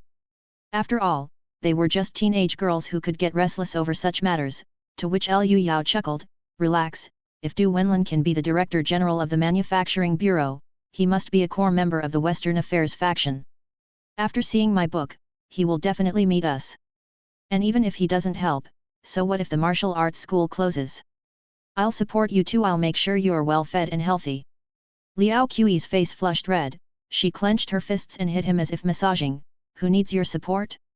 We still have to carry on and honor the Liao family fist. Liao Ya let out a sigh of relief, her face slightly relaxing. Her brother's diversion had considerably lightened her mood. At the highest point of the Du residence courtyard, Du Wenlin and his aides were sitting in a pavilion. Not only could they enjoy the view and relax their minds here, but they could also clearly see incoming guests. He knew why the Liao sisters were here, but he did not want to see them. As a 4th grade official of the Imperial Court, he already had enough serious matters on his hands, not wishing to get entangled in local affairs and attract censure. His aide, Mr. Gan, observed his master's expression and immediately had an idea, saying, our dynasty treats martial artists well, expecting them to kill enemies and serve the country. Unfortunately, once on the battlefield, their skills are reduced to fleeing for their lives, of little use in critical moments. Drinking a sip of tea, Du Wenlin spoke indifferently, for all time, death is the ultimate trial. After decades of arduous cultivation, who would willingly let their life be taken by a bullet? However, there are still loyal and devoted warriors. He thought of the figure who, armed only with a spear, charged alone into the enemy's camp. The Liao family. At that moment, an attendant came holding a snow-white book and respectfully reported, Sir, this book is extraordinary, please have a look at it. All his confidants knew that their master yearned for Western technology, even going so far as to post a notice himself to show his eagerness. Thus, seeing the exceptionally fine earth paper, they immediately presented it to him. Du Wenlin picked it up and instantly his expression grew solemn. He felt the snowy white and smooth paper between his fingers, surpassing any ordinary material. He hastily flipped through a few pages, and his expression drastically changed. With a clatter, he accidentally knocked his teacup to the ground, shattering it. Mr. Gan noticed this and asked, Sir, what's the matter? Flushed with excitement, Du Wenlin's hands trembled slightly, what one has sought for so long has been found effortlessly. Fortunate that his experience as an official had taught him self-composure, he quickly regained his calm and asked, This young Master Lu who presented the book, is said to be from overseas. Mr. Gan pondered for a moment and confirmed, indeed, he does not seem like someone from our dynasty. Du Wenlin took a deep breath and ordered, invite them to the main hall, I will meet them in person. Mr. Gan glanced at the book held tightly in his hand and realized, the master must have gained something valuable. Chapter 19, Meet with Du Wenlin. Moving from the side hall to the bright main hall, Lu Yao knew that the matter was essentially settled. This was the place to receive esteemed guests, and the fact that the three juniors were allowed here spoke volumes about the attitude. Soon, Du Wenlin arrived with Mr. Gan, followed by a servant who kept his head down. Lu Yao and the others quickly stood up to pay their respects. After taking their seats, Du Wenlin scrutinized Lu Yao, thinking to himself, why does this boy look so ill? Without changing his expression, he began, so this is young Master Lu. I have received the book, and I appreciate your thoughtfulness. Lu Yao spoke up clearly, it's just a modest gift, not worthy of thanks. Stroking his beard, Du Wenlin inquired, young Master Lu is quite knowledgeable about Western learning. Although he seemed casual, his many years in a position of authority gave him an intimidating presence, putting great pressure on those seated beside him. The Liao family sisters instinctively sat up straight, with Liao Qi uncomfortably shifting a few times. Lu Yao replied with neither humility nor arrogance, I dare not claim to be. I merely know a bit. Born overseas, I heard that the gentleman is eager for advanced techniques and specially sought them out to alleviate your worries. Running his hands over the arms of the Taishi chair, Du Wenlin was quite satisfied with Lu Yao. Well-mannered and articulate, and capable of procuring advanced techniques, he was exactly the talent needed. He wasted no time in trying to recruit him. Some officials have proposed the idea of learning from the barbarians to defeat them, and we are in dire need of capable people at the moment. Why not serve the country and seek a future for yourself? Lu Yao, lacking both the energy and the desire to delve into this situation, replied tactfully, thank you for your high regard, sir, but I am gravely ill and my life will not be long. I truly am powerless to help. There was a flicker in Du Wenlin's eyes, my attendant here is well versed in medicine and should be able to take your pulse. The attentive servant immediately stepped forward. At first glance, he seemed ordinary, but upon closer inspection, there was a hint of menace in his presence. Lu Yao extended his hand for the man to grasp, feeling a familiar warmth spread to his limbs. The unassuming servant by Du Wenlin's side was, astonishingly, an organ refining expert. The checkup was quick, and afterward, the attendant bowed and reporting to the gentleman. Young Master Lu suffers from a terminal illness, the disease has reached a critical stage. Upon hearing this, Du Wenlin's expression stiffened. He had hoped to recruit Lu Yao to his side, but in such a situation, there was no angle to work with. All attempts at persuasion or temptation of rank and wealth had to be swallowed back. He suddenly felt that what was truly difficult to deal with wasn't the overly cunning or those with strong convictions but someone who genuinely did not fear death and had no apprehensions. After a long silence, he could only say, ah, it is indeed a jealousy of the heavens for talent. Rest and recuperate with peace of mind, and I shall surely find a skilled doctor to assist you. Lu Yao smiled freely, thank you for your care, sir. Life is unpredictable, if the King of Hell insists on taking me, then there's nothing to be done about it. Abandoning the thought of recruitment, Du Wenlin glanced at the Liao family sisters and said, I've heard that you've encountered some trouble. He Kui, take my card and pay a visit to Commander Li of the Patrol Bureau, settle this matter as soon as possible. He Kui, the attendant who had just examined Lu Yao, bowed and disappeared in the blink of an eye with swift movements. Nov. L. B/JNN. The Patrol Bureau shall offer me some respect, you needn't worry about this matter any longer, said Du Wenlin. Liao Yu revealed a grateful expression and hastily joined her sister in performing a respectful salute to express their thanks. Many thanks, Governor Du. As Du Wenlin gestured with his hand for the two women to rise, he then turned to Lu Yao, speaking earnestly. The imperial court is in dire straits, and in line with the plans to strengthen the nation's wealth and military, I hope young Master Lu can find more advanced techniques. In time, whether it be the imperial court or my office, neither will fail to reward you. With both hands clasped together, Lu Yao responded, Governor Du can rest assured, my senior sister has instructed me repeatedly you are an important family friend and elder to the Liao family, and I will definitely assist in the matter of advanced techniques. Looking towards the Liao family sisters, Du Wenlin said warmly, Liao Qigong was a brave and loyal man, and I deeply regret his death. As his descendants, should you need any assistance in the future, do not hesitate to seek me out. Liao Ya bowed respectfully. I'm grateful for your deep affection, sir, I understand. Although the two families had some connections, their interactions were not close. Liao Ye, sharp as frost, knew exactly why Du Wenlin said those words. She couldn't help but glance at Liu Yao and thought to herself, junior brother really has divine skills, to be so highly esteemed by Mr. Du. Seeing their purpose achieved, Liu Yao and the two women were still concerned about the boxing gym, and after exchanging pleasantries, they stood up to take their leave. Du Wenlin personally escorted them to the gate, and before parting, he said, young Master Liu, you may seek an audience with me at any time, without the need for reporting or turning away. Liu Yao bowed deeply and solemnly accepted, then left with the two women. Watching them walk away, Mr. Gan couldn't help but ask in confusion, Mr. Dong, why do you value Liu Yao so highly? You even gave him permission to see you at any time. Being granted an audience at any time with an official who held complete authority as a fourth-ranked official was no easy matter. Du Wenlin sighed, took out the book Steel Refining, and said, I've been running around for 3 years, groveling before the foreigners, hitting walls everywhere, and the hard-earned results don't match a single page of this book. Mr. Gan was astonished, how could this be possible? Just a book. Exactly, Du Wenlin said, standing with his hands behind him, the imperial court established the Jiangnan Manufacturing Bureau, and Western techniques are secondary. What's truly important is strong ships and powerful cannons. Steel is the foundation of everything. With this book, I can build a cannon foundry, set up an artillery school, and cast sharp weapons for the imperial court.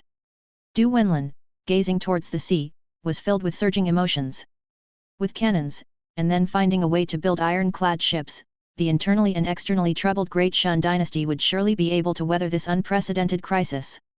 Mr. Gan, with a complex expression, bowed deeply, Mr. Dong, you bear the world in your heart and work for the nation and the people, I admire you. Although it sounded nice, he truly was not optimistic.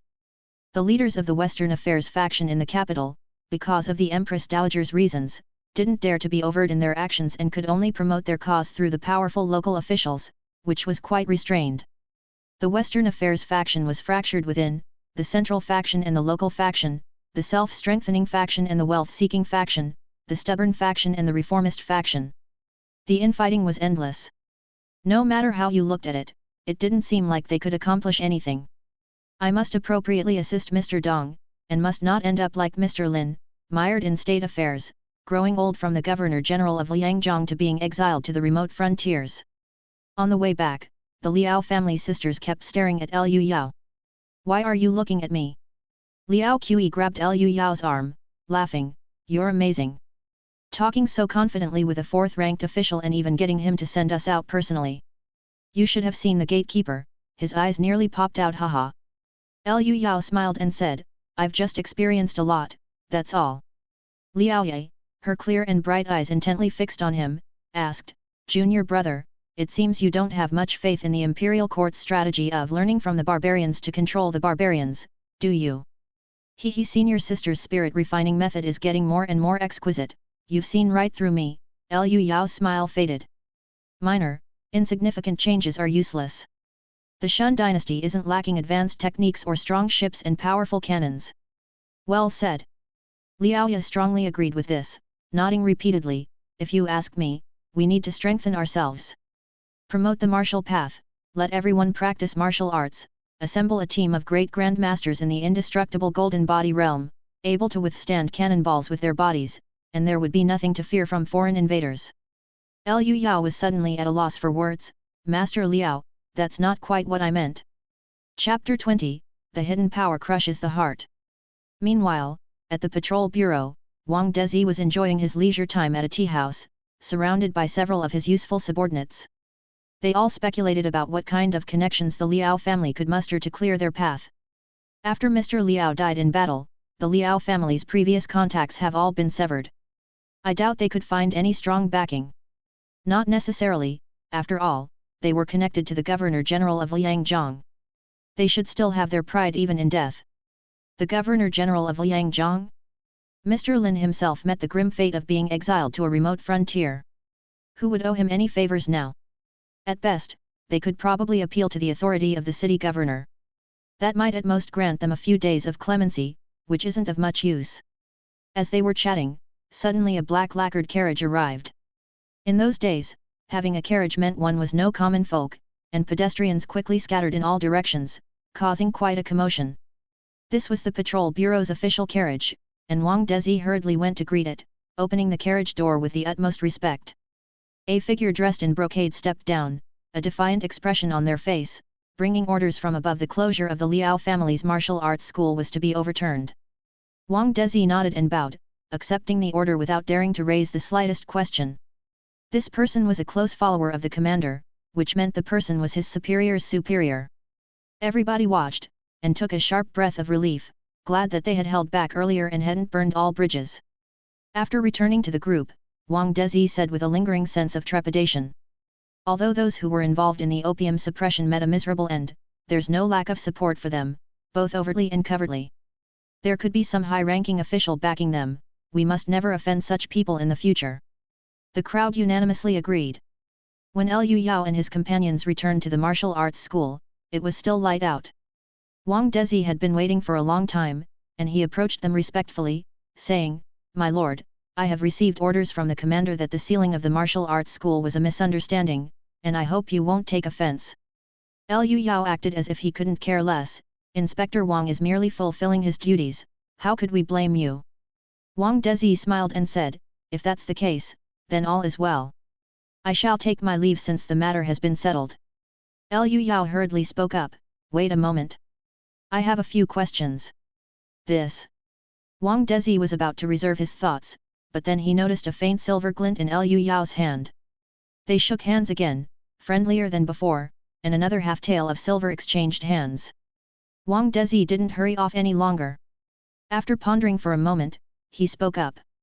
"Young Master Liu, I know what you want to ask, but I'm afraid I hardly understand it myself, as I received the orders only recently. However, the death of that young man named Han Fang was very mysterious. The coroner, after examination, claimed the cause of death to be bone-shattering intense pain leading to a heart ailment, but I think it's more like inner breath heart crush. Inner breath heart crush is a technique used by organ-refining martial artists and above, manipulating their inner breath in various tricks, but it's not something just anyone can achieve. With this information, one could almost pinpoint the culprit behind the scenes." "Thank you very much." Liu Yao bowed, then once again took out another half-tael of silver. "For your hard work, please treat everyone to tea." Wang Dezi accepted the silver, noting his subordinates clearly pleased. He couldn't help admiring Liu Yao's thoroughness, making sure he took care of even the ordinary patrol officers. He then bowed deeply, "Thank you for your understanding, young master." Liu Yao returned the bow and took his leave. Wang Dezi gazed at the signboard of the Liao family's martial arts school and mused, with money and influence, plus the power of an 18-year-old organ-refining martial artist to cement their position, the Liao family seems set to soar to great heights. A few close subordinates echoed, "It's not a bad thing for someone like Master Liao to rise. With Master Liao on this street, it's the most peaceful area around. Indeed, much better than those martial artists who collude with gangs and open opium dens." Back at the martial arts gym, the sisters were already waiting. Under the gaze of their beautiful eyes, Liu Yao relayed the information he had gathered. "This is the situation. Someone plotted against us, intending to challenge the gym directly, but didn't expect to be defeated by Liao Ye. In a panic, they resorted to murder and framing. The opponent doesn't have strong connections in official circles, they just took advantage of the situation." After listening to Liu Yao's analysis, Liao Ye nodded thoughtfully. The sight of the young girl tilting her head in contemplation was endearingly cute, and after a moment's thought, she said, "There are 3 martial arts schools in Yunzhou capable of the internal force heart-crushing move. I think I know who it is." Liao Ye tossed her braid behind her and said, "Junior brother, accompany me to the Golden Tiger Martial Arts School tomorrow. The disciples involved in the challenge might know something." Liu Yao nodded, "No problem." Liao Ye looked at his pale complexion and spoke softly, "Junior brother, you must be exhausted. Having you here today, allowed us to resolve everything so smoothly, I'm really grateful to you. Family doesn't speak of 2 households, no need for courtesy. Right, we need to get the medicine ready quickly, don't delay the cultivation." Having said that, Liu Yao turned to start operating the medicine boiling machine. Liao Ya smiled with increasing satisfaction at her junior brother, thinking to herself that taking him in was an incredibly wise decision. Liao Qi watched Liu Yao busy himself, her face filled with admiration, feeling that the junior brother was the most capable man she had ever seen in her life. Rich and young, witty and humorous, he could handle any situation with composure, there was no better person than him. The girl suddenly thought within a sect, it was common for senior and junior brothers and sisters to marry, a tradition known as union within the sect. At that thought, Liao Qi's cheeks flushed red, and her long, straight legs were tightly clamped together. The following morning, after a good night's sleep, Liu Yao woke up feeling invigorated and radiant, as if reborn. With his increased mastery of the spirit refining method, the effects of his nourishment regimen became more prominent. Had his body not still been weak, Liu Yao would have even believed his illness was healed. Outside the house, Liao Ye, dressed in a martial outfit, was waiting for him. Leaving Liao Qi to watch the house, the two headed to the Golden Tiger Martial Arts School together. The two gyms were very close, and it took less than 15 minutes to arrive. At that time, the Golden Tiger Martial Arts School was extremely noisy, filled with various sounds of arguing and squabbling. There were ordinary students demanding tuition refunds, senior students wishing to leave and pursue their own futures, and even butchers and pharmacists coming to collect debts. The chaos was indicative of the scattered monkeys at the fall of a tree. So much so that when the pair entered the main hall, nobody came to greet them. Liu Yao exchanged a glance with his senior sister, and as if by telepathy, Liao Ya instantly understood his intentions. The girl abruptly threw a punch, causing a loud boom and a shower of dust to fall from the ceiling, instantly quieting the room. Liu Yao stepped forward and said with composure, "Good morning everyone, you're quite busy early in the day." The disciples of the Golden Tiger Martial Arts School looked very troubled, they all recognized Liao Ye. They had just challenged her gym, and she must have come for retaliation. After exchanging glances, the eldest brother, Qi Lang, had no choice but to stand forth although reluctant. Qi Lang, around 30 years old, had served beside his master during the challenge. Just one day later, from an energetic young man, he had turned into a disheveled and pale shadow of his former self, middle-aged and unwell. He managed to say with forced calm, "Master Liao, you've already killed my master, what more do you want? The great Shun dynasty has lost.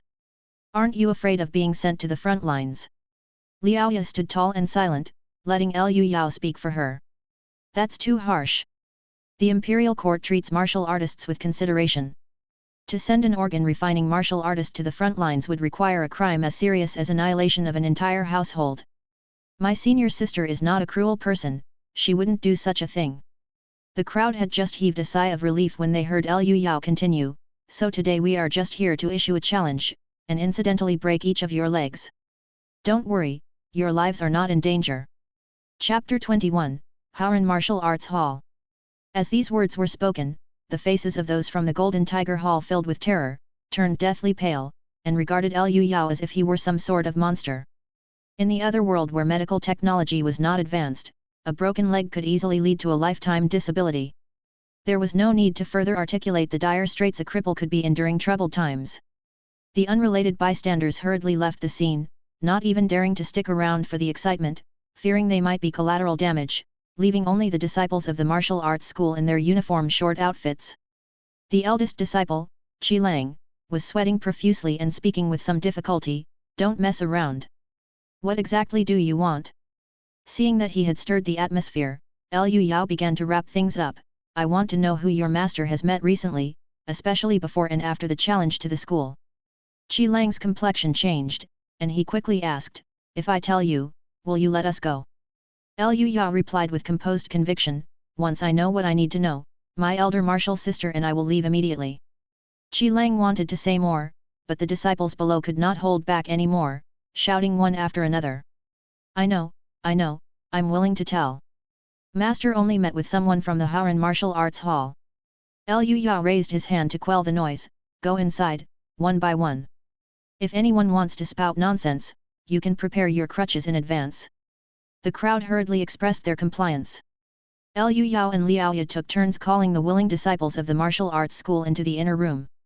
Their method of lie detection was simple. After meditating, they would use their 5 senses to closely monitor these individuals, observing their facial expressions, breathing, heartbeat, and so forth.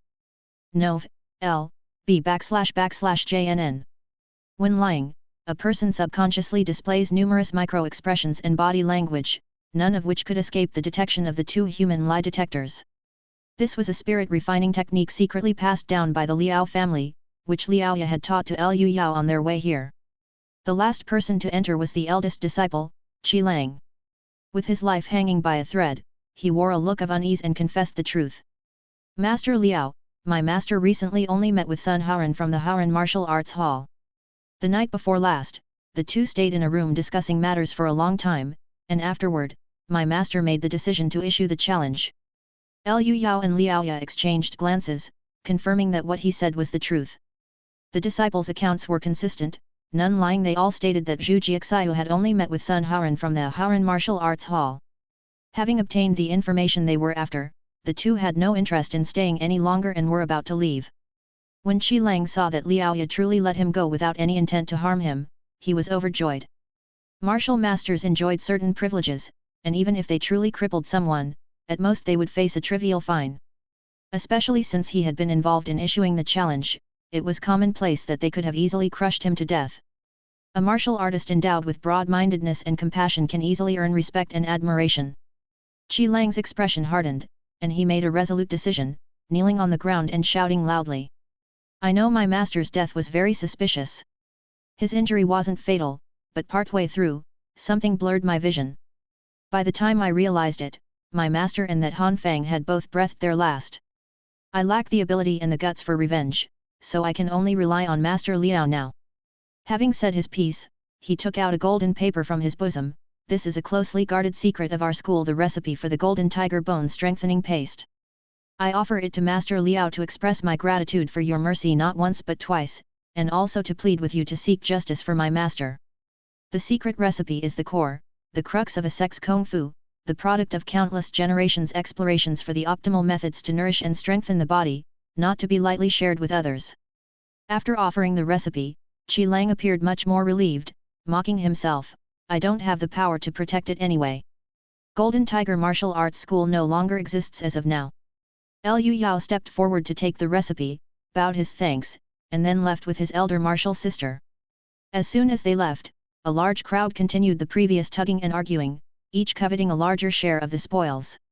On the main street, Liaoya clenched her fists so tightly they creaked, and said in a muffled voice, it's just as I suspected. Haoran Martial Arts Hall is one of the top 3 martial halls in Yunzhou, with 3 organ-refining martial artists in residence. The hall master, Sun Haoran, is even a master in the marrow-cleansing realm.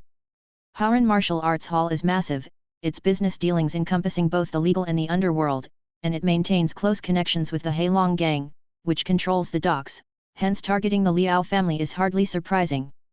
Liu Yao followed Liaoya, and although he couldn't see her expression, he could tell by her heaving shoulders that she was definitely very angry. Liaoya was angry at herself, hating her weakness, realizing even after discovering the identity of their adversary, she was powerless to act. Haoran Martial Arts Hall and Heilong Gang were both formidable forces, she simply couldn't avenge her sect or her father. Liu Yao quickened his pace to walk shoulder to shoulder with her, and said slowly. Senior sister, you're already getting stronger quickly. Zhu Jiaxiu, who came to challenge us, could never accept that you defeated him. Stay steadfast in your cultivation, and the day for revenge will come sooner or later. Liaoya bit her lip with her pearly white teeth. After a while, her tense face finally relaxed. Junior brother is right, my anger and haste got the better of me. Meanwhile, at Haoran Martial Arts Hall, which Liaoya mentioned, nearly 100 disciples were practicing their punches with loud calls. These individuals were fit and strong, their punches and kicks resonating with force, and surprisingly, each one of them was a martial artist in the bone-tempering realm.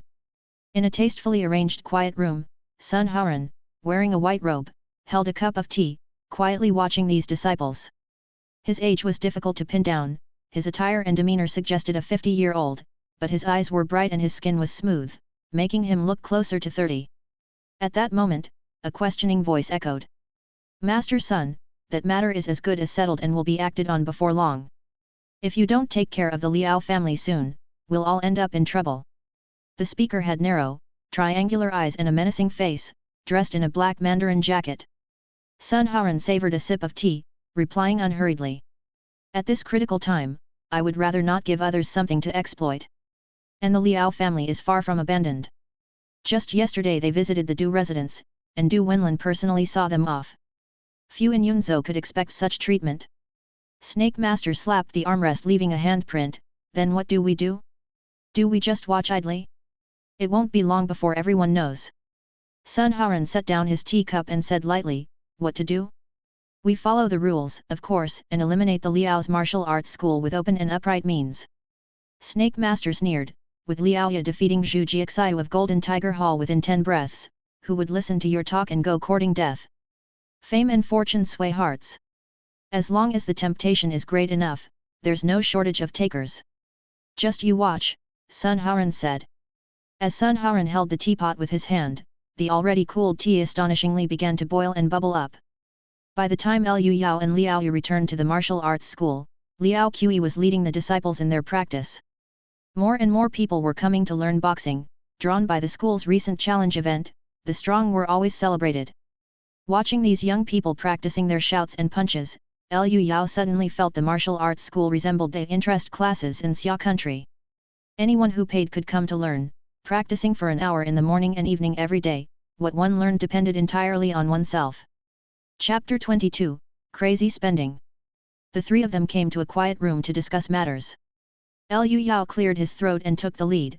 The ones targeting us are the Heilong gang and the Haoran martial arts hall that colludes with them. These people definitely won't give up easily. Liaoya clenched the pitch-black great lance by her side, her silvery teeth tightly biting. Let them come. Having replenished my strength these past days, now even with a weapon I'm not afraid of martial masters from the marrow-cleansing realm. Looking at the challenge they issued, they will likely resort to underhanded tactics, Liu Yao said, stroking his chin. Whether I need to treat my illness, or we want to protect ourselves, we must improve our strength as quickly as possible. Elder sister, do you have any miraculous medicines or rare treasures we could use? No matter how much silver it costs, I can afford it. I have plenty of money. Liu Yao made it clear he was not short of money and wanted to pay to win. But he had overlooked one thing: the sisters were not the sort of women to be excessively greedy. The two women believed that taking advantage of the medicinal tonics was already a great boon and did not wish to splurge further. The sisters exchanged a glance, and Liaoya softly said, "Younger brother, I appreciate your kind intentions. You have already helped so much, I can't let you spend any more. And don't forget, you yourself still need to cultivate to the blood exchange realm to treat your illness. There are plenty of expenses ahead." Liao Qi also cleared her throat and added, "My sister is right. Your body is weak, and you need to spend more money on martial arts training."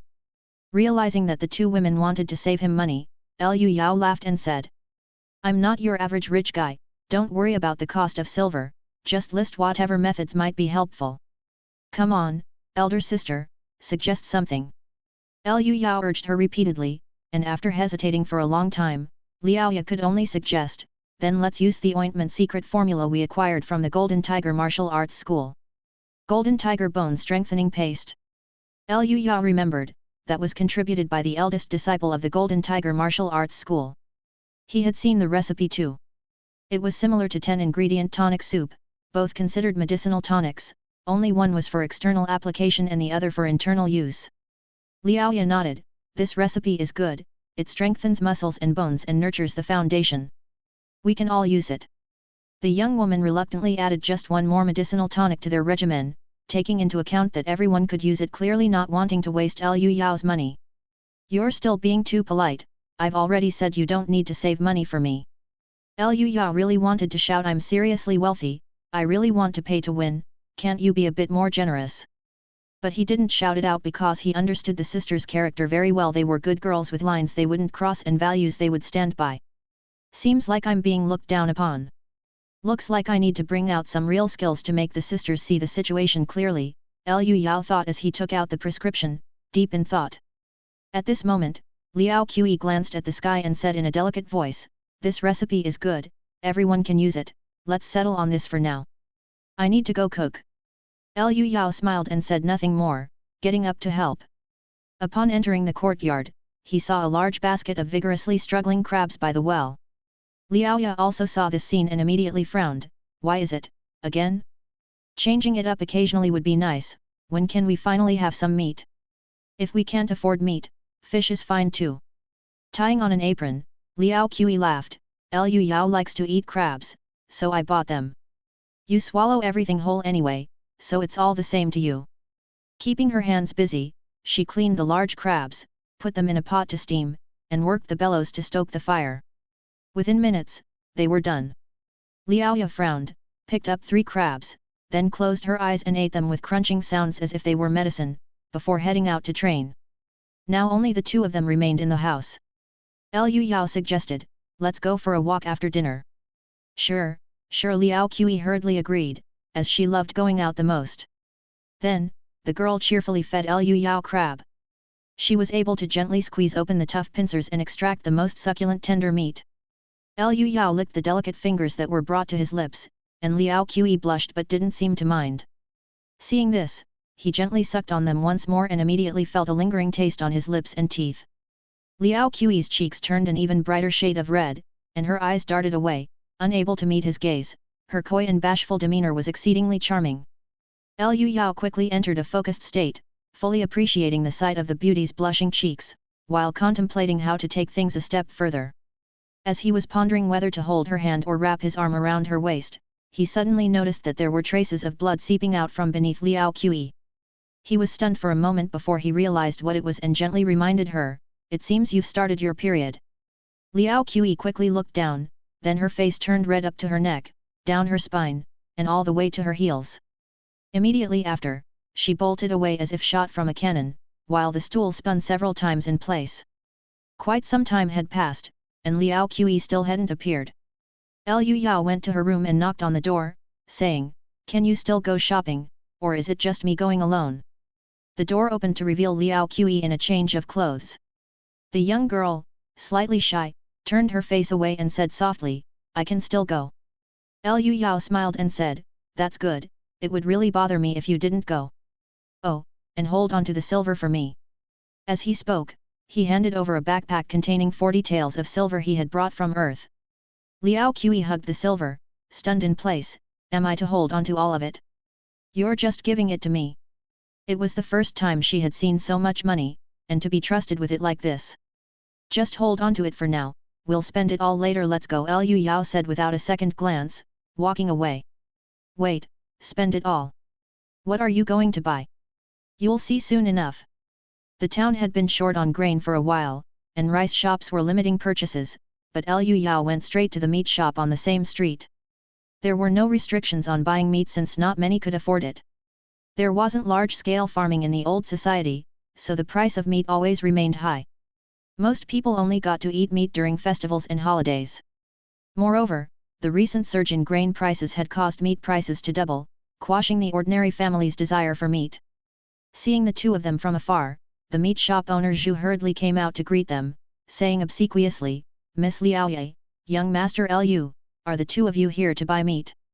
Liaoye had risen to local fame after a street fight, not just showcasing her strength, but reminding many that she was a martial master who could kill in the street with impunity. Liu Yao glanced at the meat, which looked fairly fresh, and promptly said, "Master Zhu, I'd like to order meat from your shop. Please deliver 10 pounds of meat and 10 pounds of bones to the martial arts school every day. How much will that cost?" Ecstatic about the big sale, Master Zhu was overjoyed. "I, Zhu, have welcomed guests for over 20 years with honesty and integrity.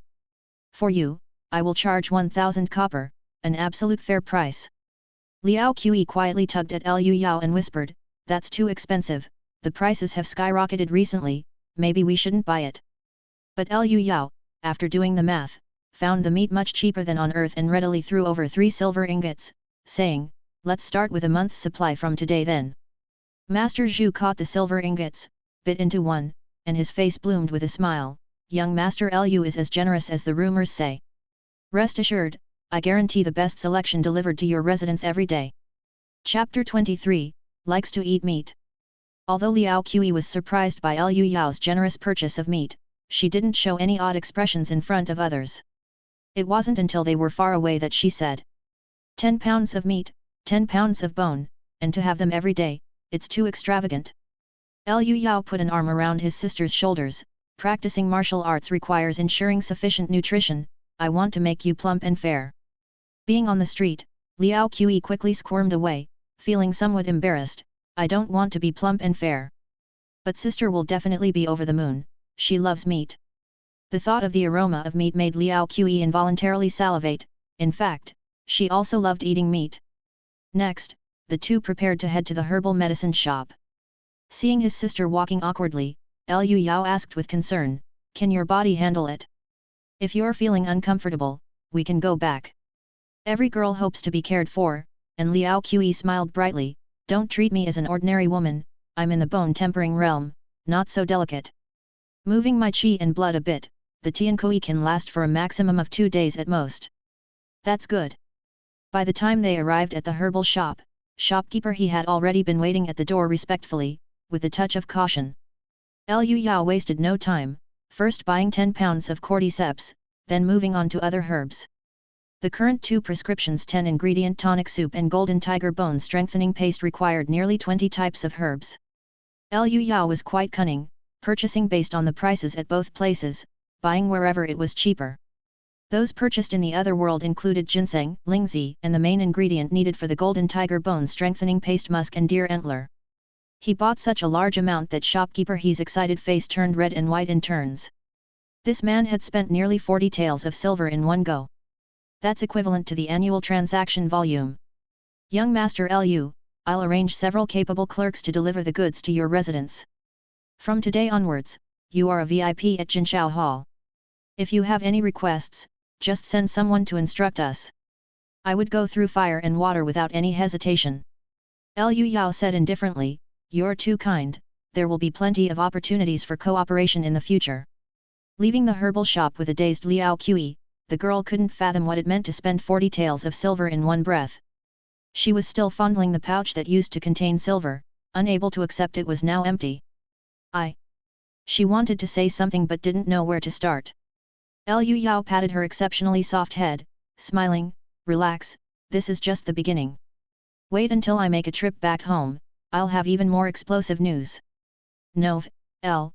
B/JNN. At that moment, a few merchants caught up to them, seeking to pay their respects. They had witnessed Liu Yao's display of wealth and wanted to make an impression, hoping for future collaboration opportunities. One of them was broad and portly, with a square face and large ears, and his clothes embroidered with gold thread, leaving a deep impression on Liu Yao. "I'm Jin Wang, the owner of Four Seas Tower. Our restaurant was established in the previous dynasty, not only famous for its exquisite food and drink but also for its medicinal meals specially prepared for martial artists. We welcome you to come and try." Liu Yao maintained a polite smile, dealing with each of them in turn. Once they had left, Liao Qi hurriedly said, "Four Seas Tower is the biggest rip-off ever, a simple meal there can cost more than 1,000 copper coins. Their medicinal meals are like highway robbery, daring to charge 1 tael of silver for a single dish and they only accept silver, not copper coins." Liu Yao, hearing this, actually became interested, smacking his lips, "Sounds pretty good, I'll take you there to eat in a couple of days." Liao Qi's eyes widened, "Hey, were you even listening to me? That place is a total rip-off. Also you spent so much money today, it's such a waste. It would be better to buy the herbs as we need them. Why did you buy so much all at once?" Liu Yao took her soft little hand, "Whether it's my illness or dealing with enemies, we need to quickly improve our strength, now is not the time to feel sorry about spending money. And besides, I'm happy to spend money on you." Liao Qi blushed, hung her head low, and sneaked a glance at Liu Yao.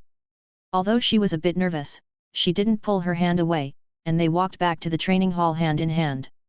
In the boxing gym, Liao Yao was puzzled where the two had run off to and searched everywhere. She just happened to see them return home, holding hands, which immediately made her pupils shrink. "You little brat, throwing yourself at him at such a young age. I'll spank you until your butt blooms." "Wait a minute, she's not that young anymore." At the nominal age of 16, ordinary families would have already married off their daughters and had children. "I've dedicated myself to the martial path, unable to attend to such matters. The Liao family cannot be without descendants. Junior martial brother Liu is definitely a good match, but with his health, can he carry on the family line?" In the brief span of a moment, countless thoughts whirled through Master Liao's mind, even coming up with names for the children that her sister and junior martial brother might have after getting married. Liao Qi saw her sister and quickly let go of Liu Yao's hand, guiltily running over to act cute and coquettish. Liao Ya's pretty face turned icy, her whole body emanating a murderous aura. She was about to scold her sister on the spot, giving her a stern reminder not to lose her virtue. However, looking at Liao Qi's youthful and slim body, she couldn't help but feel a pang. My little sister has indeed grown up, and it's hard to keep a burgeoning girl at home. It's true, after meeting Liu Yao, she's had a few comfortable days. After their father's death, the two sisters relied on each other, facing numerous hardships. Although her sister was young, she was very sensible and took on all sorts of chores, allowing herself to concentrate on martial arts. That's how she was able to enter the organ refining realm, becoming the master Liao of today. The harsh words she had intended to say couldn't leave her mouth, turning into a long sigh as she only patted her sister on the head. Liao Ya then turned to look at Liu Yao, about to say something, when the butcher Zhu, the owner of the meat shop, arrived with his assistants. Young Master Liu, I've delivered the meat. Take a look, it's the freshest meat slaughtered today. Oh, Master Liao is here too, my respects to you. After exchanging a few pleasantries, Zhu seemed eager to leave, sensing something fierce about Master Liao today. Before leaving, he shouted, from now on, I'll deliver it to you on time every morning. Upon hearing this, Liao Yu realized that Liu Yao hadn't just bought these things and couldn't help but stare at him. Liu Yao shrugged, senior sister, it's normal for those who practice martial arts to eat more meat, isn't it?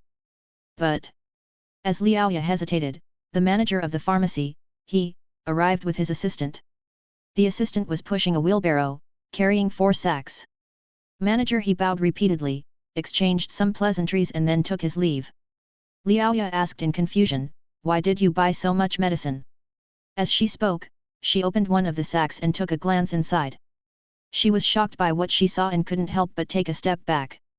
She had thought the sacks would contain ordinary medicinal herbs, but they were full of valuable ingredients like musk and ginseng.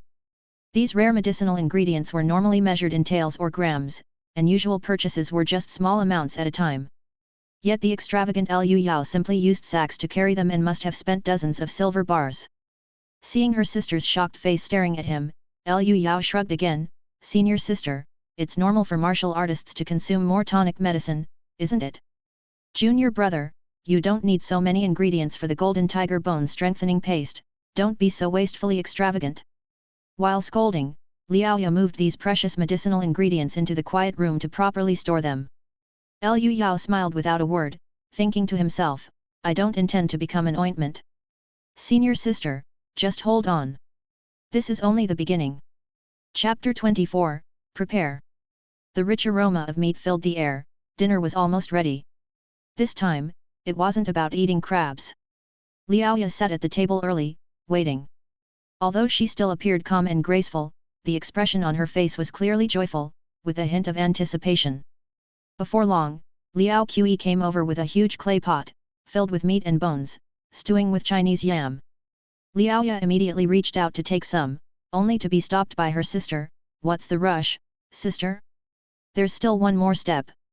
Having said that, she went to the yard, picked some coriander and green onion, and finally chopped them over the stew in the clay pot. A few flecks of green instantly enhanced the dish, elevating its presentation by a notch. Liao Qi nodded in satisfaction, all right, let's eat. Liao Ya's hand moved like lightning, picking up a leg bone laden with meat and biting into it.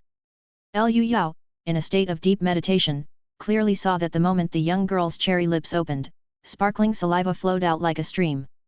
When she bit into a mouthful of meat, she involuntarily closed her eyes and chewed with a face full of bliss. Liu Yao chuckled to himself, so she likes eating meat this much. In the blink of an eye, Liao Ya cleaned a bone, even crunching and swallowing the bone itself. Then a muffled rumble followed, as her stomach turned into a furnace, absorbing the nutrients. Liu Yao's eyes widened in shock, holy shit, that's like a wood chipper. At this moment, Liao Ya was also in deep meditation, her senses fully open to savor the deliciousness of the meat, and she clearly felt Liu Yao's astonished gaze, instantly becoming bashful, a blush spreading from her cheeks to her slender, creamy neck. Feeling self-conscious under such scrutiny, Liao Ya intended to maintain some dignity and eat less. But she suddenly thought she was about to pawn her sister off on him, so what was wrong with eating some meat? Turning her indignation into appetite, she picked up another bone and started gnawing on it again, giving Liu Yao a glare to stop staring at her while she ate. Liu Yao sheepishly shifted his gaze to the charming Liao Qi. She was no slouch either, gobbling up a large chunk of meat rapidly like a squirrel devouring a nut. When she ate, her eyes glazed over, evidently concentrating all her attention on the food, temporarily shutting down non-essential bodily functions. Well, they really are sisters, looks like the meat was a good buy. Liu Yao daintily nibbled at a small piece of meat, his appetite not strong, and he couldn't eat much anyway. He looked at the two beautiful, lively young girls devouring large chunks of meat with envy. When will I be able to cure my illness and become as fierce as Liao Ye? No, I'd be satisfied being like Liao Qi, lifting things weighing over 100 pounds with one hand, and flattening that bastard Zhang Xin with a single punch is nothing difficult. Sigh, why bother thinking so much, just focus on staying alive. As Liu Yao became more adept at the spirit refining method, he could faintly sense that his remaining lifespan wasn't much, maybe a year and a half at most. It was an indescribable feeling, somehow just knowing it. While feeling a bit down, his arm was taken by a small fair hand. It was Liao Qi, who had come over at some point, her mouth shiny with grease, contentedly saying, "The meat from livestock is really the best, chicken, duck, crab, none of them compare." Liu Yao played with the girl's delicate hand and joked, "As long as you like it, eat more, you can't practice martial arts without sufficient nutrition." "I'm full already." Liao Qi had eaten about 3 pounds of meat, indeed a lot. At that moment, Liao Ye coughed and gave her sister a stern look.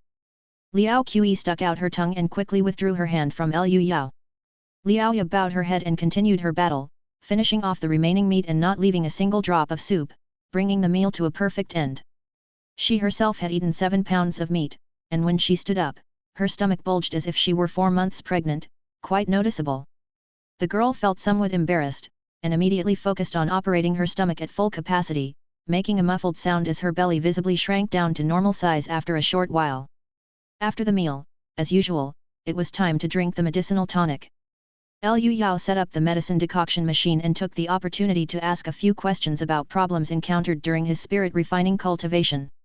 Liao Ye was completely unreserved, imparting the wisdom accumulated by generations of the Liao family.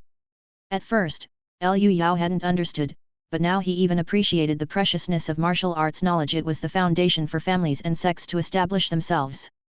Even to a direct disciple, a master would hold back some secrets and would not share everything. Liao Ye's complete openness was a true sign of trust and gratitude towards him.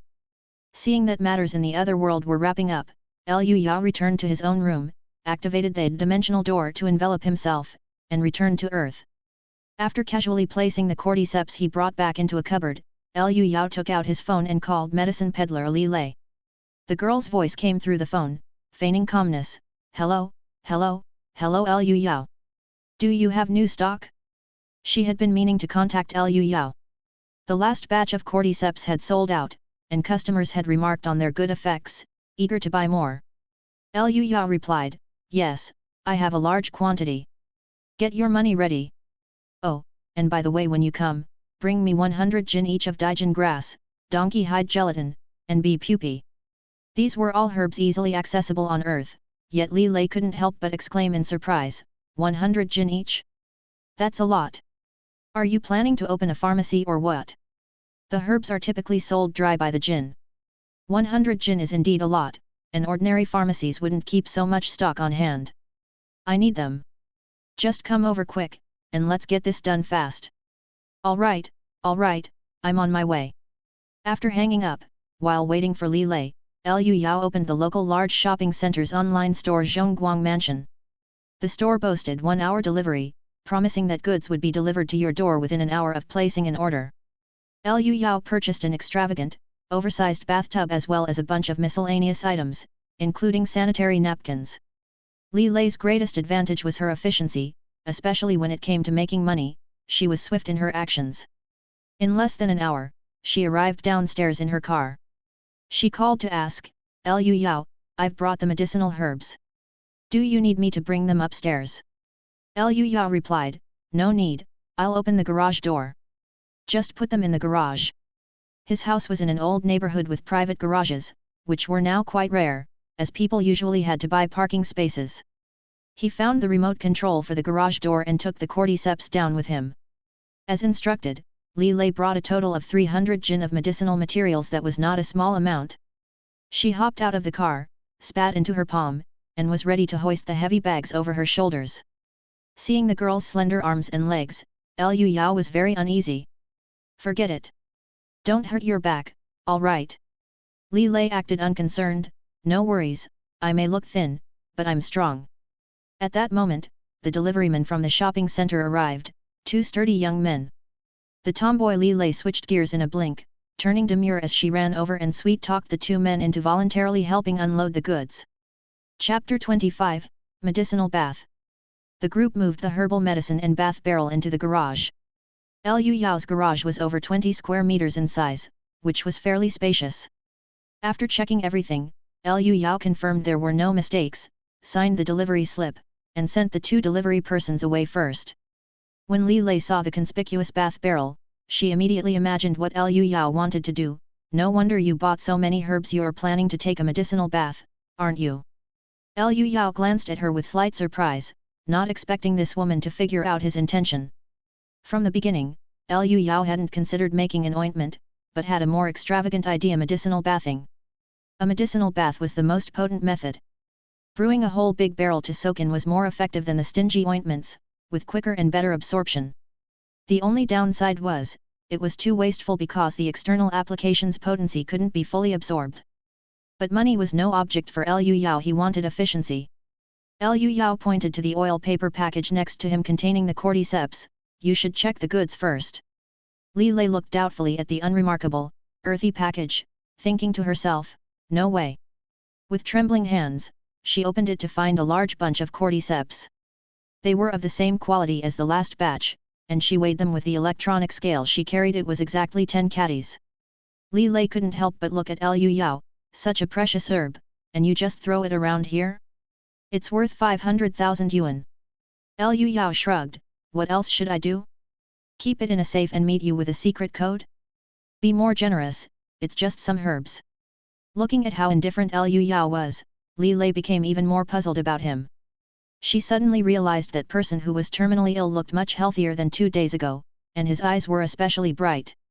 It wasn't obvious outside, but in the dim garage, it was particularly noticeable. Li Lei internally exclaimed, "This man might be ordinary looking, but his eyes were truly beautiful. Clear and pure, shining like the stars. So charming." No, she couldn't hold back anymore. This was an outward manifestation of growing proficiency in spirit refinement. Liu Yao was in a hurry. Seeing the woman staring blankly at him, he couldn't help but remind her, "If everything looks good, go ahead and make the transfer. You can deduct the cost of the herbs you brought." "Oh, right." Li Lei finally came to her senses, opened the calculator on her phone, and started tapping away. "Daijin grass for 1,000, donkey hide gelatin for 10,000, the beehive is a bit more expensive 30,000, the total is..."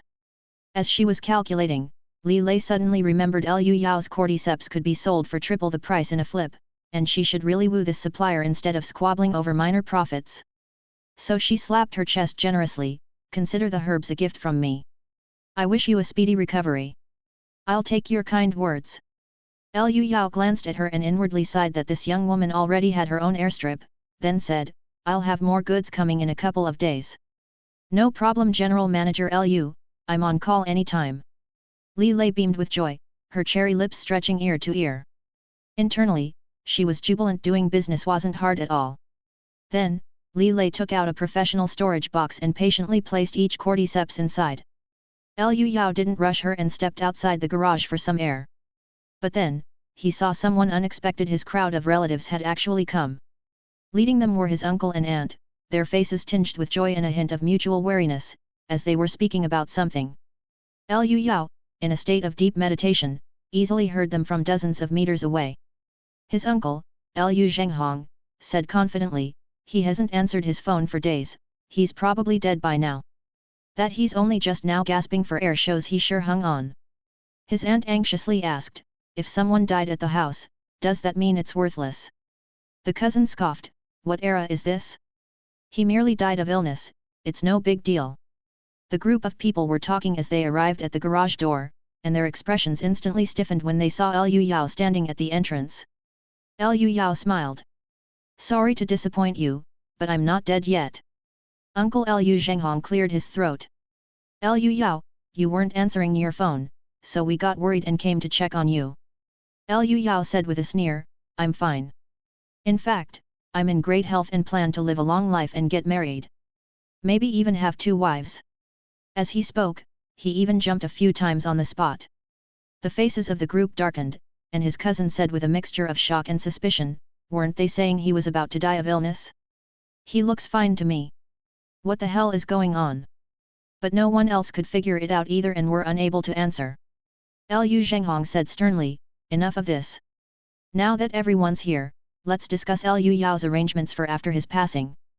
But just as he finished speaking, Liu Yao's phone chimed, Alipay receipt 500,000 yuan. Li Lei walked out from the garage and said nonchalantly, I've transferred the money to you. Pleasure doing business. You have guests.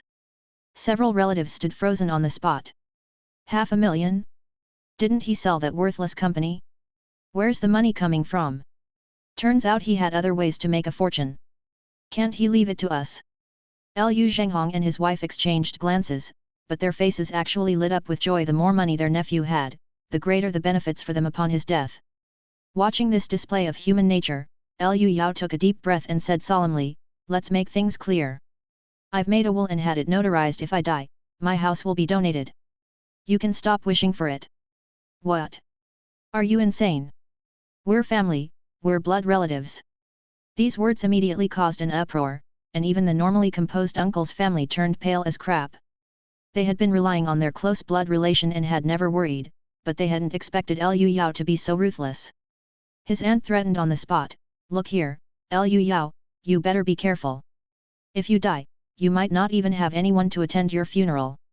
The other relatives crowded around, advising him, Liu Yao, you're in the late stages of cancer.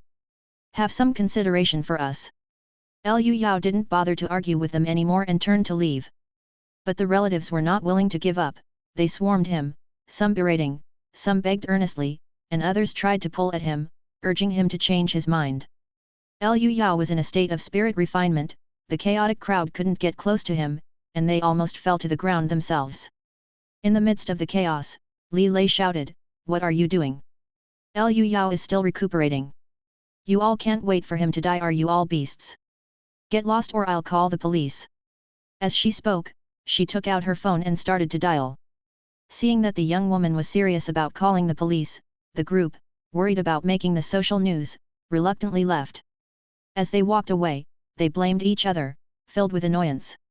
And they deeply regretted not having put on an act when Liu Yao was gravely ill. After the crowd dispersed, Liu Yao gave a self-deprecating smile.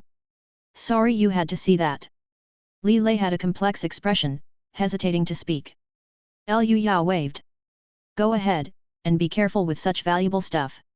No worries, this is the city center, and right next to it is the municipal government family compound. Li Lei breathed a sigh of relief. Then I'm off. Call me if you need anything. Bye. The girl strode to her car and smiled bitterly. Ha, every family has its own troubles. To read from the scripture. Chapter 26, Sharing Bathwater. After falling ill, Liu Yao had experienced all sorts of rotten luck, but today's troubles were merely a drizzle in comparison, and his heart was utterly undisturbed. Having sent Li Lei away, he opened the shopping app and found the store he had bought silver from last time, Liu Family Gold and Silver Factory. He spent 250,000 yuan to order 50 kilograms of silver, totaling 1,000 taels. He had already cooperated with this store multiple times, they were well acquainted, and the owner, after cutting the silver, delivered it at the earliest opportunity. Although the price of silver online was slightly expensive, Liu Yao did not mind spending a bit more for the sake of safety. Once ready, he called upon the star key to activate the dimensional door, and the familiar spiral green doorway appeared. It was midday in the other world, the sun shining brightly above. In the martial arts gym, he searched for a while until he found Liao Qi, who was cleaning. Come help me carry some things. What have you brought this time? The young girl happily entered Liu Yao's room only to find a giant bathtub, and several 100 pounds of herbs. Could it be that he was planning to? The ointment is too slow, I'm going to take a herbal bath. Liu Yao simply told Liao Qi his plans. The girl covered her mouth and gasped softly, no wonder you bought so many herbs. Then, Liu Yao pulled out several strange bags and handed them to her, these are exotic goods from overseas, you're smart enough to figure out how to use them. Liao Qi opened the bag to find several very small pieces of clothing and strange paper tissues. Are these clothes Western underwear? And these strange paper tissues? Seeing she was confused, Liu Yao took one tissue and found a pair of trousers to demonstrate, just like this, get it? Liao Qi's face turned red with embarrassment, how can there be such strange things? Anyway, they're very useful, so keep them. Come on, let's carry this tub to the cultivation quiet room. We'll start the herbal bath. Liao Qi nodded, rolled up her sleeves to reveal arms as white as lotus roots, her slender and taut body brimming with endless strength, easily lifting the heavy bathtub. They filled it with water, and the tub's built-in heating function took care of warming it quickly, so it wouldn't take long to boil the water. The commotion they were causing grew, and Liao Ya also came over, immediately understanding Liu Yao's idea upon seeing the scene. A herbal bath? Junior brother, you are too extravagant, though this method is effective, it wastes a lot of herbs. I want efficiency, a little bit of money is nothing, Liu Yao laughed, sister, you came just in time, help me keep an eye on the amount of herbs and the temperature. Looking at the several 100 pounds of herbs in the room, and then at the luxurious bathtub, Liao Ya sighed deeply and resigned herself to his whim. The three of them got to work, and quickly arranged the herbal bath using the ingredients for golden tiger bone strengthening paste multiplied by 20. After simmering the herbal concoction for an hour, it turned amber color and filled the room with its fragrance. Setting the tub to maintain warmth, Liu Yao made a welcoming gesture. Liao Ya dipped her hand in to feel it and said with a complex expression, the qi and blood stimulation reaches the organs, the medicinal effect is strong. The girl was quite conflicted. In the past, she could only drink a bowl once a week, suddenly having enough to indulge in daily and now even enough for a bath, she hadn't yet adjusted her mindset. Liu Yao urged, let's start then. This bathtub of herbal bath must have cost at least 5 taels of silver, it's too luxurious, Liao Ya said somewhat embarrassedly, you should have bathed first, but your body can't withstand such strong medicinal properties, so I'll help myself without ceremony. What's there to be polite about, get in quickly. Why aren't you bathing yet? Junior brother, you leave first. Oh, sorry. Only then did Liu Yao realize that taking this bath required undressing, so he quickly left. After he left, Liao Ya's composed pretty face showed a look of excitement and curiosity, and she said to her sister. This huge tub is enough for both of us to share, come join me, don't waste the junior brother's kindness. Liao Qi was also eager to try what it felt like to take a bath, so the two sisters stripped off their clothes and entered the tub hand in hand. The luxurious tub was large enough to accommodate 2 more girls. Once the sisters were inside, they let out a comfortable sigh. Liao Qi, like a lazy cat, contentedly closed her eyes. So comfortable, nice and warm. Liao Ya shuddered in surprise, the medicinal strength is so intense, it's penetrating right into the body, the medicinal bath is at least 5 times more effective than the ointment. Who would have thought that an originally ordinary recipe could have such miraculous effects without considering the cost? After expressing her amazement, she looked all around curiously, studying the tub, and this tub can even keep the heat, the water temperature stays the same. Master Liao made quite a splash with every movement, causing waves to ripple through the water. Liao Qi stared at her sister's amazing figure, wide-eyed and exclaimed, that's terrifying. Do you become like this after organ refining? Liao Ya instinctively covered herself, feeling a bit embarrassed, I don't know what happened, it just turned out this way. Liao Qi moved closer, extending her hands as if trying to cop a feel, but her sister slapped them away. You little brat, what are you trying to do? Don't be so stingy, let me have a look. Back off, don't get so close. Haha, so bouncy. Just absorb the medicinal strength. This is something Liu Yao spent a lot of money on, don't waste it. The sisters initially bathed quietly, but soon they started splashing and playing around. Liu Yao, meditating in the yard and overhearing them, felt itchingly curious, imagining countless enticing scenes. The two ladies didn't finish playing until an hour later, their skin became even more fair and tender, like lotuses emerging from water. Liao Ye, drying her slim body with no extra fat with a towel, suddenly noticed her sister wearing a strange piece of clothing. What is that?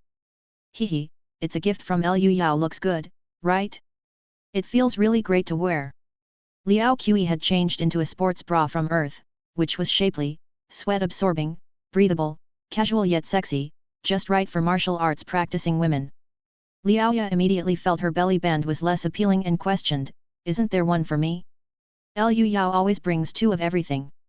Liao Qi pulled a funny face, how can one casually give out such private things? It's inappropriate for men and women to exchange these things. You better not ask for it. Damn it, you hid it on purpose. Liao Ya pounced, her movements quick as she reached out and grabbed her sister's face. There should be no such hesitations between fellow disciples, hand it over. Seeing her embezzlement fail and knowing she was no match for her sister, Liao Qi reluctantly handed over the hidden clothes. The clever Liao Ya quickly figured out how to wear it and adjusted the buckles to their largest setting before slipping it on, nodding in satisfaction, indeed it's comfortable. Junior brother always brings good things. Having said that, she even jumped a few times, her body once rebellious, now firmly subdued to Master Liao's increasing satisfaction. Liao Qi, seeing her sister's playful and lively manner at this moment, felt quite unaccustomed to it. After their father left and the responsibility of the household fell on her older sister's shoulders, the pressure had turned her serious and stern, always wearing a stern expression. But ever since Liu Yao appeared, her sister became much more cheerful and charming. In fact, this was her true nature. Liao Qi sighed inwardly, this is my sister's true self, completely relaxed. As Liu Yao was in meditation, two beautiful young girls emerged. With their hair half dry and their alluring eyes glancing about, their skin was tender beyond compare, radiating youthful vitality. They were a sight for sore eyes, evoking that line of poetry, the spring water slide to wash a creamy skin.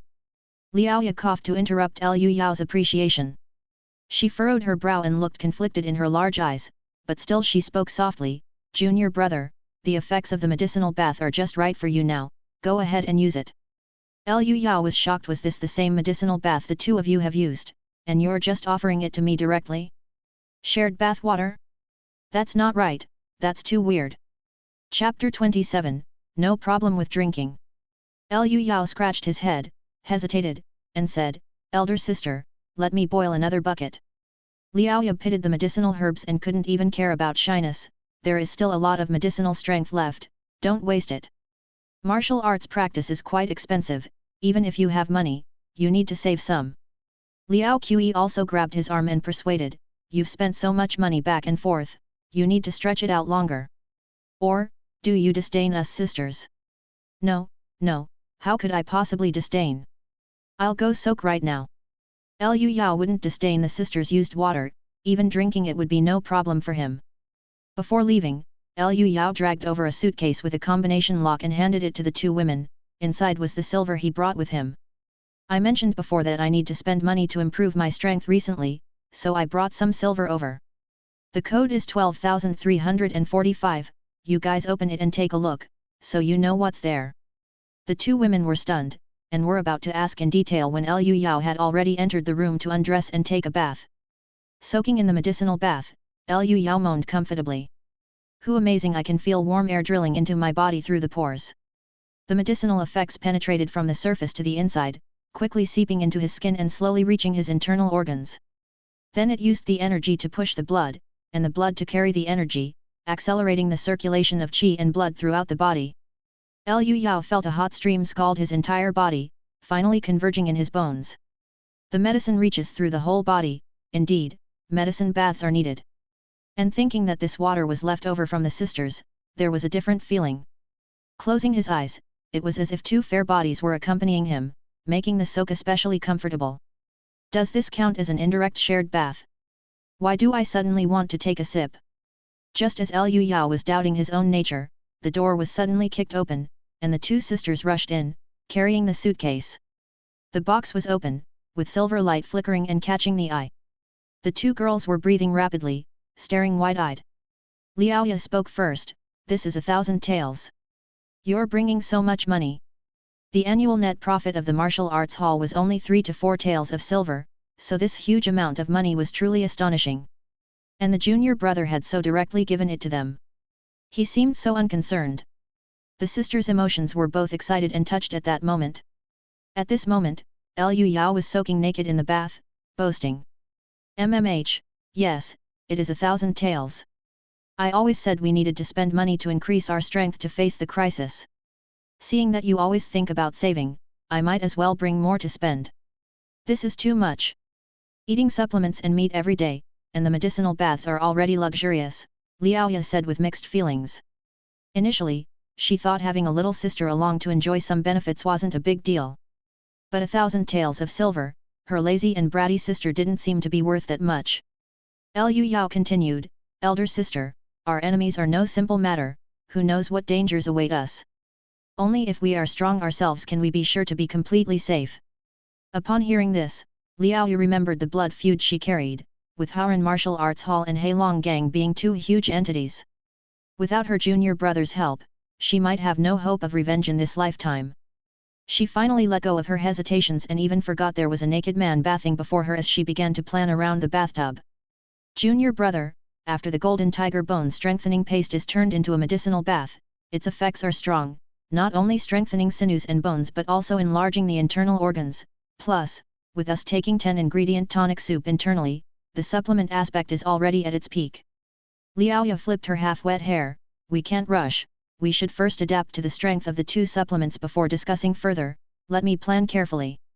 Liu Yao kept nodding, no rush, elder sister, take your time to think. Oh, and about the silver, you'll manage it. You have to take good care of it. Upon hearing this, Liaoya almost toppled into the bathtub, I'm in charge of it. Of course, it's not safe with me. I've been spending so fiercely lately, everyone knows I'm a fat sheep, Liu Yao said as a matter of course.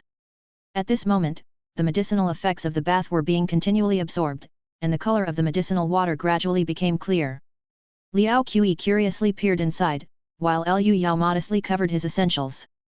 Liao Ye, upon seeing the naked man in the tub, realized that she and her sister had rushed in hastily and that it was quite impolite and indecent. She hurriedly pulled the still curious Liao Qi away. The next morning, Liu Yao exhaled a breath of turbid air and woke up from his meditative state. Just as he was about to get out of bed, he felt something was amiss. This feeling, both familiar and strange. Liu Yao leapt up from the bed, both shocked and delighted, touching and pulling at himself, and couldn't help but shed tears. The effect of the medicinal bath is beyond imagination. After meditating, he assumed the stance for standing post, easily shaking his entire body into motion, instantly entering the state without sweating profusely like before. Indeed, my physical strength has improved so much. Feeling his much stronger body, Liu Yao suddenly thought, I should be able to begin sinew strengthening cultivation. In the midst of excitement, a bang bang bang at the door sound came, and Liao Qi shouted through the door, Junior brother, wake up. Coming Liu Yao pushed open the door to see a slender and graceful figure standing there, with almond eyes smiling over at him. Liao Qi looked radiant, her skin so tender it seemed water could be pinched out of it, fair with a rosy glow, full of vitality. Liu Yao, the medicinal bath's effect is really great. My punches and kicks can now make a sound, and after a few more soaks I'll be able to reach the organ refining realm. How do you feel? Couldn't be better. Liu Yao looked at the charming girl before him and felt an extra surge of worldly impulse. The two held hands and sat side by side in the courtyard. The fresh air was filled with songbirds and dancing swallows, the moment was exceptionally beautiful.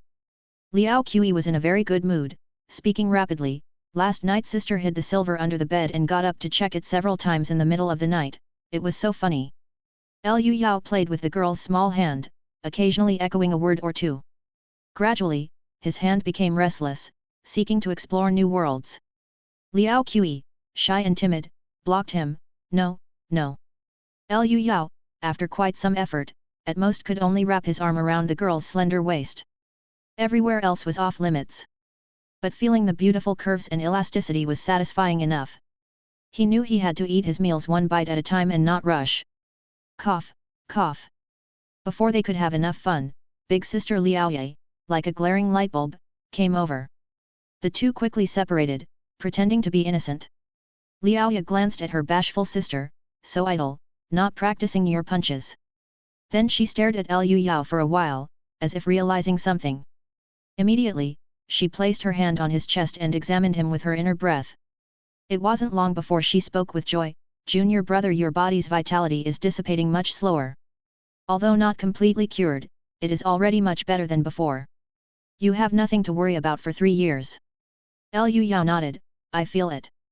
Senior sister, can I start sinew strengthening cultivation?" "Of course, you can." Liao Ya nodded affirmatively, "The medicinal bath effect is extraordinary. I thought it would take 3 times to achieve this effect, but it happened after just 1. However, Liao Ya's expression became serious. "Money and material possessions are abundant, but you must work harder in your cultivation. You must know that only by reaching the blood exchange realm, can you be completely healed, otherwise, you could still die young." Liu Yao nodded gravely, "I understand, I will not slack off." "Liao Ye, get ready, the real martial arts training is not going to be as easy as these last few days, expect pain, fatigue and such trifles." Liu Yao's spirit was ignited, "Senior sister, please train me hard." Chapter 28, Hard Practice. Liu Yao's wails and howls pierced the heavens as the sisters were helping him stretch. "Junior brother, keep it down, will you?" Liao Ya said helplessly, face full of resignation. "It was just stretching, why did it sound like a pig being slaughtered?" "I can't help it." Liu Yao sat against the wall with his legs wide apart, as the sisters pressed their feet against his knees, forcibly pulling him into a split. Just looking at the movement was painful, and Liu Yao was even worse off. His tears and snot were mixing, a pitiful sight. "Liu Yao, just hang in there, it'll be over soon." "Ha ha ha, I can't hold it in anymore, this is too funny, ha ha ha." Liao Qi began with a gentle voice to comfort him, but halfway through, when she saw his embarrassing state, she burst into uncontrollable laughter. "You heartless thing, you're actually laughing at me." Even though Liu Yao had mentally prepared himself, he never expected the beginning to be so explosive. After enduring a quarter of an hour, the stretching finally ended, and he collapsed on the ground. Liao Qi wanted to help, but Liu Yao couldn't get up and insisted on lying down for a while. The girl had no choice but to let him rest his head on her legs. The straight and taut beautiful legs were nice to look at and smelled good, which slightly alleviated some of his pain. A few minutes later, Liao Ya approached softly and said, "Junior brother, everything is difficult at the start, you must build a solid foundation. Bear with it a little. Let's continue." Again. "The effects of the medicinal bath are still in your body, we can't waste it." After the workout, Liu Yao felt like a mollusk, unable to walk in a straight line, even eating was done with Liao Qi feeding him. But Liao Ya had no intention of letting him off. After a brief rest post-meal, they continued. While Liu Yao endured his suffering, Liao Qi was sent off to practice her punching on the side, displaying a powerful display. As Liao Ya stepped on Liu Yao to stretch him, she shouted, "We lack nothing in terms of external resources, so we mustn't slack. Train hard. Fully absorb the medicine's effects." And like that, they did nothing else all day. Liu Yao had hoped to find a chance to get cozy with Liao Qi, to steal a few touches of her slender waist, but now he had neither the energy nor the strength. Thankfully, he bit down and persisted through the entire process, without losing face. At night, with his body aching all over, Liu Yao climbed into the bath and moaned comfortably. The medicine turned into a warm flow, entering his body through the pores, repairing damage and strengthening bones and muscles. TS, sharing the bath water again. The sisters had already finished soaking, and Liu Yao was the last. Seized by a yearning, he thought, when can I really share a bath? Actually, just thinking about it makes the pain go away. When the medicinal liquid turned clear, its potency was fully absorbed. Unbeknownst to him, Liu Yao had fallen asleep in the tub. Liao Qi crept in quietly, poked him to find he couldn't be awakened, so she helped to dry his body and gently carried him to bed and tucked him in. The girl stared at Liu Yao for a while, blushed, stole a kiss, and then turned away. The next day, Liu Yao slept in until the proper time to wake up. He got up, enduring the prickling pain. The sisters had been training for who knows how long, covered in sweat. They had gained a lot of benefits from the medicinal bath, their skin noticeably more radiant. Seeing that Liu Yao was awake, Liao Qi quickly rushed over. "You're awake, does it still hurt?" Even drenched in sweat, the girl didn't smell bad, instead giving off an especially enticing scent. This was the natural allure emitted by the healthy body of the opposite sex, originating from genetic instincts. It's all right, let's continue training. Liu Yao moved around a bit to ready himself, showing no intention of slacking off. Liao Ya was very pleased with her junior brother's fighting spirit, but she didn't start stretching him. Nov. L.B//JNN. We'll stretch once your tendons have recovered. Today, I'll teach you the Liao family's secret carp stance. Liao Qi, show him how it's done. Liao Qi responded loudly and boldly stripped off her tracksuit sweatshirt, leaving on only a earth t-shirt, revealing her slender figure. Then, the girl squatted slightly, swaying from hips to shoulders, much like a nimble fish swimming. Liu Yao immediately quieted his mind and observed her movements closely. He saw the girl with graceful curves, continuously moving her willowy waist and peach-like hips in a very seductive manner. That looks quite like a move from pole dancing. Liu Yao feasted his eyes and, while in a deeply focused state, he could see Liao Qi's movements clearly. Afterward, he tried it himself, looking like a fish being forcibly yanked out of the water, yet he managed a 90% completion rate. Liao Ya praised, not bad at all. That's exactly how to use the spirit refinement. An ordinary person would take a long time to learn such a technique, but when focused, one only needs to watch it twice to understand. It took Liao Qi a whole month studying a living fish to learn the carp stance. Liao Qi, standing behind her sister, stuck out her tongue and made a face. Next, Master Liao stroked Liu Yao's spine and said, "The power of the human body comes from this great dragon. The carp stance is specifically for mastering the great dragon. If you want to practice martial arts, you must first ingrain it into your bones." Liu Yao acknowledged and started practicing. Liao Ya was also not idle, her body constantly thundering, with huffs and puffs occasionally coming from her nostrils. All three were so engrossed in cultivation that even Liao Qi, who usually liked to be lazy, was influenced by the environment and persisted with gritted teeth. At that moment, Liu Yao looked up towards the gate, as if he sensed something. Then, a shout came over, "Master Liao, Wang Yuan from the Armed Forces Authority requests an audience." The Armed Forces Authority. Liao Qi explained, the Armed Forces Authority is an institution under the Yunzhou Prefectural Yamen, dedicated to managing martial artists. It also has the function of supervising the local military forces. Liao Ya opened the door to see a man dressed in a green robe, with a low-ranking official's hat, and slender eyes betraying a cunning mind. The visitor bowed, took out a booklet, and proclaimed, "The prefecture has summoned martial masters to clear out the rabble. Master Liao, merely showing up will earn you 3,000 copper coins. A rare and easy job, I thought of you first. The rabble outside the city? Those are the refugees fleeing disaster." Liao Ya's willow brows furrowed. Wang Yuan said with a smile, "There are more and more of them gathering, and the officials are worried about trouble, hence we need to clean up. You'll only need to watch the state soldiers do the work. It's like picking up money for nothing, and you'll be credited for a merit, how worthwhile." When Liu Yao heard the phrase outside the city, he felt it was inappropriate. Pies don't just fall from the sky, and suddenly a good opportunity to leave the city could be a conspiracy. He urgently whispered to Liao Ye, "There must be something fishy about this guy so keen to offer a favor. Better safe than sorry, we don't need to walk into a trap." Liao Ye blinked her large eyes and nodded vigorously, completely agreeing. Wang Yuan waited calmly, seemingly confident that the offer would not be declined. Such high-quality tasks were rare and could only be snagged by those with solid connections. "Thank you for the kind thought, Wang Yuan, but I'm at a critical moment in my cultivation and cannot participate." "What?" Wang Yuan's expression changed, surprised by Liao Ye's response. He quickly said, "Master Liao, you still owe 3 military services, and if you don't participate this time, it may affect your end-of-year assessment." The Great Shun Warrior Code stipulated that martial masters registered in the records enjoyed imperial privileges and accordingly had to serve, contributing to the imperial court 4 times a year. If one failed to meet the standards, their martial master qualification would be revoked, and they would no longer be able to run a martial arts school. Unperturbed, Liao Ya said, "No matter, I can offset this year's military service with silver."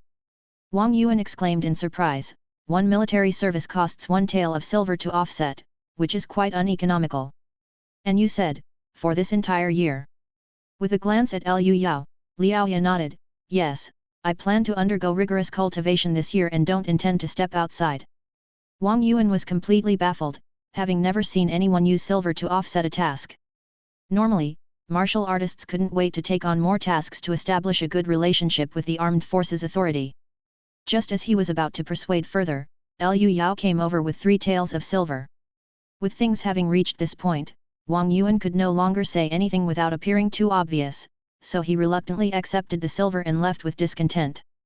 Once on the street, he discreetly turned into a secluded alley and said to a man in yellow, "The Liao family refused." Chapter 29, Invite to a challenge at their doorstep. After refusing the task to clear out the troublesome folk outside the city, 2 more shops came to the door seeking the protection of the martial arts hall. They would pay the protective fee on time, only asking for Liao Ye's aid at critical moments. This was just a standard affiliation, essentially like picking up money for nothing. Yet, Liu Yao still refused them all. "We have enough resources. We will slowly cultivate and improve our strengths. By remaining unchanging, we can handle any changes that come our way, and there is no need to trouble ourselves for a tiny bit of insignificant gain." He wanted to keep a low profile and level up, and then come out of seclusion to crush any opposition. The idea was good, but sadly his adversaries wouldn't indulge him. Early the next day, a group of people made a beeline for the martial arts hall. The man at the front, wearing yellow clothes and walking on tiptoes, had a frivolous expression. "If the Liao family's cheap wretches don't know their place, then let's have them die miserably in front of a crowd." Meanwhile, Liu Yao and the 3 others were practicing as usual in the courtyard. It was the 3rd day of their medicinal bath, and after soaking 3 times, Liu Yao and the Liao family sisters had reaped huge benefits. Liu Yao's carp stance was becoming increasingly skilled, and he could now practice it in a meditative state. His spine energized his entire body, making him more agile. His ability to dodge and weave in close quarters had become incredibly deft. When Liao was refining her organs, it was as if thunder rolled inside her, and her occasional huffs and puffs started carrying the momentum of thunder. Liao Qi could create an explosive sound with her punches and kicks without needing to build up force. As the saying goes, a resonant strike is priceless. The girl's kung fu had penetrated deep into her bones, and the power coming straight from her bones could tear through the air to create that sound. This was a sign of mastery in the bone-tempering realm. After stabilizing her progress, she could consider making a breakthrough in organ refining. All 3 were quite satisfied with their progress. Liao Qi's excited face gleamed, and her braids bounced energetically. Out of every 20 martial practitioners, only 1 could succeed in organ refining. Martial masters held a prestigious status, enjoying special privileges. With 2 martial masters, the Liao family fist would have truly secured its foundation. But just then, a familiar voice rang out, "Master Liao, 9th grade official Wang Yuan of the Armed Forces Authority requests an audience." The visitor was the very 9th grade official of the Armed Forces Authority whom they had just met the day before. "Master Liao, we meet again. Official Wang, what brings you here?" Wang Yuan's eyes shifted as he feigned composure. "The Armed Forces Authority received an official challenge. Someone wants to compete with you in a duel." Having said this, he stepped aside swiftly to reveal the man in yellow behind him. This man had a bizarrely shaped waist like that of a male dog, and his extremely long legs meant he only used the front part of his foot to tread, indicating he practiced formidable footwork. Liao Yu recognized him and her expression turned icy instantly. "Gu Li from the Haoran Martial Arts Hall." Gu Li nodded, "Yes, it's me. Let's make it quick and sign the life and death agreement. Or just get out of Yunzhou to save me the trouble." Wang Yuan unfolded a piece of official paper, a formal life and death agreement, penned in regular script with the names of the duelists, reasons for the duel, methods, timing, venue, and most importantly no liability for death. Liao Ye sneered. She had been steadily strengthening herself lately, making great strides in her power. This guy was just asking for death. She was about to accept the challenge, but subconsciously glanced back at Liu Yao, wanting to hear what her junior brother had to say. Liu Yao had swiftly read the life and death agreement and said earnestly, "There's a problem with this thing. It says here that if we lose, we have to hand over the martial arts hall to this guy. But he's not representing the Haoran Martial Arts Hall, he's challenging us in a personal capacity. If he loses, there's no loss to him at all."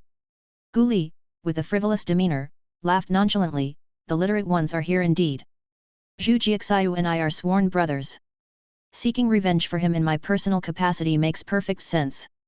Liao Ye scorned, "Stop pretending. Who doesn't know that your Haoran Martial Arts Hall is in cahoots with Heilong Gang, opening opium dens and harming people? My Liao family certainly wouldn't be scared of you shameless scoundrels. Gu Li couldn't deny it and merely pressed, enough with the talk, are you taking on this duel or not? Sister, there's also this part. Liu Yao pointed at the life and death agreement and continued, the duel will have each side send out 3 people of the same realm, best of 3 rounds, fight to the death, no surrender. Liao Ya was taken aback, 3 people each. She instantly understood by pulling in the relatively weaker Liu Yao and Liao Qi, the best of 3 rounds method was meant to increase their chances of winning. Coming to our door with this kind of trash, they're clearly not serious. Liu Yao would never agree, saying outright, we will not accept such an unfair challenge. You can leave now. Seeing that things were about to fall through, Gu Li remained unfazed, his sinister smile undiminished, I think it would be wise for you to accept. Liu Yao's eyebrows rose quizzically, why should we? Gu Li, interested, slowly turned to Liao Ye, Master Liao, your father's remains are in my possession. What did you say? The Liao family sisters, upon hearing this, showed shock and stared him down fiercely. Gu Li continued with a cheer, during the Opium Wars, Liao Qigong was very brave, he charged into the foreigners' cannon formation alone and with his great lance. Despite being bombed, he achieved blood exchange mastery and wasn't blown to bits, instead, his remains were left intact. And in the state of blood exchange, even in death, the body won't decay for 10 years, preserving enough to last until today. Upon hearing these words, the sisters' eyes became bloodshot, their fists clenched tightly, and their bones creaked from sheer rage to the extreme. The beasts of the Heilong gang! Conspiring with foreigners to harm our father, and now you dare to defile his body. No wonder we used every method and couldn't retrieve it, it was hidden by you. Gu Li, hand on his waist, taunted, the remains of the blood exchange realm are valuable. Even the foreigners offered a high price. If you don't want them, I'll sell them to the foreigners to dissect for fun. Liu Yao realized he had vastly underestimated these scoundrels' depravity. The sisters, coming from a culture that greatly respects ancestors, would never abandon their father's remains. Liao Ya signed her life away on a dueling contract, accepting the challenge. Seeing his goal achieved, Gu Li's mouth twisted into a smile and he exclaimed gleefully, noon sharp, I'll be waiting for the grand arrival of the Liao family fist at the Four Seas Tower. Having said that, he turned and left, unaware of the cold smile on Liao Ya's face. The time was already 11 am sharp, with only 1 hour left before the duel, the preparation seemed rushed. The sisters donned their combat gear, with Liao Ya even taking her great lance. The young lady showed no signs of distress, she was confident and declared. Haoran Martial Arts Hall has miscalculated this time. Our strength has surged incredibly.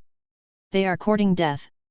Liao Qi also overflowed with confidence, eating tonics and soaking in medicinal baths every day, I've been itching to find an opponent to test my skills.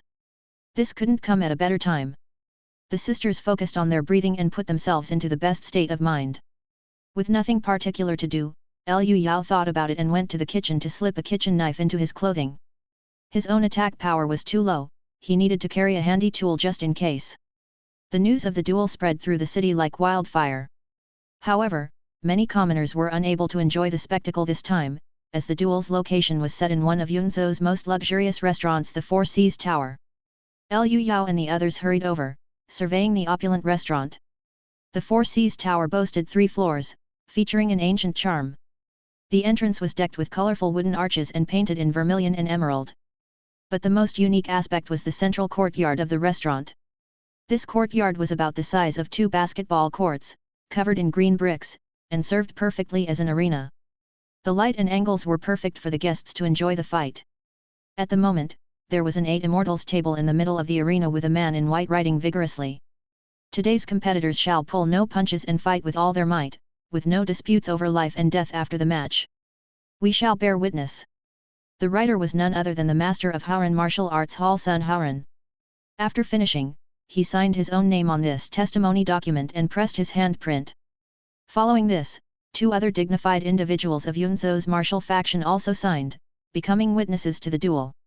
This was an important procedure for an official duel. The witnesses would also act as judges and were often respected members of the local martial faction. Chapter 30, Battle to the Death. Many people had come to watch the martial arts contest, filling all 3 floors of the Four Seas Tower. These spectators were not ordinary folk, everyone here had a title to their name in Yunzhou, as well as their descendants and young relatives. The waitstaff of the restaurant bustled among the crowd, accepting bets from the onlookers and selling expensive teas and liquors, creating a lively scene. Sun Haran and the other 2 witnesses of the contest were seated in places of highest honor on the east side of the restaurant. At that moment, a middle-aged man sitting with one leg crossed over the other struck up a conversation. "Master Sun, why go to such great lengths to wipe out the Liao family?" This man was Duan Pei from the Thunderclap Martial Arts Hall, deliberately bringing up the matter to attract a flood of gazes. As the saying goes, those in the same trade are often enemies. The 2 martial arts halls overlapped in business, so naturally, their relationship wasn't very good. Sun Haran didn't take the bait. "It's just a grudge between the younger generation, it has nothing to do with my Haran pavilion." "Hat," Duan Pei gave a smile that was not quite a smile. "Of course, it has nothing to do with you. You are a revered elder of the martial faction, indeed not the type to do such things. Let's have tea." Having said that, he lifted his teacup and took a sip. Sun Haran also used the act of bowing his head to drink tea to hide the chill in his eyes. Before the fight began, both parties handed over their stakes to the witnesses. On Liu Yao's side was the deed to the boxing gym and the license to operate, whereas Gu Li took out a sandalwood box with the pungent odor of preservative spices. What was inside was self-evident. Upon seeing this box, the 2 sisters became agitated once again. Liu Yao quickly advised, "Don't get angry, you must keep a calm mind, don't let it cloud your judgment." Liaoya closed her eyes and focused her spirit, regaining composure after a moment. When she opened her eyes, they were still, though somewhat fierce. Liu Yao looked at Liao Qi. The girl had been sulking with heavy breathing and red eyes.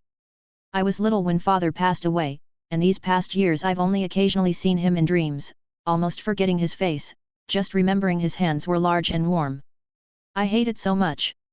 How could they do this?" Liaoya stroked her sister's back, saying, "Liao Qi, I know you're hurting, but the more you feel this way, the more you need to contain your anger. Losing control of your emotions will surely affect our strength. We must win the next battle cleanly and beautifully, father is watching us." Liao Qi wiped away her tears and nodded firmly, "I understand, sister." On Gu Li's side, he was instructing 2 lower realm martial artists. This is a job personally set up by Pavilion Master Sun, so no need for unnecessary talk. Anyone who doesn't do well can prepare to dig in the foreigners' minds for life. A burly man with a large belly laughed and slapped his stomach.